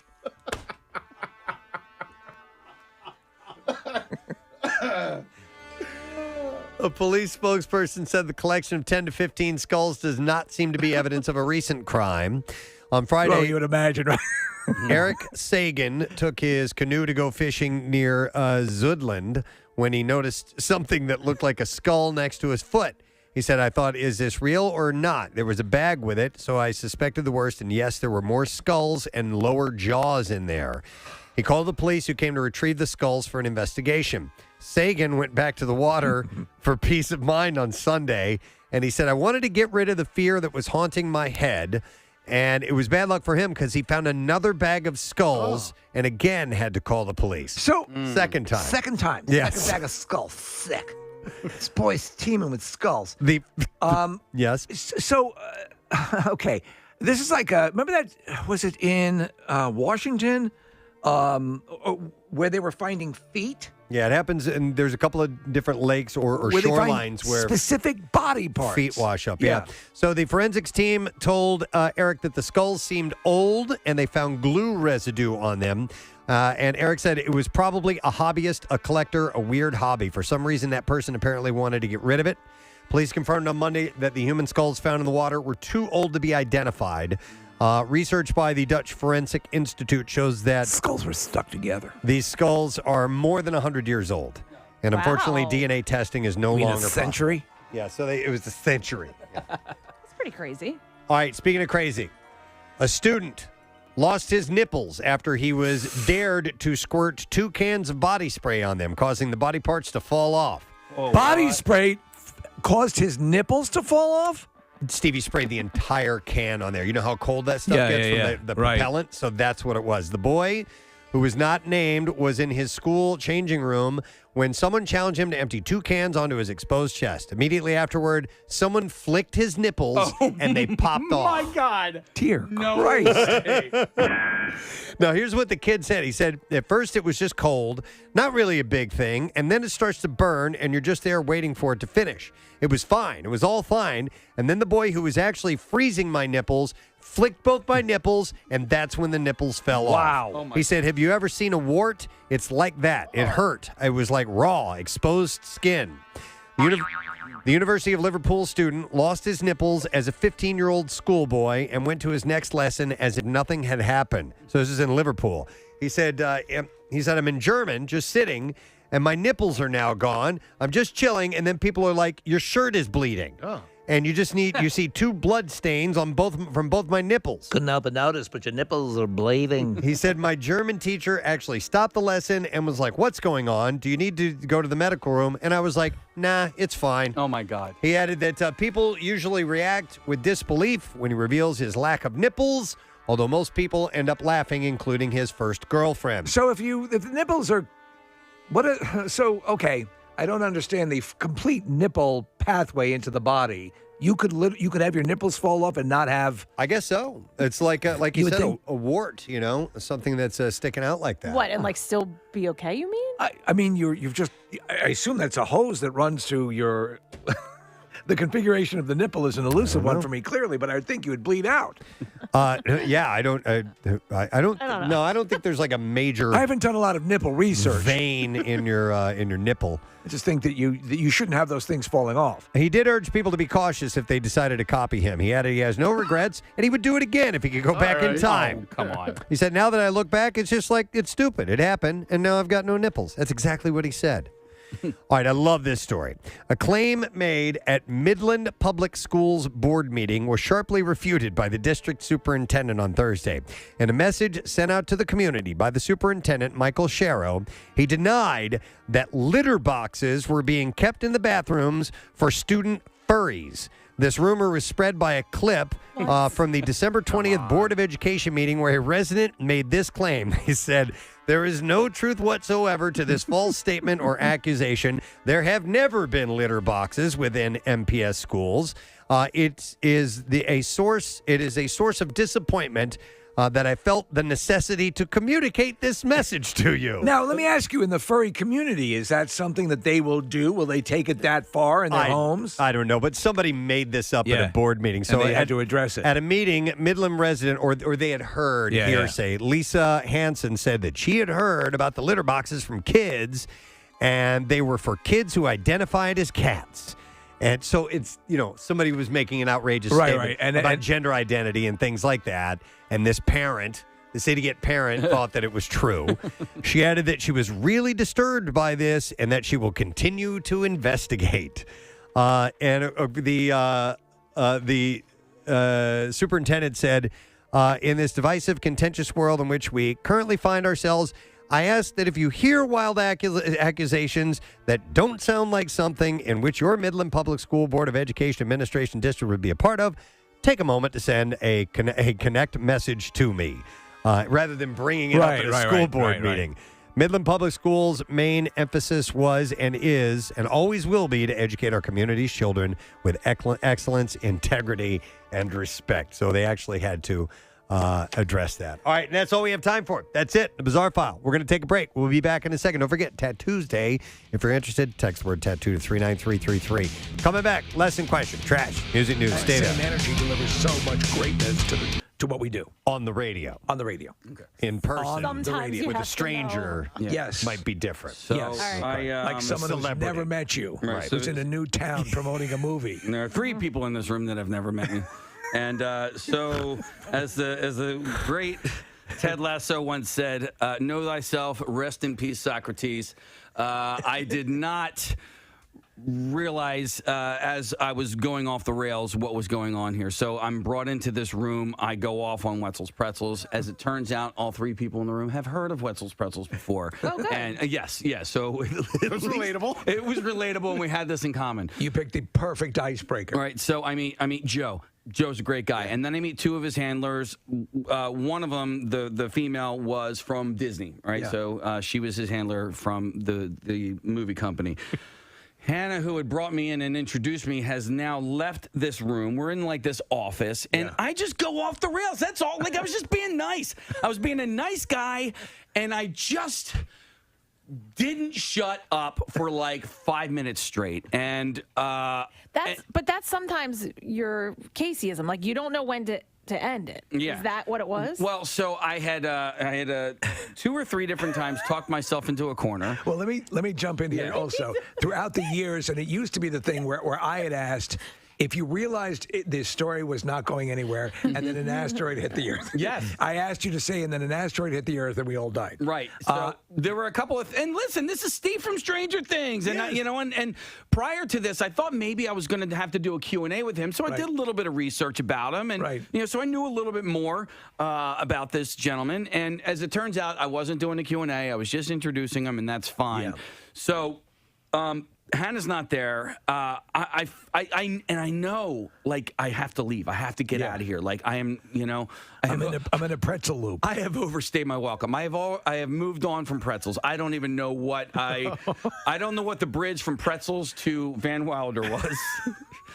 But now I'm at Van Wilder, and because Ryan Reynolds is in Van Wilder. Sure. All right. Sure. So, and I'm relaying the story. Another icebreaker. I had a really great interaction and encounter with Ryan Reynolds at the Van Wilder screening and press junket in Panama City, and I'm relaying this story, and then I just hear a knock at the door. And I'm like, okay, let me answer the door. It's Hannah from Allied Advertising. So I open the door, and she goes, hey, there's some people out here who want to have their picture taken with you. And I go, oh, okay, And I start walking out the door. I get halfway out the door, and I go... You weren't talking to me, were you? Wait, no. Oh, no. No. What? She was talking to me. Okay, all right. All right. But I kind of made a joke, like, oh, Joe, no, they want some pictures. And she goes, no, they want pictures with you, with me. I'm like, oh, okay. And I walk halfway out the door, and it dawns on me that there's nobody out there to take pictures with me. Oh my God. The girl from Disney essentially texted Hannah, like, dude, get this guy the F out of here. Oh no. Oh no. Right? And it dawns on me, and I step out the door. Oh God. And then I turn back. I go, wait a second. Oh God. I go, did you send her a text message to tell her to come and get me? Oh no. Oh no. She did. She flat out did. I go, you did. I go, it's fine. I go, I get it. I go, I'm so sorry, man. Listen, sometimes I have no chill or whatever. But I go, I know you totally did that, right? And then I shut the door and I walk away with Hannah, And I go, did she send the text message? She goes, yeah, she did. I was like, oh my God. And listen, I don't care that I called her out on it. I don't. No. Like, that's if you're going to do it, you got to own it. Yeah. I'm like, and you did. I don't know what the text to Hannah said. I don't know if it was like, hey, get this guy. Can you get this guy? I don't know if she was nice Please about get him it. to talk about pretzels again. Oh my God. But I mean, we're closer with Hannah than them. You should really ask I want to know what the text said. I would, you know what? I will ask her, but she confirmed that no, there was nobody out there to take pictures with me. So now I'm standing outside of this room, and there's a step and repeat background. Nobody's there to take their picture with me, and now I'm like, oh my gosh, like. Now you're thinking. I was a child at this point, I was so embarrassed, and I was like so inside my own head, and I was like, this is terrible. I am so embarrassed. I almost felt like crying, and then because I was depressed, I was like I legit got depressed at who I am as a person, and then I was like a little bit mad. I'm like, but I was being nice, you know what I mean? Like I'm a nice person, but like, God, Case, you're a 46-year-old man. You should freaking know. You have met a celebrity before. Like, stop being such an a-hole. You were just excited over pretzels. I was excited over that. Was the problem. You were excited over great pretzels, and I still want to open a franchise, and it's not that expensive to open a franchise. My wife said, no, I'm not allowed to open a Wetzel's Pretzels franchise. And I was trying to think of, like, where could I open a Wetzel's Pretzels franchise? Where could I? I thought this would have been you going, I need to go back and apologize right now, and then go back in there, and then they're with this guy again. Yeah. We can't get rid of him here. What was the converse? Like, what was the... There was no conversation, right? Was it just you talking and not ending? Right. All right. So, no, I try to get people involved in said conversation. So the questions were asked, I think, I'm pretty sure. Do you recall a real exchange, like a conversation, or did you ask them to write down their questions and submit them to you? I don't know. So was there any point at which... I don't know. I'll tell you what, there were questions asked, and you didn't breathe to let them answer. I had another moment over the weekend, too. Where... Well, wait. Before you go to that, to this point, did you encounter them again? Did you get a chance to apologize to him, our buddy from Stranger? I talked to the guy. Yeah. All right, so I never talked to the girl again from Disney. I talked to the guy. So I had gone into the theater after I had walked away and hung my head in shame for 10 to 15 minutes and texted you guys to try and make myself feel a little bit better.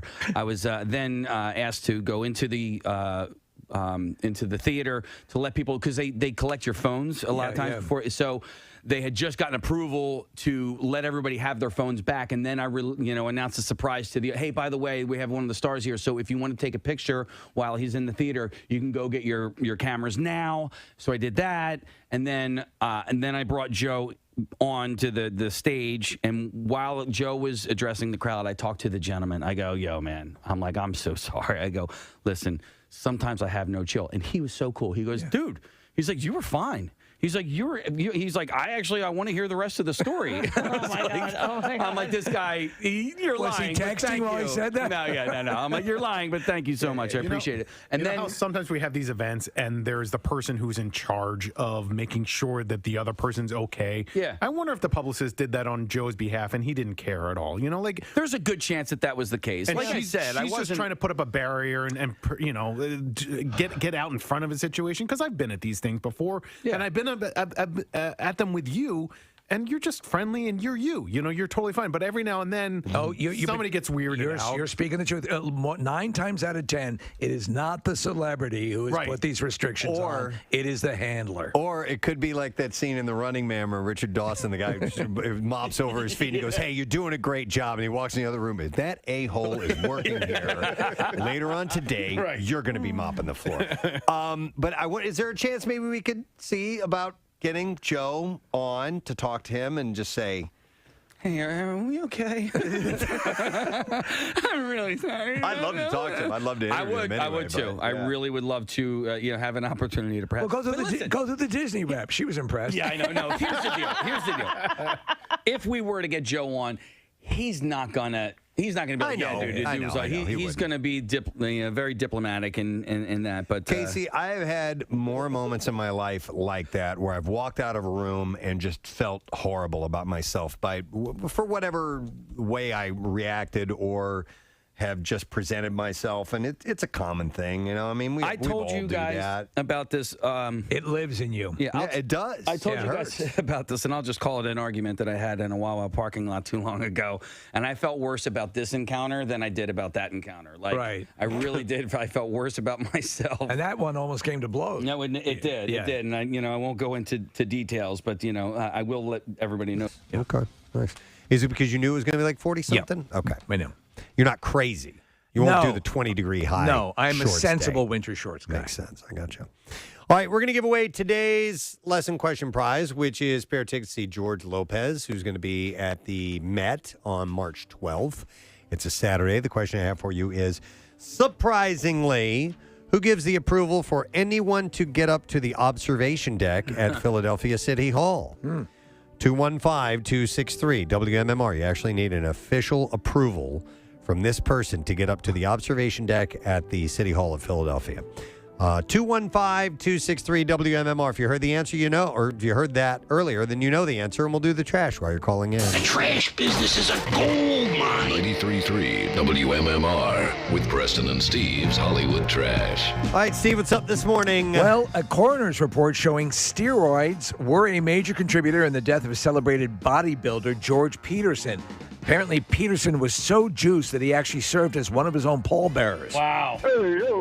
An introspective Tristan Thompson sharing his thoughts on social media, saying he's been able to find his strength by facing his greatest weakness. Thompson then admits that his greatest weakness is, quote, the gash. And finally, first it was Sex and the City, now Billions has featured a character having a heart attack on a Peloton bike. However, the worst is yet to come when a new To Catch a Predator shows a Peloton showing up at a teen girl's house with condoms and wine coolers. That's your Hollywood trash. All right, we're going to get an answer here now, folks, and we want to know, surprisingly, who gives the approval for anyone to get up to the observation deck at Philadelphia City Hall. It is Samantha who we go to. Hi there, Samantha. Good morning, Preston. The Pope. The Pope! Very well done, Samantha. I want you to hang on because we'll get your information and then we'll give you those tickets to see George Lopez Saturday, March 12th at the Met, Philadelphia. Tickets are on sale now via Ticketmaster.com. Now, Preston and Steve's Music News on 93.3 WMMR. All right, we're going to start with this one. It's a pretty heavy story. In a new film that debuted on Sunday at the Sundance Film Festival, Marilyn Manson's ex-girlfriend, Evan Rachel Wood, claims that Manson essentially raped her during the filming of his 2007 music video for Heart-Shaped Glasses. She said, we're doing things that were not what was pitched to me. We had discussed a simulated sex scene. But once cameras were rolling, he started penetrating me for real, and I had never agreed to that. I'm a professional actress. I've been doing this my whole life. I've never been on a set that unprofessional in my life up until this day. Jeez. And she added, I was coerced into commercial sex act under false pretenses. That's when the first crime was committed against me. I was essentially raped on camera. Wow. And I was reading through a pretty lengthy article about this film in particular. Pretty wild stuff. Is there carving in this as well? Is this because so she has his initial down by her nanny hoo-hoo carved, essentially saying that, she was under ownership by him. And his fascination with Nazis and Nazi memorabilia and she was saying, look, at some point it's like, okay, rather than just, appreciating whatever that was, why not just come out and say you're a freaking Nazi, dude? Right. You're certainly, he was behaving that lifestyle. Right. Yeah, she's part Jewish. Yeah, and he above their bed he had a sign that said "Kill all the Jews." Yeah, and so things like that are in this. I film. think you can be historically interested and still not be a Nazi. But she's some really wild stuff on how she was groomed and the steps and the first. Indicators that started to pop up as she reveals them, like he would say certain things that just teetered on the edge of Wait, was he serious about that? You know what I mean? Yeah. When is she?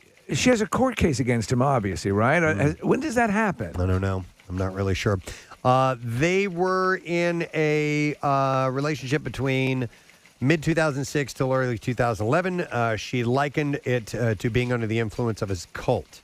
And she helped get some statutes changed as far as limitations when it comes to, people that are assaulted and so on. Do you know what happens, though, with something like this? You see him, you see his persona, you see how it's always been effed up. Mm-hmm. And so I'm sure, the case or the defense will say, well, look at what you were with, But I mean, the stuff that she's been describing lately far transcends, he's just a rebel or anti-establishment, or he's trying to tweak the system. Yeah. I mean, some scary stuff. So Phoenix Rising is set to premiere on HBO in March. You'll be able to see for yourself. Bob Dylan is set for a 27-date spring tour this March and April. Nothing that's headed directly into our region, but there's some other Dylan news. What's going on? Sony Music Entertainment has fully acquired Bob Dylan's entire back catalog of recorded music, as well as rights to multiple future new releases. Take it away, boys. The deal, rumored to be worth up to $200 million, comprises the entirety of Bob Dylan's recorded body of work since 1962, beginning with the artist's self-titled debut album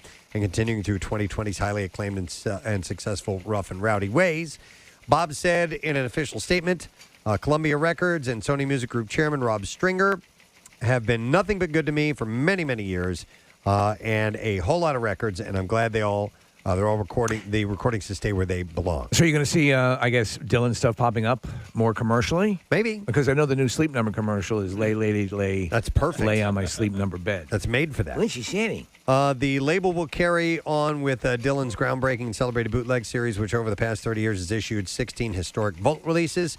Back in 2020, Bob Dylan sold his entire music publishing catalog to Universal Music Publishing Group for an estimated $300 million. That tally, though, could be as high as $400 million. The catalog of over 600 songs spans a full 60 years up through Dylan's most recent album. So he's cashing it in. You bet your ass. Yeah. Steve, I'm sure you saw this and probably are getting your tickets, but Daryl Hall has announced an archival album and solo tour, and of course he'll be coming to Philadelphia. Love Daryl Hall. Love Hall & Oates. He's best known, of course, as one half of Hall & Oates, but Daryl Hall has an expensive solo catalog of his own. Today, the singer has announced a retrospective double album called Before and After, out April 1st. Additionally, Hall has mapped out a solo tour this April. His 8-night solo tour kicks off in Chicago, and then he will end up in Philadelphia at the Met. And I think Chicago! At the Met, and that is on April 9th. And tickets go on sale Friday at Ticketmaster, and he'll be joined on the road by Todd Rundgren. Oh, they're perfect native. together. They're sensational. I saw the Hall & Oates with Todd Rundgren. It was one of the best shows I ever saw. Yeah, he Dave Stewart was on that too, right? I didn't see him with Dave Stewart. No, yeah, but I'm sure he was. One of his Hall's solo songs, which I love, is Philly Mood. Mm-hmm. I'm in a Philly mood. Oh my God, that's such a good song. Blue-Eyed Soul. Yeah. Yep, absolutely. And then one last story. I love this. Cyndi Lauper's music video for Girls Just Want to Have Fun officially crossed 1 billion views on YouTube, marking the iconic singer's first entry onto the video platform's Like a billion. billion views club. I understand that girls just want to have fun. Well, I'm here to bring it. You're the boredom. I'm the fun. Lauper's recording of Girls... Down there, outside in the jungle, waiting to have fun. I'm just a girl who wants to have fun. And who do I see? Captain Lou Albano. Got rubber bands on his face. He was in the music video, yeah, that's right. Even Rambo. Girls just want to have fun. I want to have fun. Coming back, sitting by me saying, people meet me in the airport, spit in my face saying I don't want to have fun. I said, how do you know? I want to have fun. Commandos want to have fun. Absolutely. Yeah. She-bop. Yeah. So her recording of Girls Just Want to Have Fun was released in 1983 on her historic debut album, She's So Unusual, becoming a breakthrough hit and feminist anthem. It was a great video. It was. The accompanying music video, which culminates in Lauper dancing across New York City back to her parents' apartment, accompanied by a parade of revelers, was first uploaded to YouTube in October of 2009. Girls Just Want to Have Fun is the fifth song from the 1980s to surpass 1 billion views on YouTube, alongside Sweet Child of Mine, Aha's Take On Me, Michael Jackson's Billie Jean, and Rick Astley's Never Gonna Give You Up. So she's in great company. Yeah. Cindy commented on her hit song and video and said that what many people don't realize is that Girls Just Want to Have Fun is really a political song. Her rendition is a cover of the song, was written by Philadelphia native Robert Hazard, and released as a single in 1979. She said, when I got my feminist hands on Girls Just Want to Have Fun, I knew I wanted to make it into an anthem for all women. Sonically, I wanted the song to be uplifting and joyful. When it came time to make the video, it was really important to me to make sure that we included women from every walk of life. I wanted every little girl watching the video to have the joyful experience of seeing herself on that screen, and I wanted us to be a community. She said, back when we made the video, there was no YouTube, so when you think about it, it's really extraordinary. The reach that this song has, the longevity. That people still purposely seek this video out and press play. Wow, I'm really grateful, and thank you. She has personally sold more than 50 million records worldwide to date. She was the first woman to have 4 top 5 singles from a debut album, and has been inducted into the Songwriters Hall of Fame and was awarded a star on the Hollywood Walk of Fame in 2016. A while back, I took a dive into We Are the World. Yeah. And there's a lot of unreleased video footage from that recording session. And I watched the session where it was her and Huey Lewis, and I think it was Kim Carnes, to sing their part. And they go through several different renditions of that, other than the one you know on the album. Sure, yeah. She was a great singer. I She mean, is. a really, really good vocalist. Did she check her ego at the door, as the sign says? I guess, yeah. But she was fantastic in that, and then I regained an appreciation for what And a good songwriter. A singer she is. So, and all she wanted to have was fun. Yeah, I never knew that was a feminist song until right now. Yeah, girls just want to have fun. I just thought it was a celebration of Captain Lou Albano. Apparently, they want to have the same experiences that men can have. Mm-hmm. Yep. All right, and there you go. And she has more Philadelphia connections besides Robert Hazard, because True Colors was written by Rob of Rob Hyman, Rob from the Hooters, yeah. And she invented the cheesesteak. But he sings background on that record. Yep, correct. All right, and there you go. That is your music news. We're going to take a break. We're going to come back, and we're going to wrap it up. When we get back, make sure you stay with us. That I was in fall to begin with. But I had a very similar experience on Saturday night at the Fish concert. I was talking to a gentleman named Dave who he was telling me about these guys that were standing behind me, and one of the guys just so happens to be a guitarist of a band that I actually just started listening to, and I was like, what? You know? And Pretzels! I'm like, oh my God, Corey Wall! Pretzels! I like pretzels! Do you like pretzels? You ever had a Wetzel's pretzel? No. So the guy's name's Corey Wong, and he's the guitarist for a band Wolfpack. And I love Wolfpack. Thank you. Yeah. So do I. And I started going a little bit off the rails. And then Dave, who introduced us, he sort of had to like qualify, hey, this guy is the producer for the #1 morning show in Philadelphia. Yeah. And that's what he says. And I'm like, oh, man. I did it again. I'm doing it again. I'm like, he's totally he's saying to this guy, this dude's not just a, although I am. Yeah. I was like, okay, all right, let's reel it back a little bit. But this one time when you did the thing, no. So I tried to reel it back. Pretzel bread. I like bread. So listen, I didn't feel as you bad about probably that felt encounter. it was worse than it was because now you were hyper aware of it. Yeah. I'm sure it wasn't that bad. It's challenging though too, because when you're with friends, when you're with loved ones, everybody smiles and nods and it's cool. When you're with strangers or somebody you've never met before, it changes the dynamic. And you have no idea what was going through Joe Keery's head. I'm sure he's fine and probably hasn't thought about it since then. Right.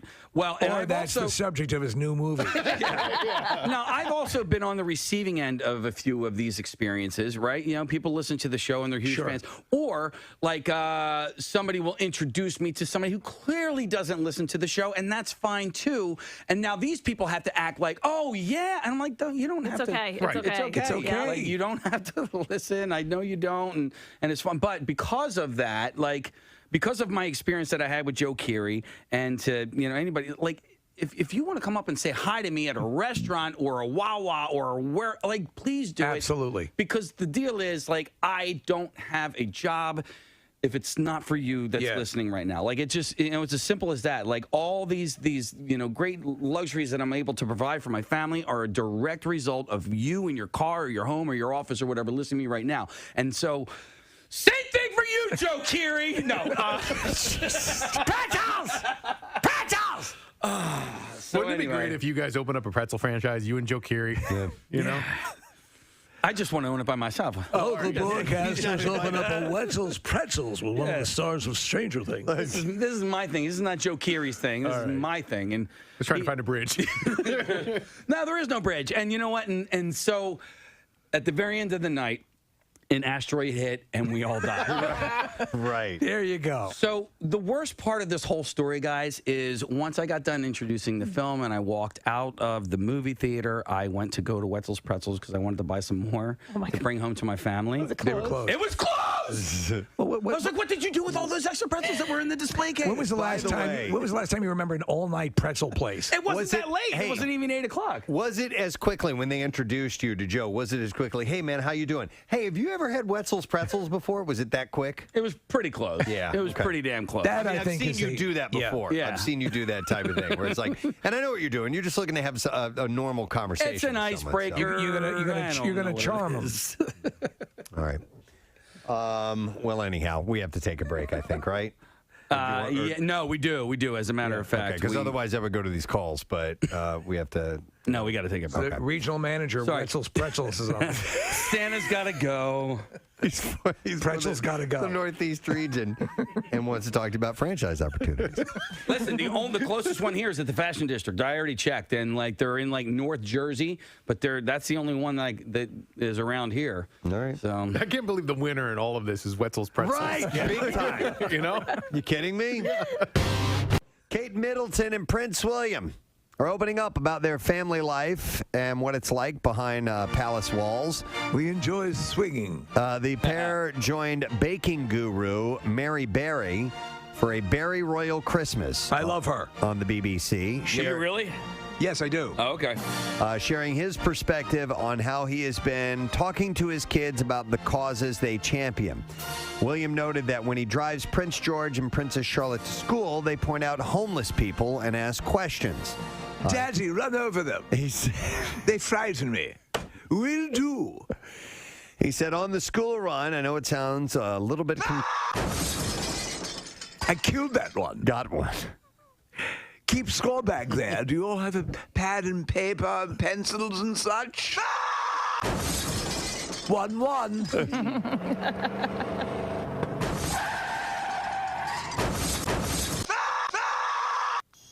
You got two that time. William also highlighted his late mother, Princess Diana's work, and credited her with opening his and brother Harry's eyes. And he said that a visit to the Passage Homeless Charity was one of the first places I came to, actually. It must have been between 8 and 10 years old, something like that, and it had a profound effect on me. He said, my mother knew what she was doing with it. She realized that it was very important when you grow up, especially in the life that we grew up in, that you realize that life happens beyond palace walls and that you see the real people struggling with real issues. And this is the cake woman they're talking to? This is the cake woman. I'm sorry, were you talking to me all this time? Yeah. Mary Berry. And I simply asked, how are you doing? The special aired yesterday on the BBC, by the way. There was a throwaway line that made a lot of press. I guess it was in the Daily Mail. She said to Kate Middleton, basically something like, would you like to squirt on the cake? Oh, geez. And so there was actually isolate, and they thought that was rather amusing. Why don't you lift up your skirt, hop up on the table, and squirt on the cake? Squirt. You know, like they do in pornographic films. Royal jelly. Royal jelly. Wow, you're like a geyser. Okay. Kevin Costner has set a new drama at ABC. ISB will tell the story of elite special agents of the Investigative Services Branch, whose job it is to solve the most complex and heinous crimes committed in national parks in the Pacific West region. ISB? ISB. He is going to produce and write this. It's a procedural. Former The Flash showrunner Aaron Helberg and Costner will co-write and executive produce. And Helbing will also be, act as the showrunner. I don't think he's planning on acting. He's producing in the whole thing. He's also but- producing a series for NBC called DVDA. Oh, really? Yeah, which and it's another division, Preston. I guess that is. They have there's 2 openings in that particular division. Jesus. Oh, and there's 2 different divisions, right? Yeah, exactly. Okay. So 4 openings total. Yeah. No, 2 openings, just 2 4 openings. positions. Wow. I'm with DVDA. Any openings there? 2. You guys are talking about the Delaware Valley Dance Academy, right? Yes, of course. Yeah, 4 positions. 4 positions for 2 openings. Right.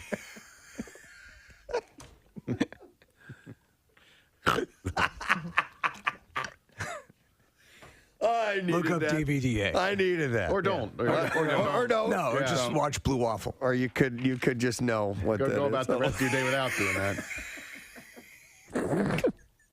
Did you guys see the updated ET commercial that's I on? did. It's Yeah. great. I love it. It is Steven cool. Spielberg directed it. Did he? That's what I was wondering because that's what I read. I'm like, you can't tread on Steven Spielberg's territory. Yeah. Well, Henry Thomas, who played Elliot, allegedly tampered with his sobriety test during a DWI stop. According to a police report obtained by TMZ, he refused a breathalyzer during a stop in Oregon. He was reportedly taken to a station and put in a holding cell. And when a urine sample was taken, the report claims he filled it with toilet water. The oldest trick in the book. E.T. taught him that. He denies the If claim. you're ever arrested for drinking, take your urine specimen and mix it with toilet water. He denies the claim. Last month, the 48-year-old pleaded no contest to driving under the influence. He was given a $500 fine. I was also told to attend a victim impact panel and install a car Here, I'll breathalyzer. piss in a cup for you. Oh my God! There are no minerals in this urine that are not even on Earth anywhere. It's purple. It looks like the purple stuff. You drink instead of Sunny Delight. Breaking news. Really? What's up? Marissa was just telling me you sent it over. Okay. We heard rumblings about this. I guess Monday that Pearl Jam is going to have new music out. Oh yeah, Bill mentioned something to us about that. Okay. We have a clip of the song Marissa just sent over. Oh. And she's going to get you some information on the album. What's the name of the song, Marissa? I can't. Oh, I'm sorry. She does not. What is it? It's called Four Corners. Four Corners. Four Corners. Just a clip of the song. You want to So it's play? ready to go now? Yeah. Did you All finish the endorsement or the? I did. Okay, I all did. right. Yeah. So limited time offer was the last part. Fantastic. Yeah, that to me again. That was a first listen for that, but that's a good song. And by the way, I know that was a bit of an overstatement. Eddie's the greatest, one of the greatest ever. So I would never say. Yeah, but I know what you're saying. But I mean it's just impressive, just incredibly impressive to see this kid surfacing like that. Like Eddie wasn't a singer, he wasn't a drummer either. Well, no, he was a drummer when he was a kid. But. Well, facts are facts. Like we acknowledge Kathy is a great accordion player. Right. Yeah. We all know this. Can't deny it. Can't deny it. Absolutely. It's his birthday tomorrow, right? It would have been Eddie's? Yes. Yeah, okay. Yes. That was the most interesting birthday closest to mine. Right, yeah. Because nobody interesting, other than nowadays, Alicia Keys is a Brent celebrity Selleck. birthday on my birthday. And Brent Selleck, yes. But for the most part, Eddie Van Halen was the coolest one I always identified with. I would like to thank our guest. He was super cool as well. Incredibly cool. Mr. Keifer Sutherland. Yay! We had a really great conversation with him. He's got a new album. It's a country-flavored sound that he goes with called Bloor Street. And he's a singer, songwriter, guitar player. And he's going to be in our area at Ardmore Music Hall on March 12th. And the tickets go on sale tomorrow, I believe. It says available. Oh, that's the album. But tomorrow, I believe at 10 a.m. through Ardmore Music Hall. Yeah, So he describes his own sound as Americana. yeah, really cool guy. Very, very nice and willing to talk about all kinds of stuff throughout his career, which is cool. Pierre Robert is here. Hey, man, how you doing? Good day. Nice to see you, sir. That was a great conversation. What was he on a Zoom? Yep. Yeah.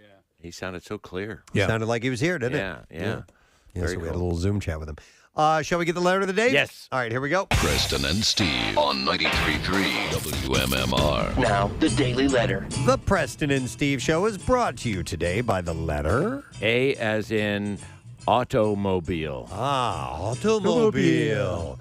We're going to give away a Steven Singer Jewelers Valentine's Day prize pack on Friday, including a Ring of Hearts diamond necklace and a triple Emerald City Rose bundle, one of each of their brand new roses. Emerald City 24-karat gold dipped rose, Emerald City Rose Gold Rose, and the Emerald City Platinum Dipped Rose with a display, stand, and signature rose scent. And it's from Steven Singer Jewelers. Visit IHateStevenSinger.com for fast free shipping on Steven's signature gold dipped roses for your Valentine. So that goes out to you on Friday.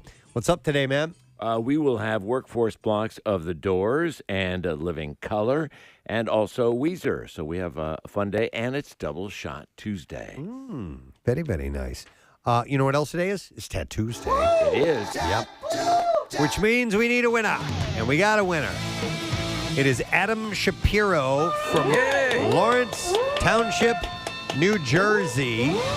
And we're going to give Adam a $350 gift certificate for Floating World Tattoo and Piercing. That's nice. And Tattoos Day on the President Steve Show is presented by Floating World Tattoo and Piercing, 1729 South Street in Philadelphia. For artwork samples, you can visit floatingworldtattoos.com or check them out on Instagram at Floating World Tattoos.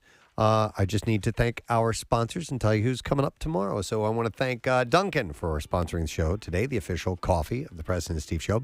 And also, let's see, Acme. You can download the Acme app to see your all-new deals, rewards, and perks today. Visit acmemarkets.com for details. Tomorrow on a program, a Wednesday, so Fox Good Day, secret text word. We're also going to have comedian Dusty Slay on. And we are from the Flyers. He's tonight. As long as he suits up and goes out on the ice, Keith Yandel will have the consecutive game record of the NHL, which ain't no little bitty thing, gang. The team may be losing like crazy, but he is breaking a national record. Pretty cool stuff. So we'll talk to him. That is it. We are done. Rage on. Have yourself a great day, and we'll see you tomorrow. Bye-bye.